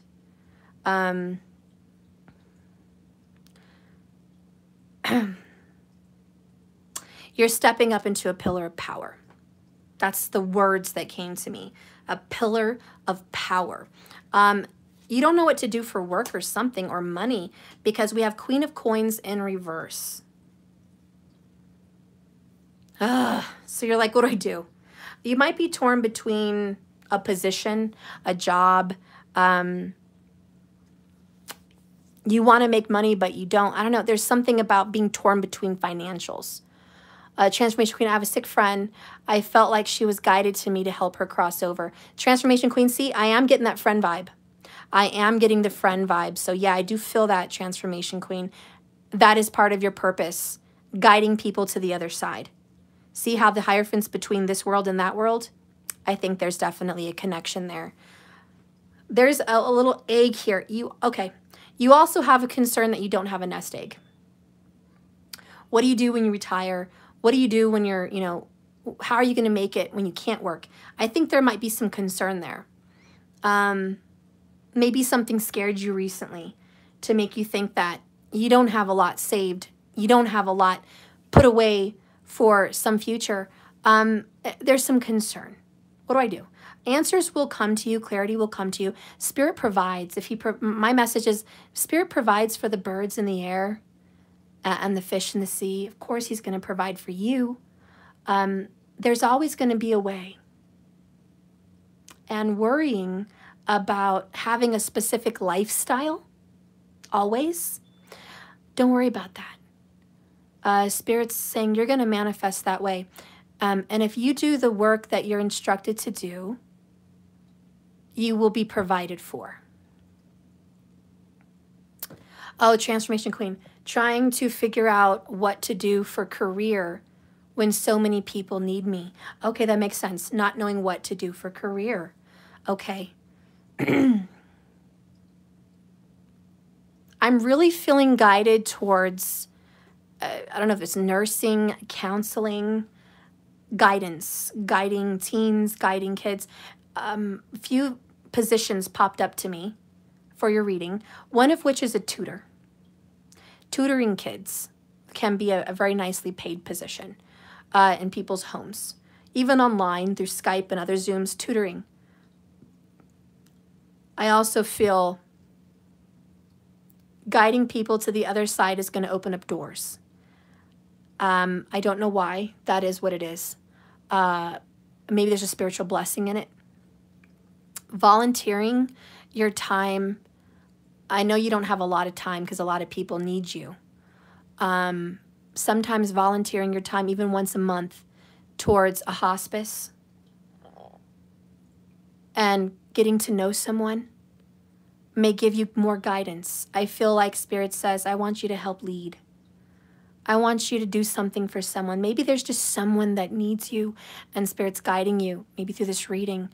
But being able to hold someone's hand and let them know there's something on the other side and work them through forgiveness and peace and breathing and just something with breathing and letting go and processing and not being alone. I don't know. There's some door. I just keep seeing a door here that will be opened.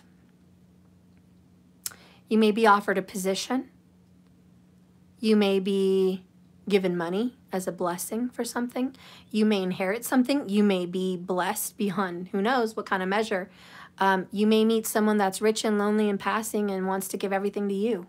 I mean, you really don't know what Spirit has in store. But change is coming, like a cool wind in the changing of the seasons from summer to fall. It's like one day something's just going to change. You're going to have clarity. Things that you've been working for are going to be different. Now let's look into love. Spirit, what's going on with love for a Transformation Queen? Clarify some of this. What's happening for love? Heart on the line. Ooh, you got your heart on the line. Transformation. Ah, Queen. There you are, girl. Transformation Queen. Transformation love. It's the butterfly, girl. It's your sign.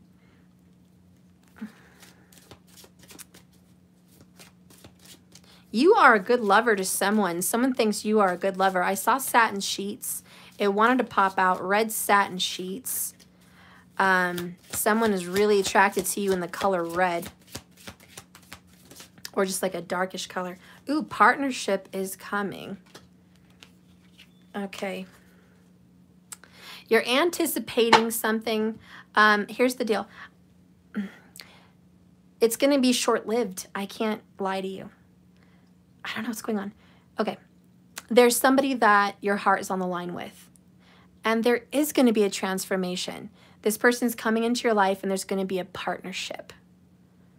But I feel it's short-lived. I don't know why it's short-lived. Spirit, can you please clarify why this would be short-lived? Why is this short-lived? Show me this partnership. Why is this a short-lived partnership?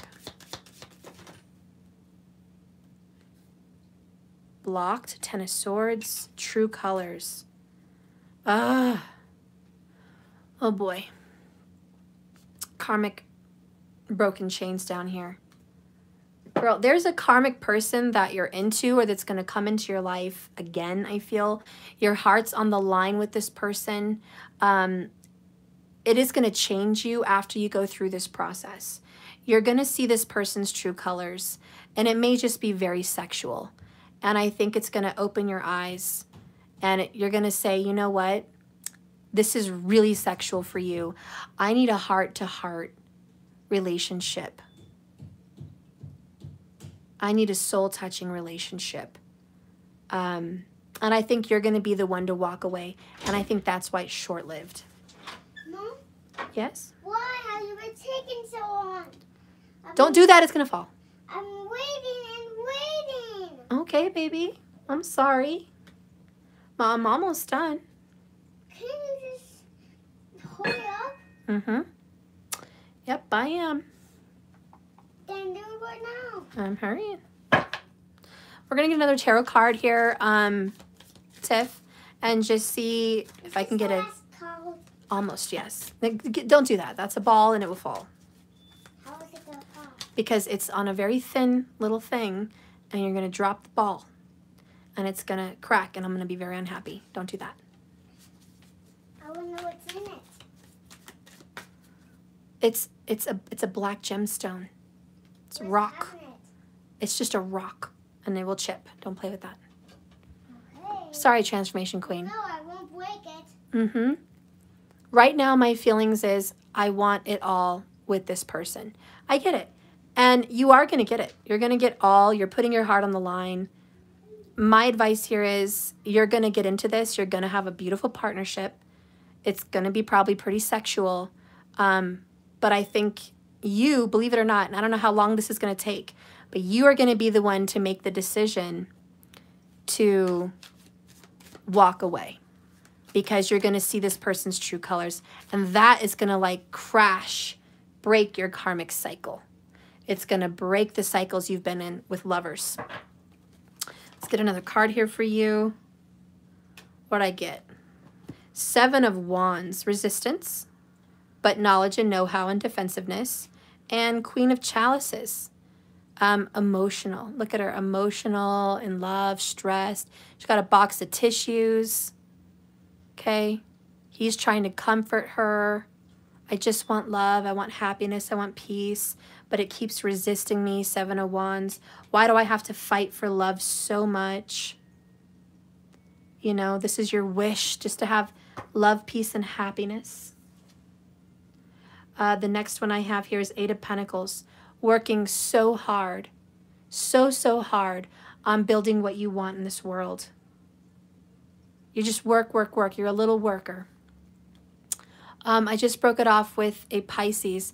He reminded me of my old cycles. Oh, good. So this could be the past person. Okay. And now you have this Libra that you want to be with, which is good. So I think that they're blending then, Transformation Queen. One relationship, it is certainly over. And you may be building a new relationship with this person. I still can't shake something short-lived, but I do think it's going to be beautiful and good. And you're going to walk through this and you're going to come ahead. So anyways, I'm going to read this and hurry up with this because Maddie's like, let's go, Mom.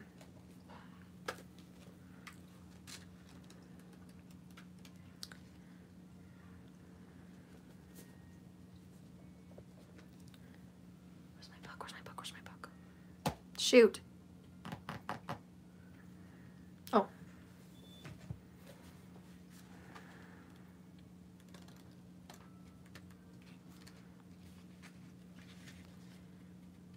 Loss is a part of life.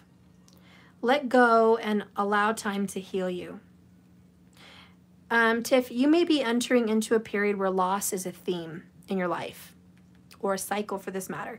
Perhaps you're having to let go of cherished dreams. Take heart, for this is the endings that may have been for your highest good. A better and more powerful dream will be realized in your life if you can accept the loss. Relationships based on faulty foundations are meant to end at this time. Disappointment from a perception. If your expectations weren't met, a sense of loss arises along with sadness and grief. Express these emotions. Tears are like healing rain that can restore your life and give you a strong inner landscape. However great it was, it's going to be more better. Let go and experience your feelings so you can grow, and you will see what real beauty lies ahead. And then I'm going to read intention. Reversed. Are you clear about your intentions? Are you in a foggy state of denial about your true motives and your true ambitions? This is the time to step back and gain perspective, to get clarity about your directions. Check your motives. Are they sincere? Are they in sync with your highest good? Are you pursuing some goal blindly without asking the cost? Good intentions are being misinterpreted. Now is the time for self-evaluation and self-nurturing. You will benefit greatly if you take time out to regroup. So I think kind of like reassessing your feelings. This is Seeing True Colors. Blocked did come out to clarify this new connection. So I think you don't know all that you need to know about someone. You may like what you know about this Libra right now, and it's going to be awesome. And I'm going to get a message on how this Libra feels about you. You may really like what you know about this person, but not all is what it seems sometimes. And so it's saying don't be resistant towards, what you need to feel and see in this connection. Be open because you have been surrounded by karmic patterns before. So let's see what's going on. How does this person feel about Tiff? How does this person feel, this Libra? Whoops. And it fell. All right. Ooh, we got fresh start. So you're a fresh start. That's how this person feels. You're new. We also have refreshing. So you are new and refreshing to this Libra. Okay. So that's a good thing. And you guys are going to experience this new refreshing energy. Can that last? Can everything stay new? No. Will a fresh start always be a fresh start? No. It will get to a place where it's not, where it's settled in, and maybe you're going to see more things about this person. I don't know. Let's get a tarot. How does this person feel about Tiff? Give me a tarot.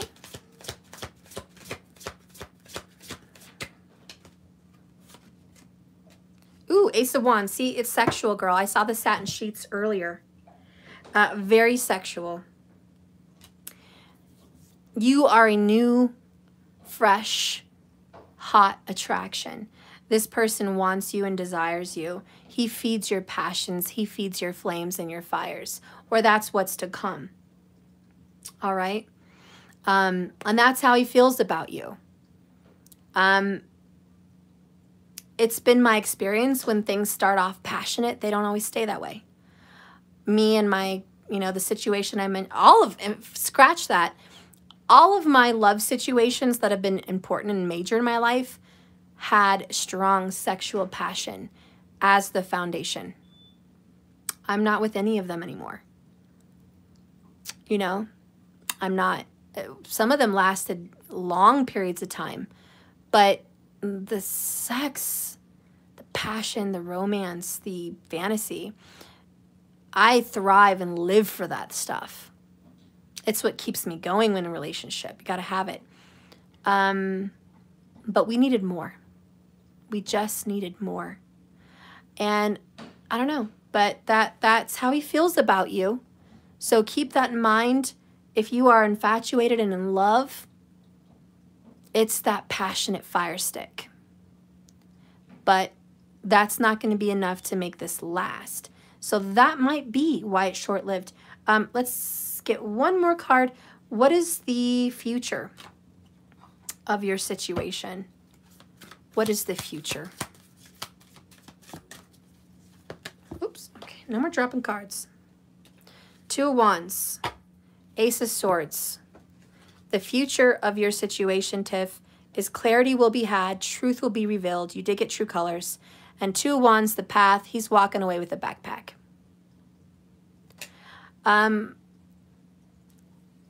Oh, Libra is your past. He did block you.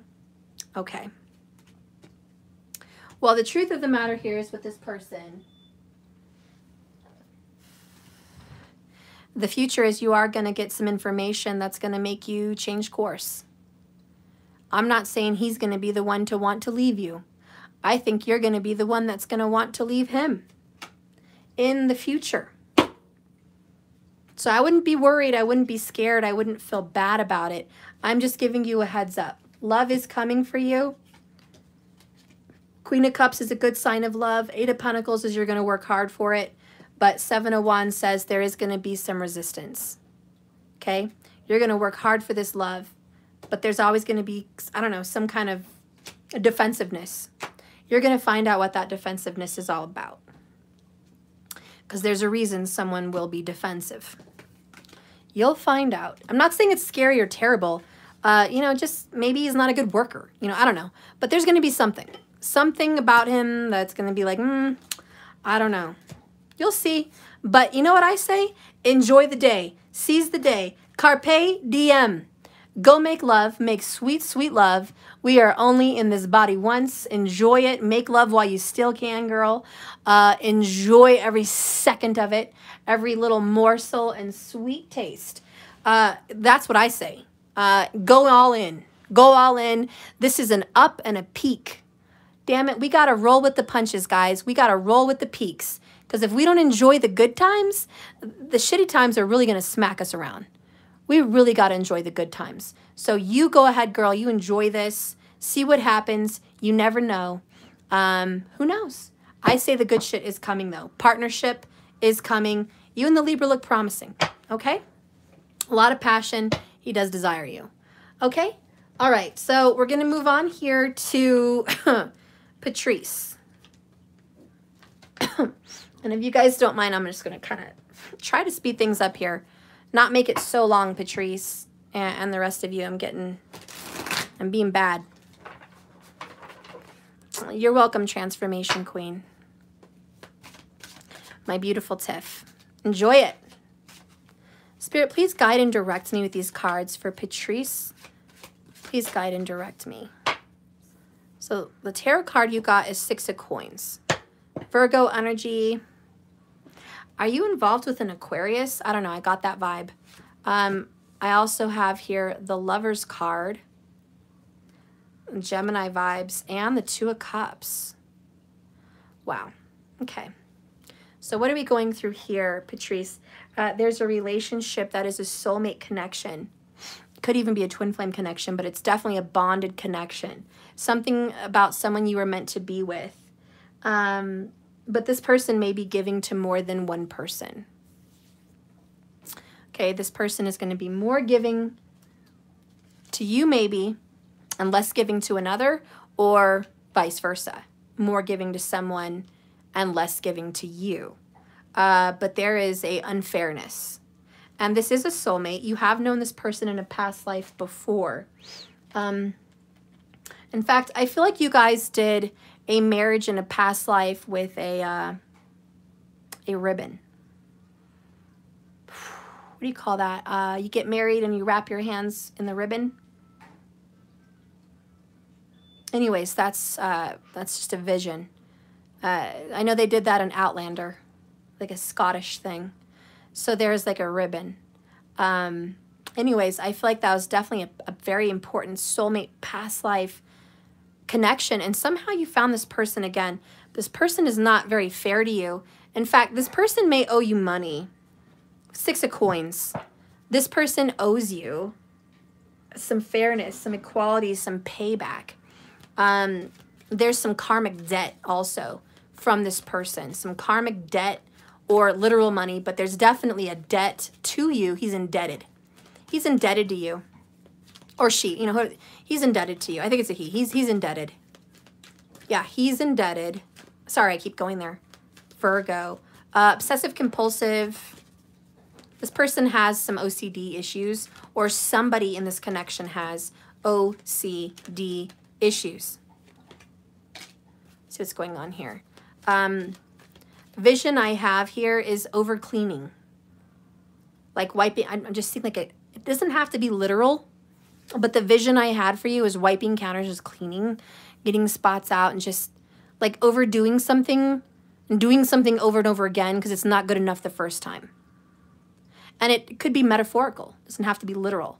But to me, that's like I have to keep doing something over and over again. It's not good enough. Give me another oracle, please. Okay.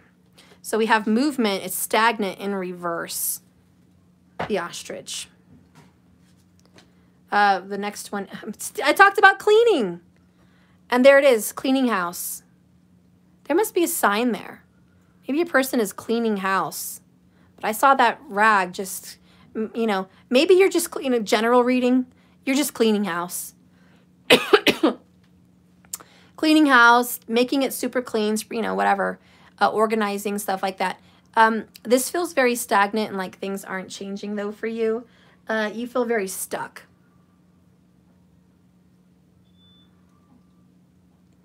And the cleaning house, to me, almost feels like...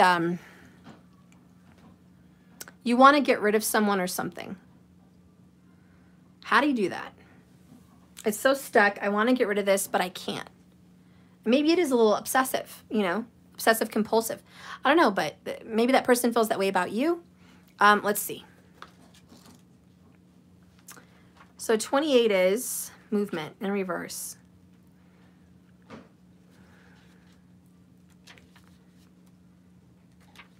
Do you feel, Patrice, as though you're walking in circles, seemingly getting nowhere? Consider the spiral that travels up and around. 2 steps forward, 5 steps back.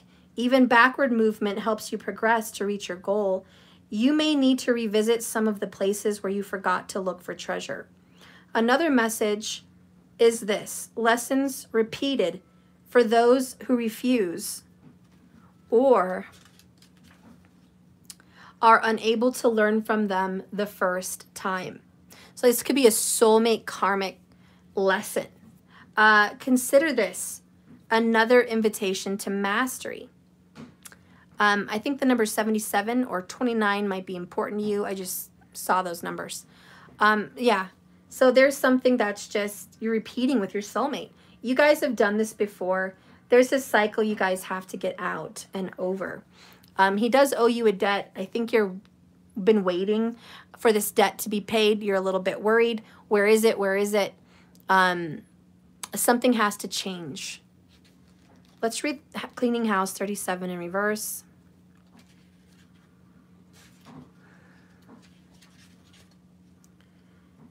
It's time to clear the clutter and make a way for better things.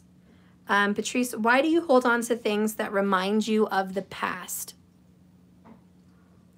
Yeah, the wick went out again, dang it. Is your home cluttered with objects that bring up unhappy memories? Are you hanging on to stuff, clothing, furniture, objects, you know, pictures, memories, whatever? Are you hanging on to things from the past that make you unhappy? Do you have a tendency to attract broken people that need to be fixed? If you're involved in some type of emotional situation right now, clean house. Sometimes that's the answer. Cleaning makes you feel so much better mentally, right? Being needed isn't going to get you what you really need.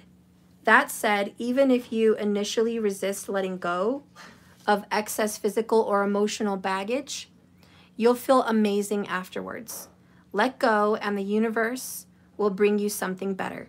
Make some space. The universe doesn't like a vacuum. I'm sorry. Yeah, the universe doesn't like a vacuum. Suck everything away from you on their own. They're hoping that you will help with your house cleaning by filling your home with space for the best to serve you. And right after that, it says heal the ouch. I think your soul has not wanted to let go of this soulmate since the last life. There was a loss I feel that may have happened in a past past life. And I feel like it got separated by ways you didn't understand. Almost like a ghost passing away, or I'm sorry, spirit passing away, but doesn't want to leave this world. And so they get stuck like a ghost in a house, haunting, or they don't go to the light. They don't realize what's happening to them. So they stay until they're able to accept those things. And sometimes I think souls that reincarnate can replay out karmic cycles. They find their soulmate. They want to relive the last situation to say, hey, we have unfinished business. We can't just move on. We have to settle the score here. And it may be that. It may be that you are a soul that, you know, like the OCD inside your soul from even a past life says, we're not ready to move on. We got to go find this guy. We got to go fix this. We got to talk about this. We got to hash this out. We can't move on till we deal with this, you know, and it's not fair. And that's that Six of Pentacles. Where's the justice and where's the fairness? Letting go seems to be a really hard thing for you, and also attracting people that are broken is a cycle because you're broken as a past life soul with this person. Your relationship was broken. You became broken. He was broken. You all had a broken situation and it needed resolution. Now, because all of that brokenness existed, you've carried the brokenness with you into this world, into this life. And you're attracting broken people so you can help them fix their problems. It's like a natural high or a fix. Let me fix your problem. So you seem like a problem solver. And it's because you want to fix this past life problem. Meanwhile, to keep yourself busy, you're fixing other problems. So you are Mrs. Fix-It. And you don't understand why you can't fix it with this person. Spirit, what is going on with the fixing with this person? Can I get some more details?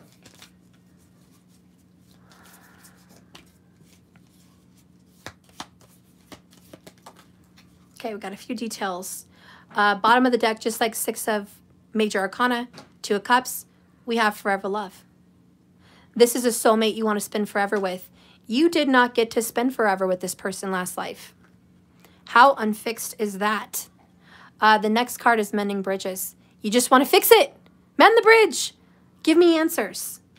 Universe, give me answers. You've been going through some manipulation. Your person has been going through manipulation. You want it fixed now. There's a level of impatience.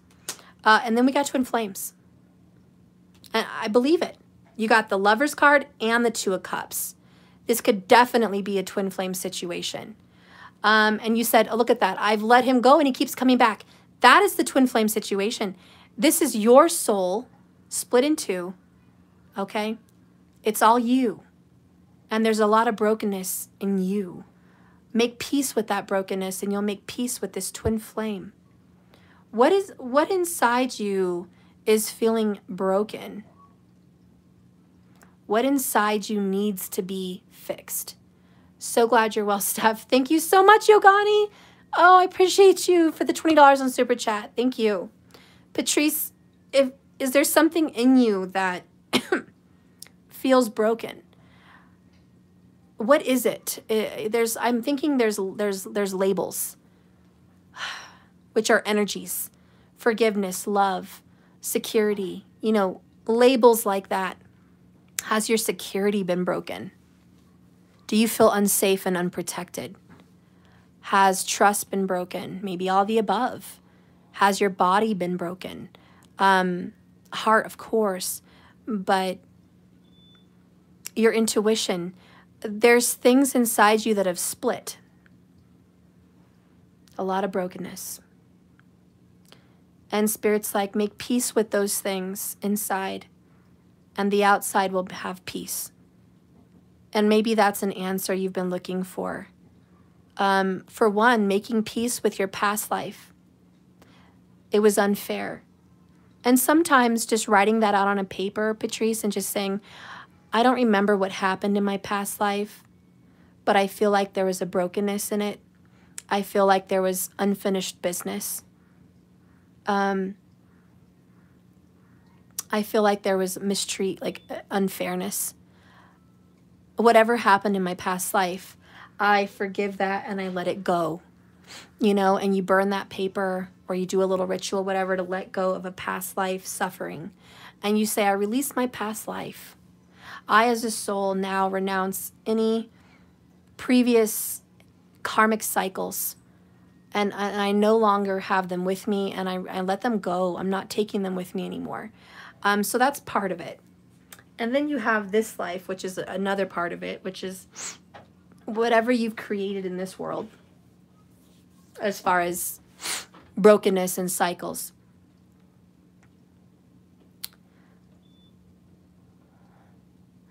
I just keep getting this feeling of hanging on. It's very hard for you to let go. It is. I'm going to do a forgive myself oracle. What is a message from Spirit to Patrice?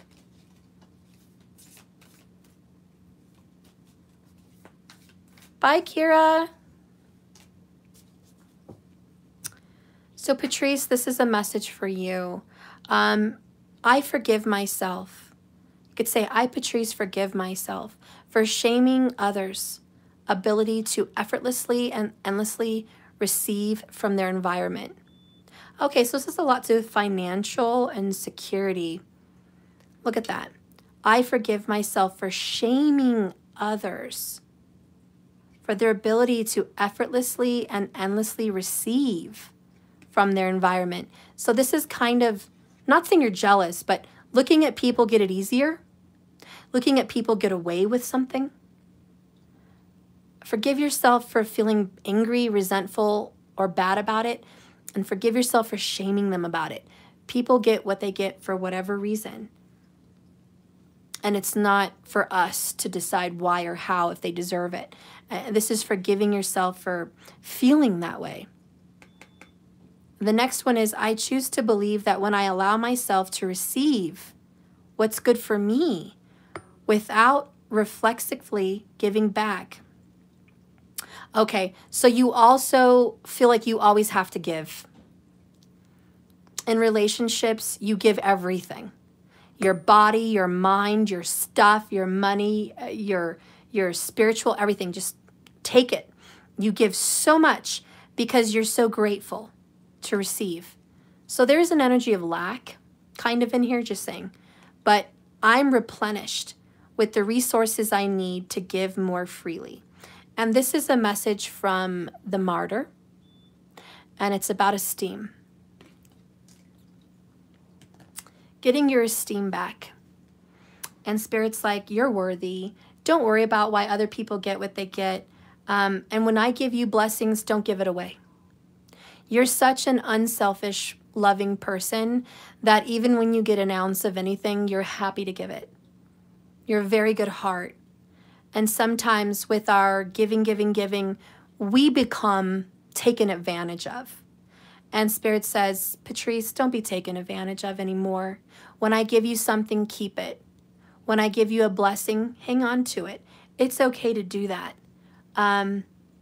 It's okay to receive all these things. It's okay to have great things. Let go of the energy of lack, that you need little to be happy. You can have much and be happy, or you can have little and be happy, but it's a mindset. Don't worry about what's on the other side of the fence and what other people have, or what your lover did or has or doesn't have. Don't worry about that soulmate over there. For karma comes and gives as it sees fit. Your just reward is coming. And when you get it, keep it. replenish yourself with your resources. I'm also hearing that you're going to come out of a financial hardship. You're going to be replenished. You've given a lot away in your life. I say let it go. You may never get it back. I once knew someone that gave someone $3,000 as a loan to buy a van. And they bought the van and they sold it and got a better car. They never repaid the $3,000. And the sad thing was they were family. Not my family, but the story. They were family and they did that. They never said anything about it. They never brought it up. They avoided the family. And when the family brought it up and said, hey, what about the $3,000? They told them, how dare you ask us for the money? You have so much. Look, you have your big house. You have your fancy cars. We hardly have anything. I can't believe you're even asking for it back. And the other person on the other side was, how dare you not repay me back? Am I not important to you? Did you not appreciate it? What kind of a thank you is this? I could have gotten a letter. Maybe you could have just said, I can't pay it back. Why did you have to ignore me and avoid me? So they both were in a position where they were frustrated with each other. And it was sad because I think that family situation fell apart for a little bit because of $3,000. And the message from Spirit is, let it go. For the person that gave the money, be grateful you had $3,000 to give, to loan, basically. For it's better to give than to receive. If you and there's a message, if you can't give away money or items or things or whatever, if you can't afford to give it away as a gift, never loan it, because you may not get it back. You just may not get it back. And if you're unable to be okay without the return of that, don't give it. Only give what you can afford to give. Even if it's a loan, just perceive it as a gift. And if you get it back, awesome. If you get it back with interest, even more awesome. But don't get angry because it didn't come back to you righteously. And to the person that was receiving it, the message is, be grateful that you received it. Keep in communication with the one that looked out for you. Don't forget about them. Let them know how much you appreciate and love them for their gift. Because that is a gift in return. Appreciation is a magical, beautiful gift. And when you receive it, it makes you feel good. It makes you feel amazing. And some people just would rather feel amazing and feel good than receive the money. But it's all about communication, right? So I don't know. I don't know why that message came across, but I guess this energy of lack, it's like the person who loaned it was in lack, thinking, oh, I need that money, they need to give it back, they need to give it back. They really didn't need it, but they thought they did, And so it says, when you choose to believe that you allow yourself to receive without giving back is also a message about you don't have to give back everything you get in this world. Sometimes it's a gift. Don't stress yourself to give something back to someone if you can't afford it. Be happy that you received it. Replenish yourself, make more, and then maybe you can give more freely in the future. So I don't know what your situation is. I hope that makes sense to you. Patrice, I need to let go of what I gave to multiple people and didn't get back. So I can be happy. It's hard because you feel like they should. Oh yeah, there's that karma, right? Karma, you should give it back. But yeah, letting it go, letting it go is good. I remember the end of that story, the person that finally let it go took years, like 7 years to really let go of that person owing the money. They were at peace and they have a good relationship now. And the relationship is worth a lot more value than the stuff. I don't know. So yeah, my advice for you, Patrice, is to, for everybody who's listening too, don't give or loan away don't loan anybody anything unless you can afford to give it away. And if you can't afford to give it away, don't feel afraid to say, no, I cannot give you what I have. You know? It says receive without reflexively giving back. Sometimes you receive something which is like a bonus or money or a blessing, like, yes, I finally have, you know, something I needed. And then somebody has their hand out. Hey, can you share that with me? You don't have to. If you can't afford to give, don't. And don't feel bad about it. Anyways, that's just a message from the martyr, you know, which is kind of like a victim. Don't be a martyr, you know. Learn to let things go. You do have a karmic connection here and a twin flame connection here. Somebody's being manipulated by whatever. It's time to mend those bridges. It's time to make peace with the past. We're too stuck. We got to let things go. That is the message, girl. That is it.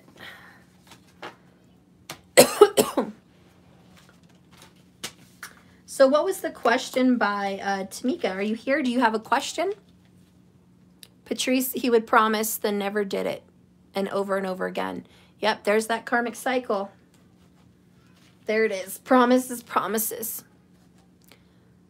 Tamika, you're here? Okay, girl, what is your question? Too many questions.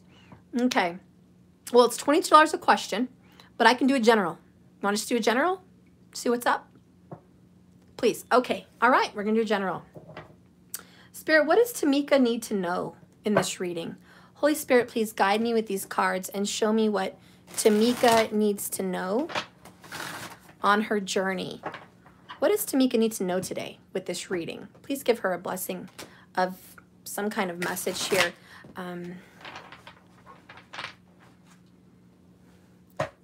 Okay, this is a weird vision. It's orange juice, but I was hearing the word OJ.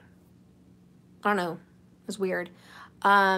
Just bright yellow came into me, and like a fruit punch that looks yellow, but it's not OJ. That's weird. It could just be a message of yellow and the solar plexus. Working on your core. Oranges are really good for stimulation with the mind, the brain, feeling energetic, helping us with that vitamin D. You might be really focused on that. So I don't know why. I don't know why the vision is that. I'm just seeing someone drink a big glass of OJ, big glass of orange juice, which might be just a big glass of nutrition, refreshing, morning awakening, feel good, healthy, just fill your body with something good. And now a vision is coming to me about smoothies or like just blending vegetables and drinks together and just feeling energized. So like, you know, just getting a blender and just mixing different kinds of fruits and veggies. And, you know, orange juice is a good mixture to mix in with it. And Spirit's just like filling your body with nutrition and vitamins might be something you're doing or need to do. Okay. Oh, we have a comment on there. Hang on.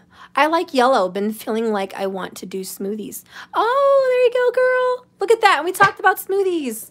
I love it. Yellow. Go oranges. That's awesome. You know, I'm not going to lie. I need to do more smoothies because I need to get over this sickness. That's encouraging me. I've made delicious smoothies, and I'll tell you the truth. I feel so good. So good after drinking them. Like I could run, you know, a mile. And for me, that's kind of big. Everyone else, shush. You can run like 5 miles. I don't want to hear it. I can't.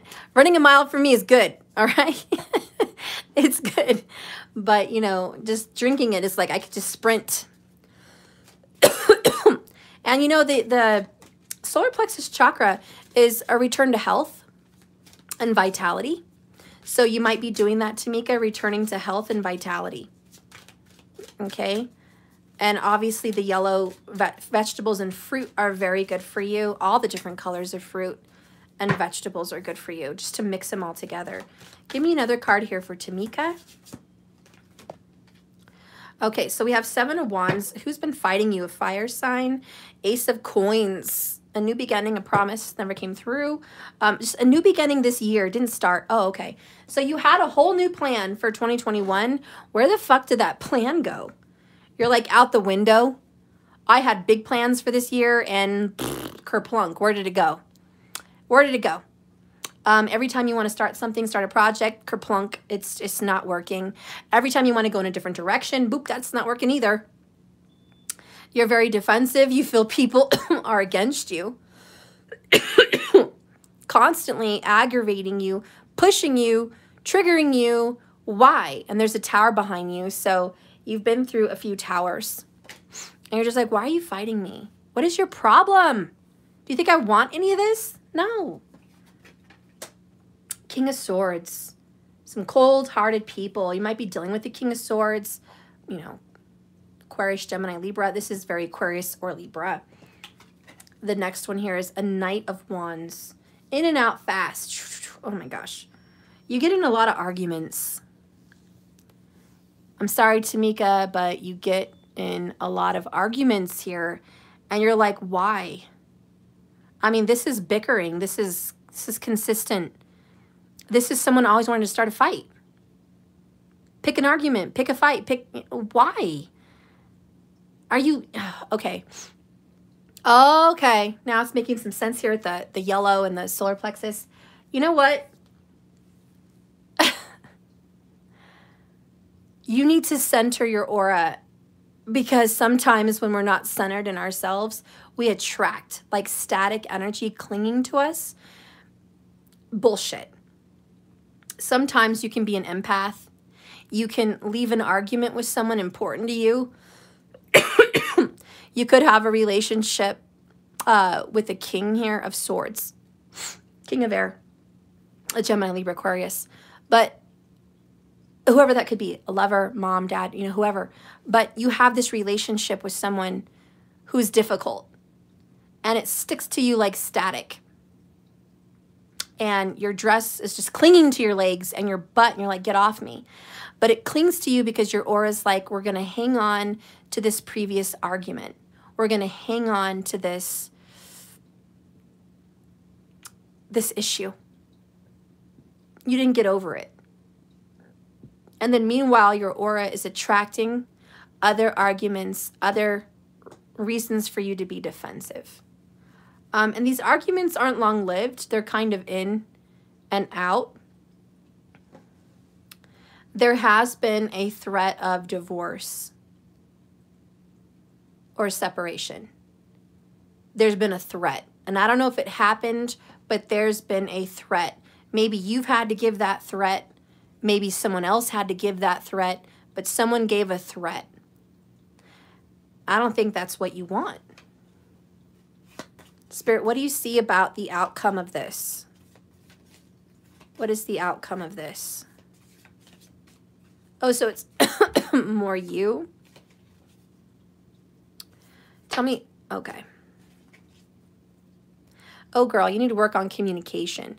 Yeah, a lot of this is communication. You might have to work on the communication, or this person, or communication is the fucking problem. You're like, we can't communicate. There's a lot of loyalty here, both of you, one of you, whatever. You're like, we're loyal. I'm not trying to leave. I'm trying to be loyal, but I can't deal with this one-sided bullshit. Like, I'm going to go crazy. So I almost feel like it would be refreshing for you to have a separation. And really the outcome of this is I need to be refreshed. Maybe that's why I'm seeing the OJ, the orange juice, the yellow, the smoothies. You need refreshment. Your situation has gotten stale. Stale like a day-old loaf of bread. And you're just like, I'm done. Life has become stagnant, mundane, stuck. And you need to talk with this King of Swords about we need to change. Sometimes in relationships, you don't need a change from each other. You need a change of the environment. You need a change of your lifestyle. You need a change of the people around you. And I think Spirit's like, if you start juicing or you start, you know, changing your body from the inside out, other things are going to change. Your lifestyle, your activity, the places you choose to go, the people you choose to be around. It starts to change everything. And that's what you need. So there's probably going to be another communication that feels like an argument to me coming up for you. But I think once you can speak your truth with the communication card, that you feel lonely, you feel like this is one-sided, you feel like you guys aren't seeing eye to eye, that there's no communication, I want you to take back those words and replace those words with, baby, you and me need to change up our lifestyle. Yep. He'll say, what? We're going to change up our lifestyle. Because when you start feeling good about you, this person's going to start feeling good about you and good about them. Encouragement. And you're going to make something like a smoothie or a really good drink, and let's go for a walk. Let's start walking, holding hands and going for a walk. Kiss their hand, this person. Just hold hands, just a little kiss. That's it. You know? I don't know if we're going to be together forever. Tell yourself that in your head. Don't tell them, because that's not going to work. But in your head, say, I don't know if we're going to be together forever. I don't know if we're going to be together just for another day. I don't know what's going to happen. It's in God's hands. But right now, in this moment, it's mine. And I'm making the most of it. And you'd be surprised the change inside of you that feels good and the change inside of that person that feels good. It shifts your energy because it's stagnant. And I think you guys are going to have a reboost. You guys got to fight for this. There's loyalty between you and your person, but you're going to have to fight for it. You're going to have to fight for a refreshing restart. Ooh, that's what I'm hearing. Restart. Restart, Tamika. You've been lonely in this marriage by yourself. And the new life you thought you were going to have in 2021 is not happening. It's very stagnant. Spirit says, put some fire into this. Put some fire into what you want for yourself, and it will change your environment. What is an oracle for her? Oh, clean and house. I guess you got the same one as so-and-so. Clean house, and you're going to find something you've been missing. There's a locket or a necklace that you've been looking for. You're going to find it if you clean house. That's an additional message. Something's been missing. You're going to find it. I don't know what that means. Maybe it's literal. Clean the house and you'll find it. Maybe it's metaphorical. Clean out your environment and you're going to find the love in the locket that's been missing. So you take it literal or metaphorical, however it works, or both. This card, I'll read it to you, but it's really pretty obvious. It's all about decluttering. It's time to choose the clutter. I'm sorry, it's time to clear the clutter to make a way for better things.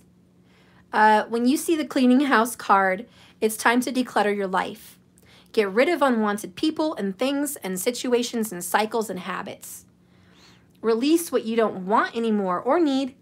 Is there any unfinished business you should address? Thoughts, memories, emotional bags. Whatever must be swept out from your house as well. Your conscience must be clear for you to move freely in the world. Oh, okay. So kind of let it all out there. Have a big conversation. Say what you need to say, but not in a mean way where like you push someone away, but just, I feel lonely. I feel this is one-sided. I feel like we need to change in our life. You know, but don't look to that person like, hey, you got to fix this. Tell that person, this is how I'm feeling. Here's my idea. They'll be like, oh, I'm relieved that you have an idea. Be spontaneous again. Be spontaneous. Clear out the clutter, guys. It's time to just say what's on your mind. Say what's on your heart, girl. Tamika, I hope that was a good reading for you. You guys are going to get communication. I think you're going to have some good clarity. I think things are going to turn around for you. Yeah, look at that strength. Things are going to turn around. Be strong. Be strong. Thank you, Perfect Storm, for the 1111 on Cash App. Thank you so much. All right, Tamika, girl, I'm looking forward to that good reading. I think it's good for you. I do not feel a bad or scary vibration from that. I feel positive. Okay, so then we have Elizabeth. I know you're here, girl. We got to do your reading.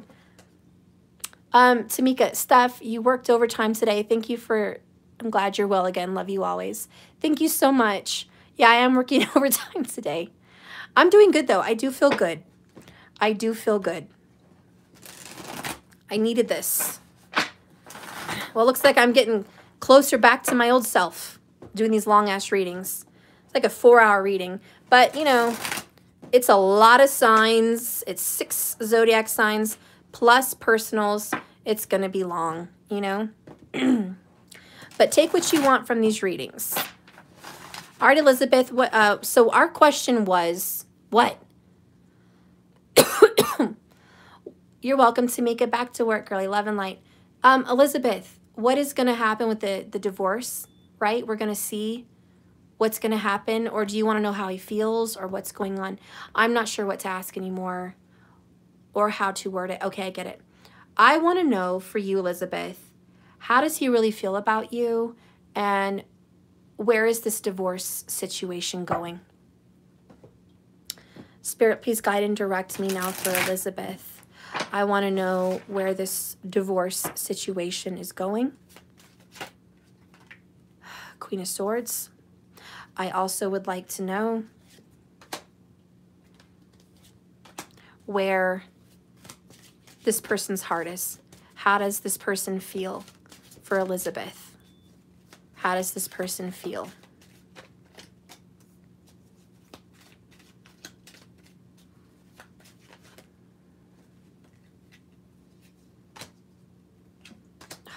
Gosh damn. Bottom of the deck is the Wheel of Fortune in reverse. Going in the wrong direction.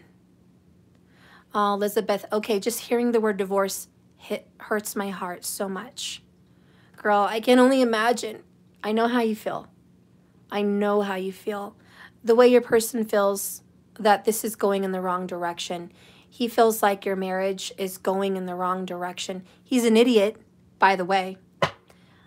You've been waiting for him, correct? You've been waiting. Is he out, or have you been waiting for him, or like what's going on?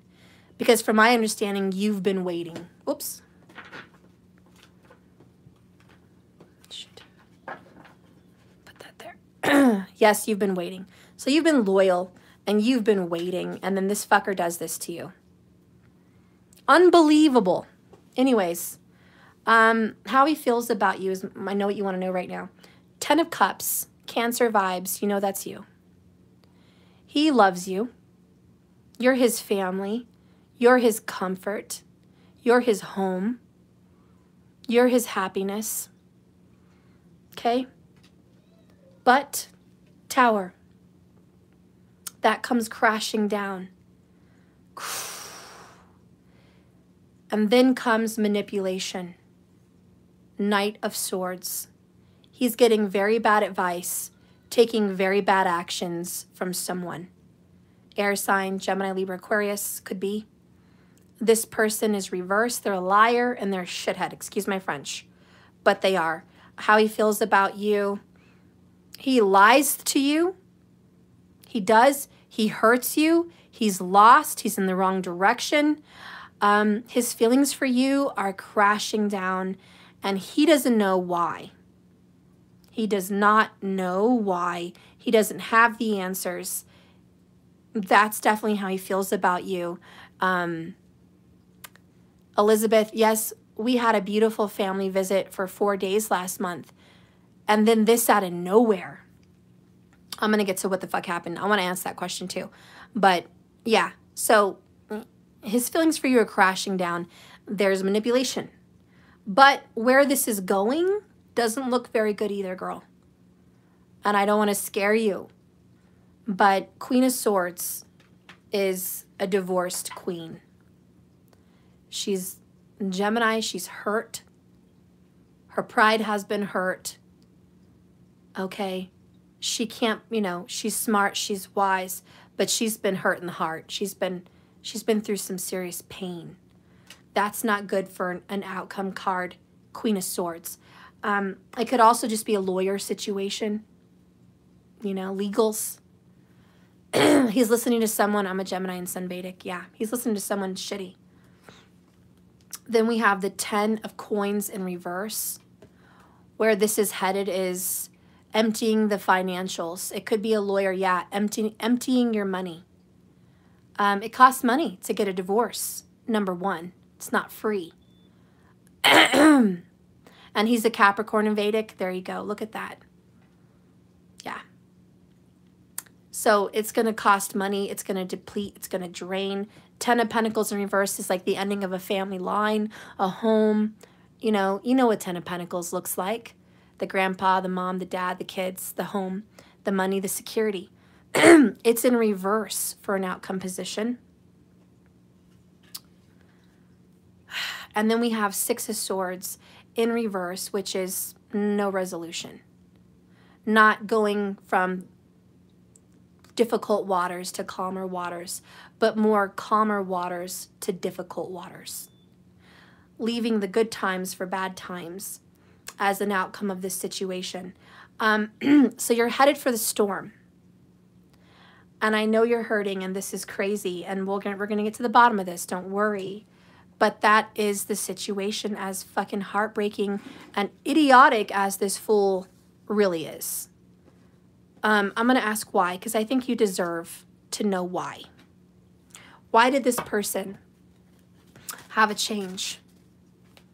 Why did this person have a change in heart? Please show me through these tarot cards why Elizabeth's person had a change of heart for her. What did she do? What did he do? What happened? Who influenced them? What was it? What was the moment it was triggered? What was the moment it was triggered? Why? Bottom of the deck, 2 of Swords in reverse. Not being able to make a decision between 2 people, possibly. Right? Indecision. And not trusting their instincts or intuition, being torn. And for us, because you said there's someone else, I do believe it's torn between 2 lovers. And here comes the Queen of Wands, which could very well be that other lover. And she looks mean as hell in this one too. You know, there's that other lover coming in. The cards that reveal to why. Queen of Coins, another queen. So queens is someone that is a female, obviously, has money. Seems like she's got her shit all together. Interesting. Could be a mother. Then we have a Page of Coins. So there's a family. You said he's a Capricorn. This could be a mother. What is your relationship to his mom? Queen of Coins, Page of Coins. Could definitely be a situation there. Yeah, what the fuck? 2 queens, right? You might be coming in, Queen of Coins. And this other woman could just be the Queen of Wands. But I'm just wondering if there's a connection between a mom that could be influencing this, or she passed away 12 years ago. Okay, well, it's not the mother then. I'm sorry to say, but if it's not the mother, there's another woman on why that is talking about financials. So there's another woman that's bribing. I have more to offer. We can have this, we can have that. What the fuck? Is he really that superficial? Now we have 7 of Cups in reverse. I'm just gonna, either way, it's wish fulfillment and not fulfillment. What's the right word? Wish, I'm just gonna say fantasy. It's the word I could think of. This is straight up fantasy. Illusion, smoke and mirrors. Poof. Look at what we can have. This is why there is another woman that is bedazzling him with another life that may sound a little more glitzy glamoury than what you guys have. That's who got his package and probably giving him money on goods and books. Exactly. Yep. And you know what? When people are locked up, Elizabeth, they count on that. They count on someone coming in, bringing the money. I'm sorry. Well, when they're in jail, yeah, they bring the money. But also posting money, posting for conversations. Believe me, my kid's father was in jail. I know all this shit. That led up to our separation. He was in prison.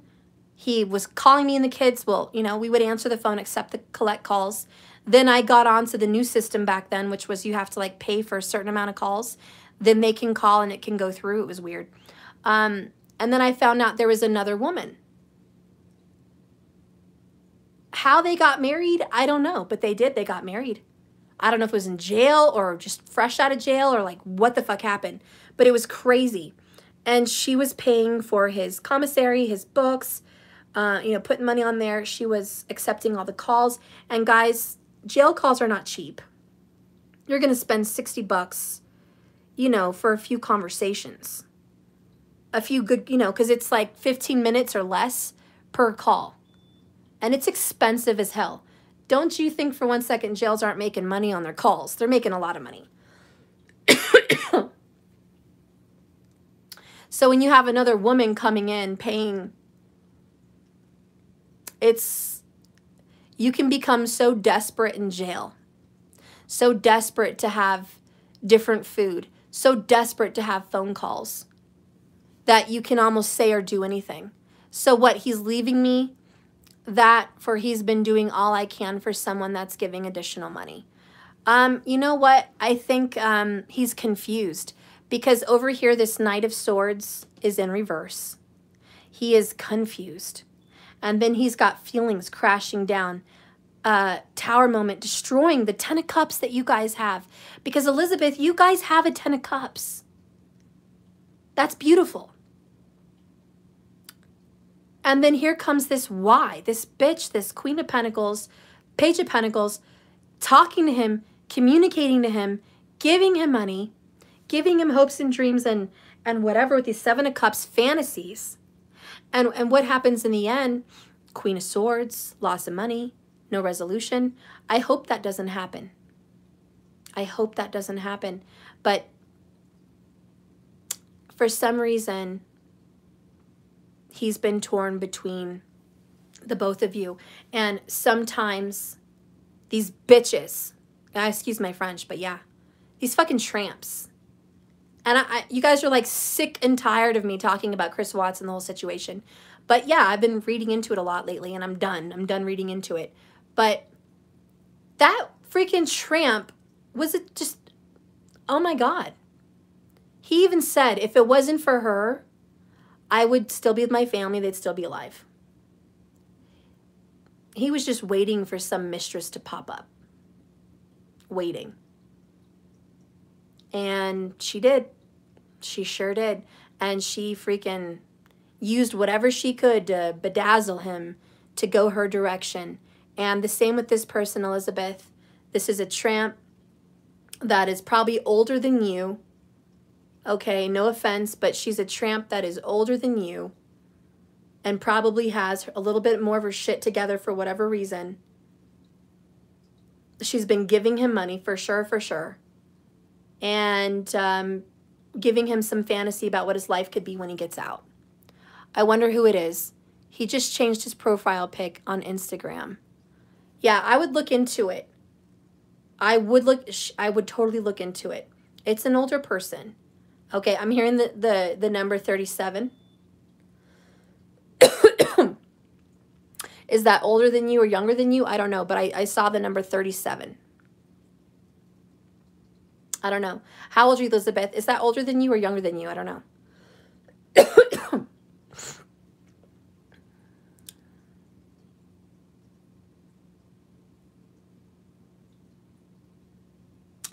Um,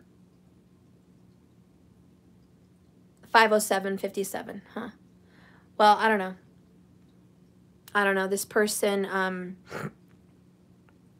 younger, you're 48. I don't know what this 37 is. I don't know. But this person is definitely charming. Oh, God, she's charming. Let's get some more details on this person for Elizabeth, because she's going through some real shit. Spirit, can you give me a message about this person that is charming Elizabeth's man? Give me a message. Give me a message about this. I'd say it's spirit, but tramp. Give me a message about this tramp. What's going on? He's already married. What is her problem? Oh! It's, okay, she could have fire. We did get the Queen of Wands earlier, but what the fuck? She got a snake. The serpent, a sly and subtle approach is needed. She's a snake. Honey, she knows about you. This is the other woman. She knows about you. She's a serpent. She knows fire sign energy. Reckless actions lead to conflict. Why she's chasing there's a Leo involved. Why she's chasing this person is beyond me. That's his friend's sister. Okay. Yeah, there's a Leo involved here too. She's chasing someone that she shouldn't be. Spirit, what in the actual freaking fudge monkey? What's going on? Why is she chasing Elizabeth's man? He's locked up. He's in jail. She's waiting for him. She can't even see him in person. What is it? What is it? What is it? Okay, you don't want to hear this, but I got a message, and I do think it's a spiritual message. I had a vision and a moment of like I don't know. It was like I was put in a house and I saw what happened. So explain it how you want. He was talking to a friend or just someone, a person on the phone. And this woman was there. She was there. And that's kind of how this started. They were like, oh, I'm talking to so-and-so. And she was like, oh, you are? Tell him I said hi. You know? And then she gets on the phone. He's like, you say hi. Or your man said to her, hey, let me talk to her. Let me say what's up. Let me say hi. And they got on the phone. And she was like, how have you been? How's it going? Oh, my God, you know, when are you getting out? Yeah, we've been talking about you, or we've been thinking about you. Oh, you're getting out soon? Oh, my gosh, you know, I would love to come see you. If you want to visit, if you're bored, if you're going crazy in there, I'd love to come see you. You know, love to talk to you, whatever. And he was agreeing. He was like, yeah, that'd be great. That'd be so great. You know, and she's like, oh, we all miss you down here.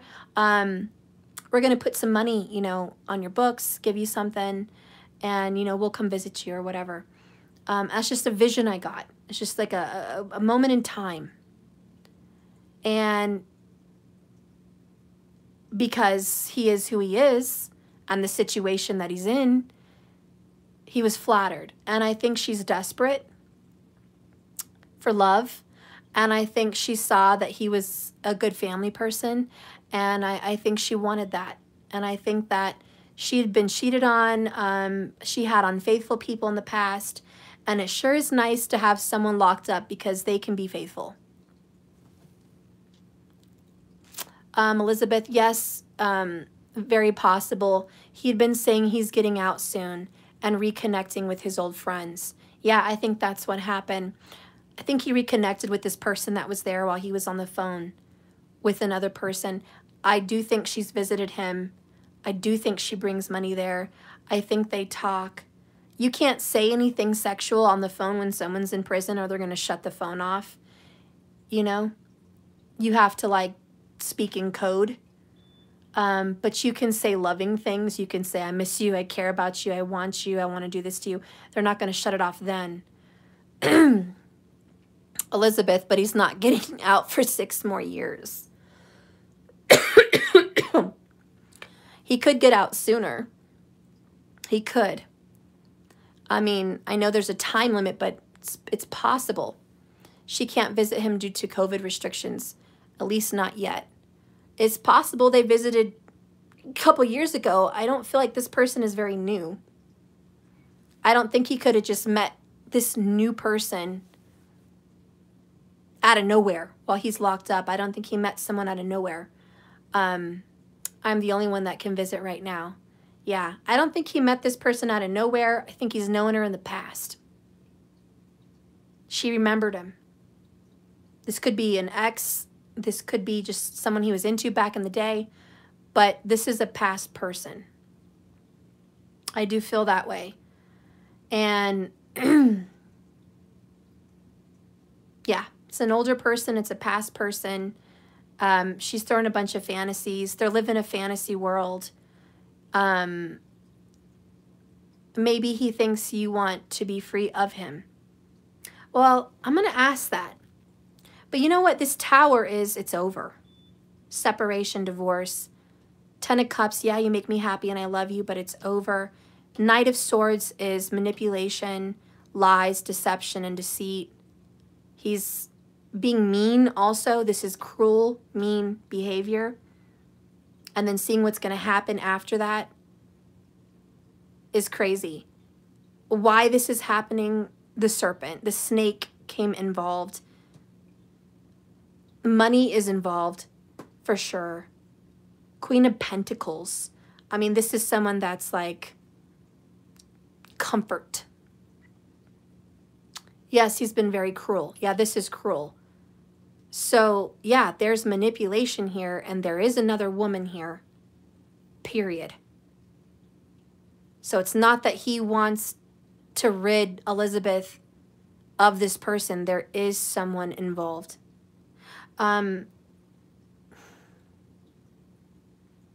Spirit, how does this person know him? Can I have one card, please? How does this person know him?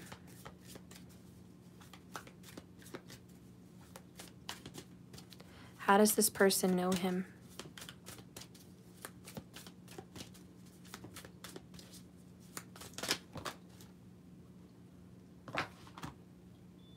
There's the Hierophant. Groups and community. Friends, groups, community. Yeah, this is other people. He knows her from other people. 3, there's the Empress. There's a mother involved. Maybe he knows her mother. Maybe this isn't his mother. Maybe he knows her mother. I don't know. There's something involved here. The Empress, okay, is a mother energy. Older woman. We have Libra energy. Justice card. Going out. Look at her. She's rubbing her feet. It looks like she just went out somewhere. So he's known her before in the past. We have the Lovers card. 6. Major Arcana. There's been a relationship between them before, and 8 of Wands. If you don't know who this person is, Elizabeth, I would look into exes. Has he told you who this person is, or you don't know? If you don't know, I honestly feel it's an ex. It could even be from high school. You know, back when they had moms dictating their lives. You know, back when moms were telling them what to do and where to go. Could be a young, you know what I mean, since they were kids. We do have the Page of Pentacles. So I would look into the past for sure. I do feel this is community here. Hierophant could definitely be a church or a school. Could know this person from a church or a school. Okay. A mom's church or a school. I don't know if they went to church or what's up. But yeah, Elizabeth, I really do think this person is from the past. Let's see how he feels about you. Clarification. How does he really feel about Elizabeth? Look what the cat dragged in. Return and apologies. Roses are red, true love. Aw, he does love you. He's being a jackass. He does love you. He will be back. He thinks he's going to be back. He is going to give you an apology. Expect an apology. Okay? How does he feel about this other person? How does he feel about this other person? Winter. Perfect match. Secure love nest. There it is. Secure. Secure love nest. And the winter. Is he going to be getting out in a winter time frame? They could have started talking around winter. Boy.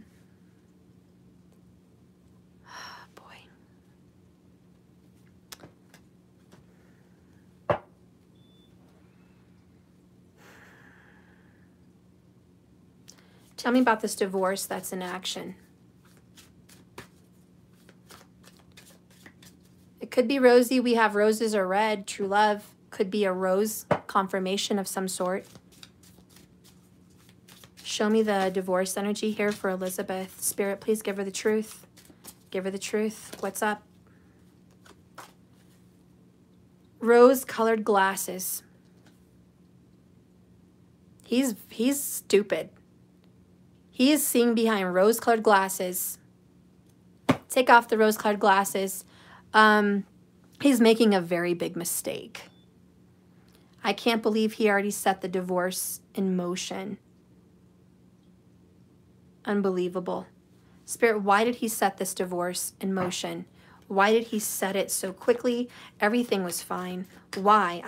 Why is the divorce in motion? Why? Why? Why is it in motion?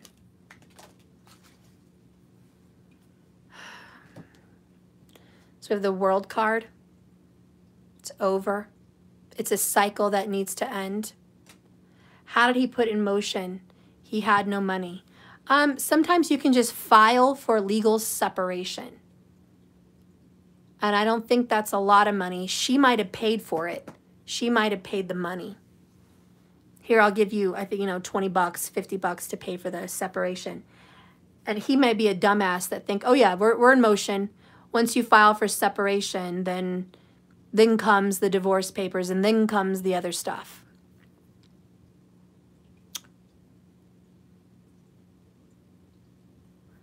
Four of Swords is quiet. Quiet, peace. I feel like there's more to this story. Why would someone be asking him to do this? Spirit, why would this person be asking? Because I think she's asking him to do the divorce. She's asking. I'm not going to give you this money unless I know you're separated. Or I'm not going to do this and that unless I know you're done with this person. Or I can't come see you until you divorce this person and marry me. How do you get married in prison anyways? I don't know. But I feel like it could be something like that. I can't come see you till you separate from this person. I don't know. That could be it. She doesn't want to be known as a side chick. Wow. Well, then everybody would know about her. And clearly everybody doesn't. Why is this person doing this divorce? Why is she asking for this? Metamorphosis, so we have a change. Why is she asking for this, or is she? Can you have proof that she's asking for this, demanding, making any kind of demands? Into the unknown. Wow. Bottom of the deck is movement. The thing is, she will, everyone knows he has a lot of respect for me. Yeah. I just feel like there's something else to this story. This is so shocking. There's got to be a reason why this is happening. What is the reason, Spirit? What is the reason? Hi. Like, there's only one way I survived this volcano. One way. I'm actually... I quit. That is not a good enough reason. And then I got over here just to play a game and went and come to you. Yep. Yeah, so no papers, Jasmine. He just told me yesterday. I quit. What's quit for? Someone's quitting here. Why? I need to get another deck. Why? Why are you quitting? Why do you quit this marriage? Why did he want to quit this marriage? Oops. I want to make things right.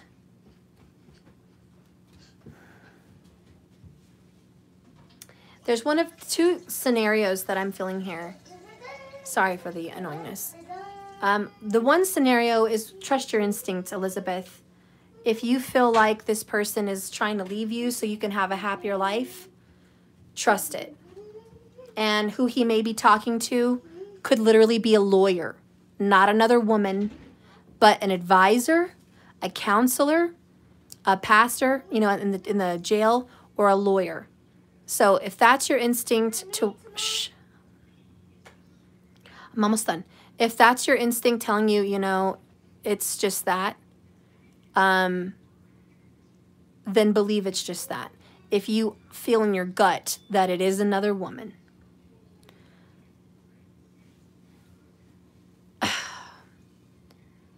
if it is another woman, this person would be from the past, and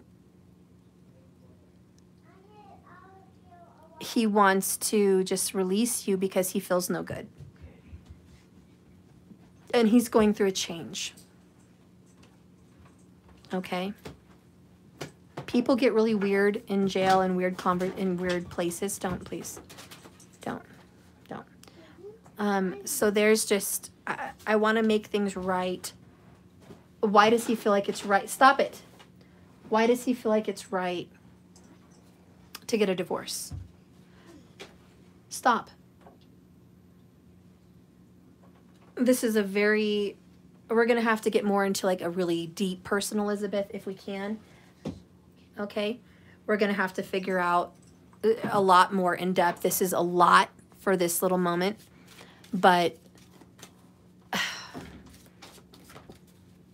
it's very clear. The World, I quit. 10 of Major Arcana in reverse. And the Tower, about how he feels about you. There is something very crazy going on.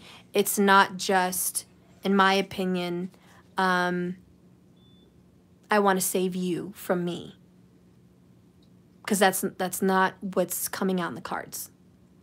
Also, this divorce situation is not seeing things thoroughly, not seeing things clearly. So I really want, you know, we can get more into this. I don't understand it. I don't. You're beautiful. You're a good person. Your soulmate vibes are with him. I don't understand. Into the unknown, metamorphosis. He's changing right before your eyes. I don't understand why he's changing. I just don't. It's... I love you. I love you too. Love you. I think he's being a fool. He's going to regret everything he's saying to you. Okay? I do believe, and I'm going to tell you the truth, Elizabeth. Look what the cat dragged in. Return and apologies. You are going to get an apology. Because for whatever reason, he's doing some bullshit-talky mushrooms. There is a serpent that has crept into his mind and in between the both of you. An absolute serpent. This is a Queen of Pentacles. There's money involved. If it's not another woman, he's paying someone, or there's some kind of someone paying something to get things done, or money's involved. I don't know. I don't understand the situation. There will be loss of money. In the future, there will be no resolution based on the cards. It does look like a separation is at hand. I don't know how permanent, but there is a separation at hand. We're going to have to just get more into this, Elizabeth. This is crazy. Does he love you? Yes. Return and apologies are epic. They're coming. Roses are red. True love. There's lies and deceit and deceptions. He's telling you how he feels. He's feeling bullshit. He's feeling the wrong things that he shouldn't feel. Towers are coming down with how he feels about you. But there is a soulmate family love here at the Ten of Cups. That's just plain and simple. He knows it. I'm going to get you some Buddha wisdom. to give you some advice. Spirit, what should Elizabeth know? What should she know what to do about this situation? What should she know what to do? Give thanks for what has been given to you, however little. That's actually really good advice. When you get in an attitude of gratitude, good things start happening for you. When you start being grateful and positive and thank you, Spirit, for my children. Thank you, Spirit, for my home. Thank you, Spirit, for my time on this earth. Thank you, Spirit, for this health. Thank you so much for my marriage. Thank you so much for everything I've had. That can change the energy. So Spirit's advice is start being thankful, because the truth is, Elizabeth, if you start feeding fear, negativity, worry, pain, that's what you're going to get more of. Spirit says start changing that thought pattern, because you can kind of grab a hold of this and manipulate it a little bit. The bottom of the deck is hate never dispelled hate. Only love dispels hate. Love brings ultimate victory. So see, don't bring sadness and fear to sadness and fear. Don't bring lies and deception, deceit, and anger to the table to someone that's doing it to you. That's never going to work. Only love is going to change your situation. So Spirit says, keep on that positive hat that you have, Elizabeth. You can get through this. Okay? He's being a liar, and he is under some deception of a snake. That's what I told him live. Love was supposed to win, and I had faith. I believed in us. Oh. Yeah, it's going to be okay. This is a scary situation. Even if papers have been drawn up or legal, it doesn't have to be what it is. The no resolution card, the Six of Swords in reverse, could very well be he's not going to get the resolution he seeks. He's not going to make it to the other side. This isn't the answer. That Six of Swords in reverse could totally be this is not the answer. You're just going to waste money and time on a separation that's not going to fix any situation. So there may not be a resolution, and that may be a good thing. Because if you had resolution like it was a finality, it was over, we're moving on, that might be a little bit more scary than what it was. Okay. You don't have to go out, just stay there then. I'm on my last one now. Okay, Elizabeth, I hope that gave you some clarity, hun. I know it's crazy, but now we're going to do Karen. No, not right now.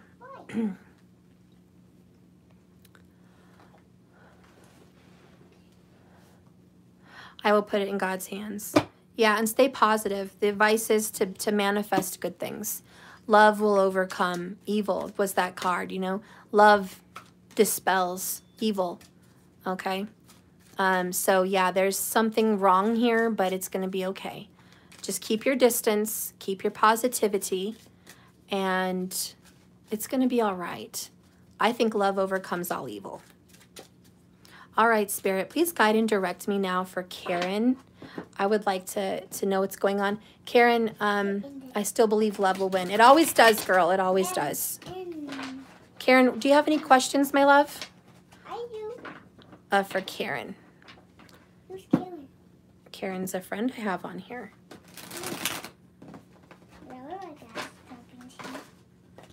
So, Karen, are you here? Do you have any questions, love?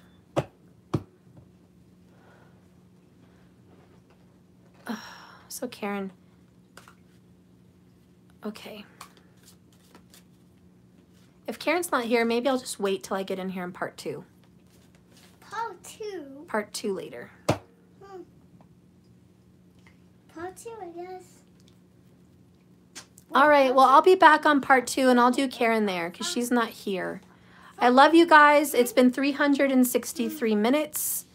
That's extremely long. I love you guys, and I'll be back for part 2, hopefully later tonight, if not tomorrow. You're so welcome, guys. I love you so much. Keep your head up. Remember, like I always say, just keep swimming. okay? And I will see you guys with lots of love in my heart. I keep here for you in the time that we're apart.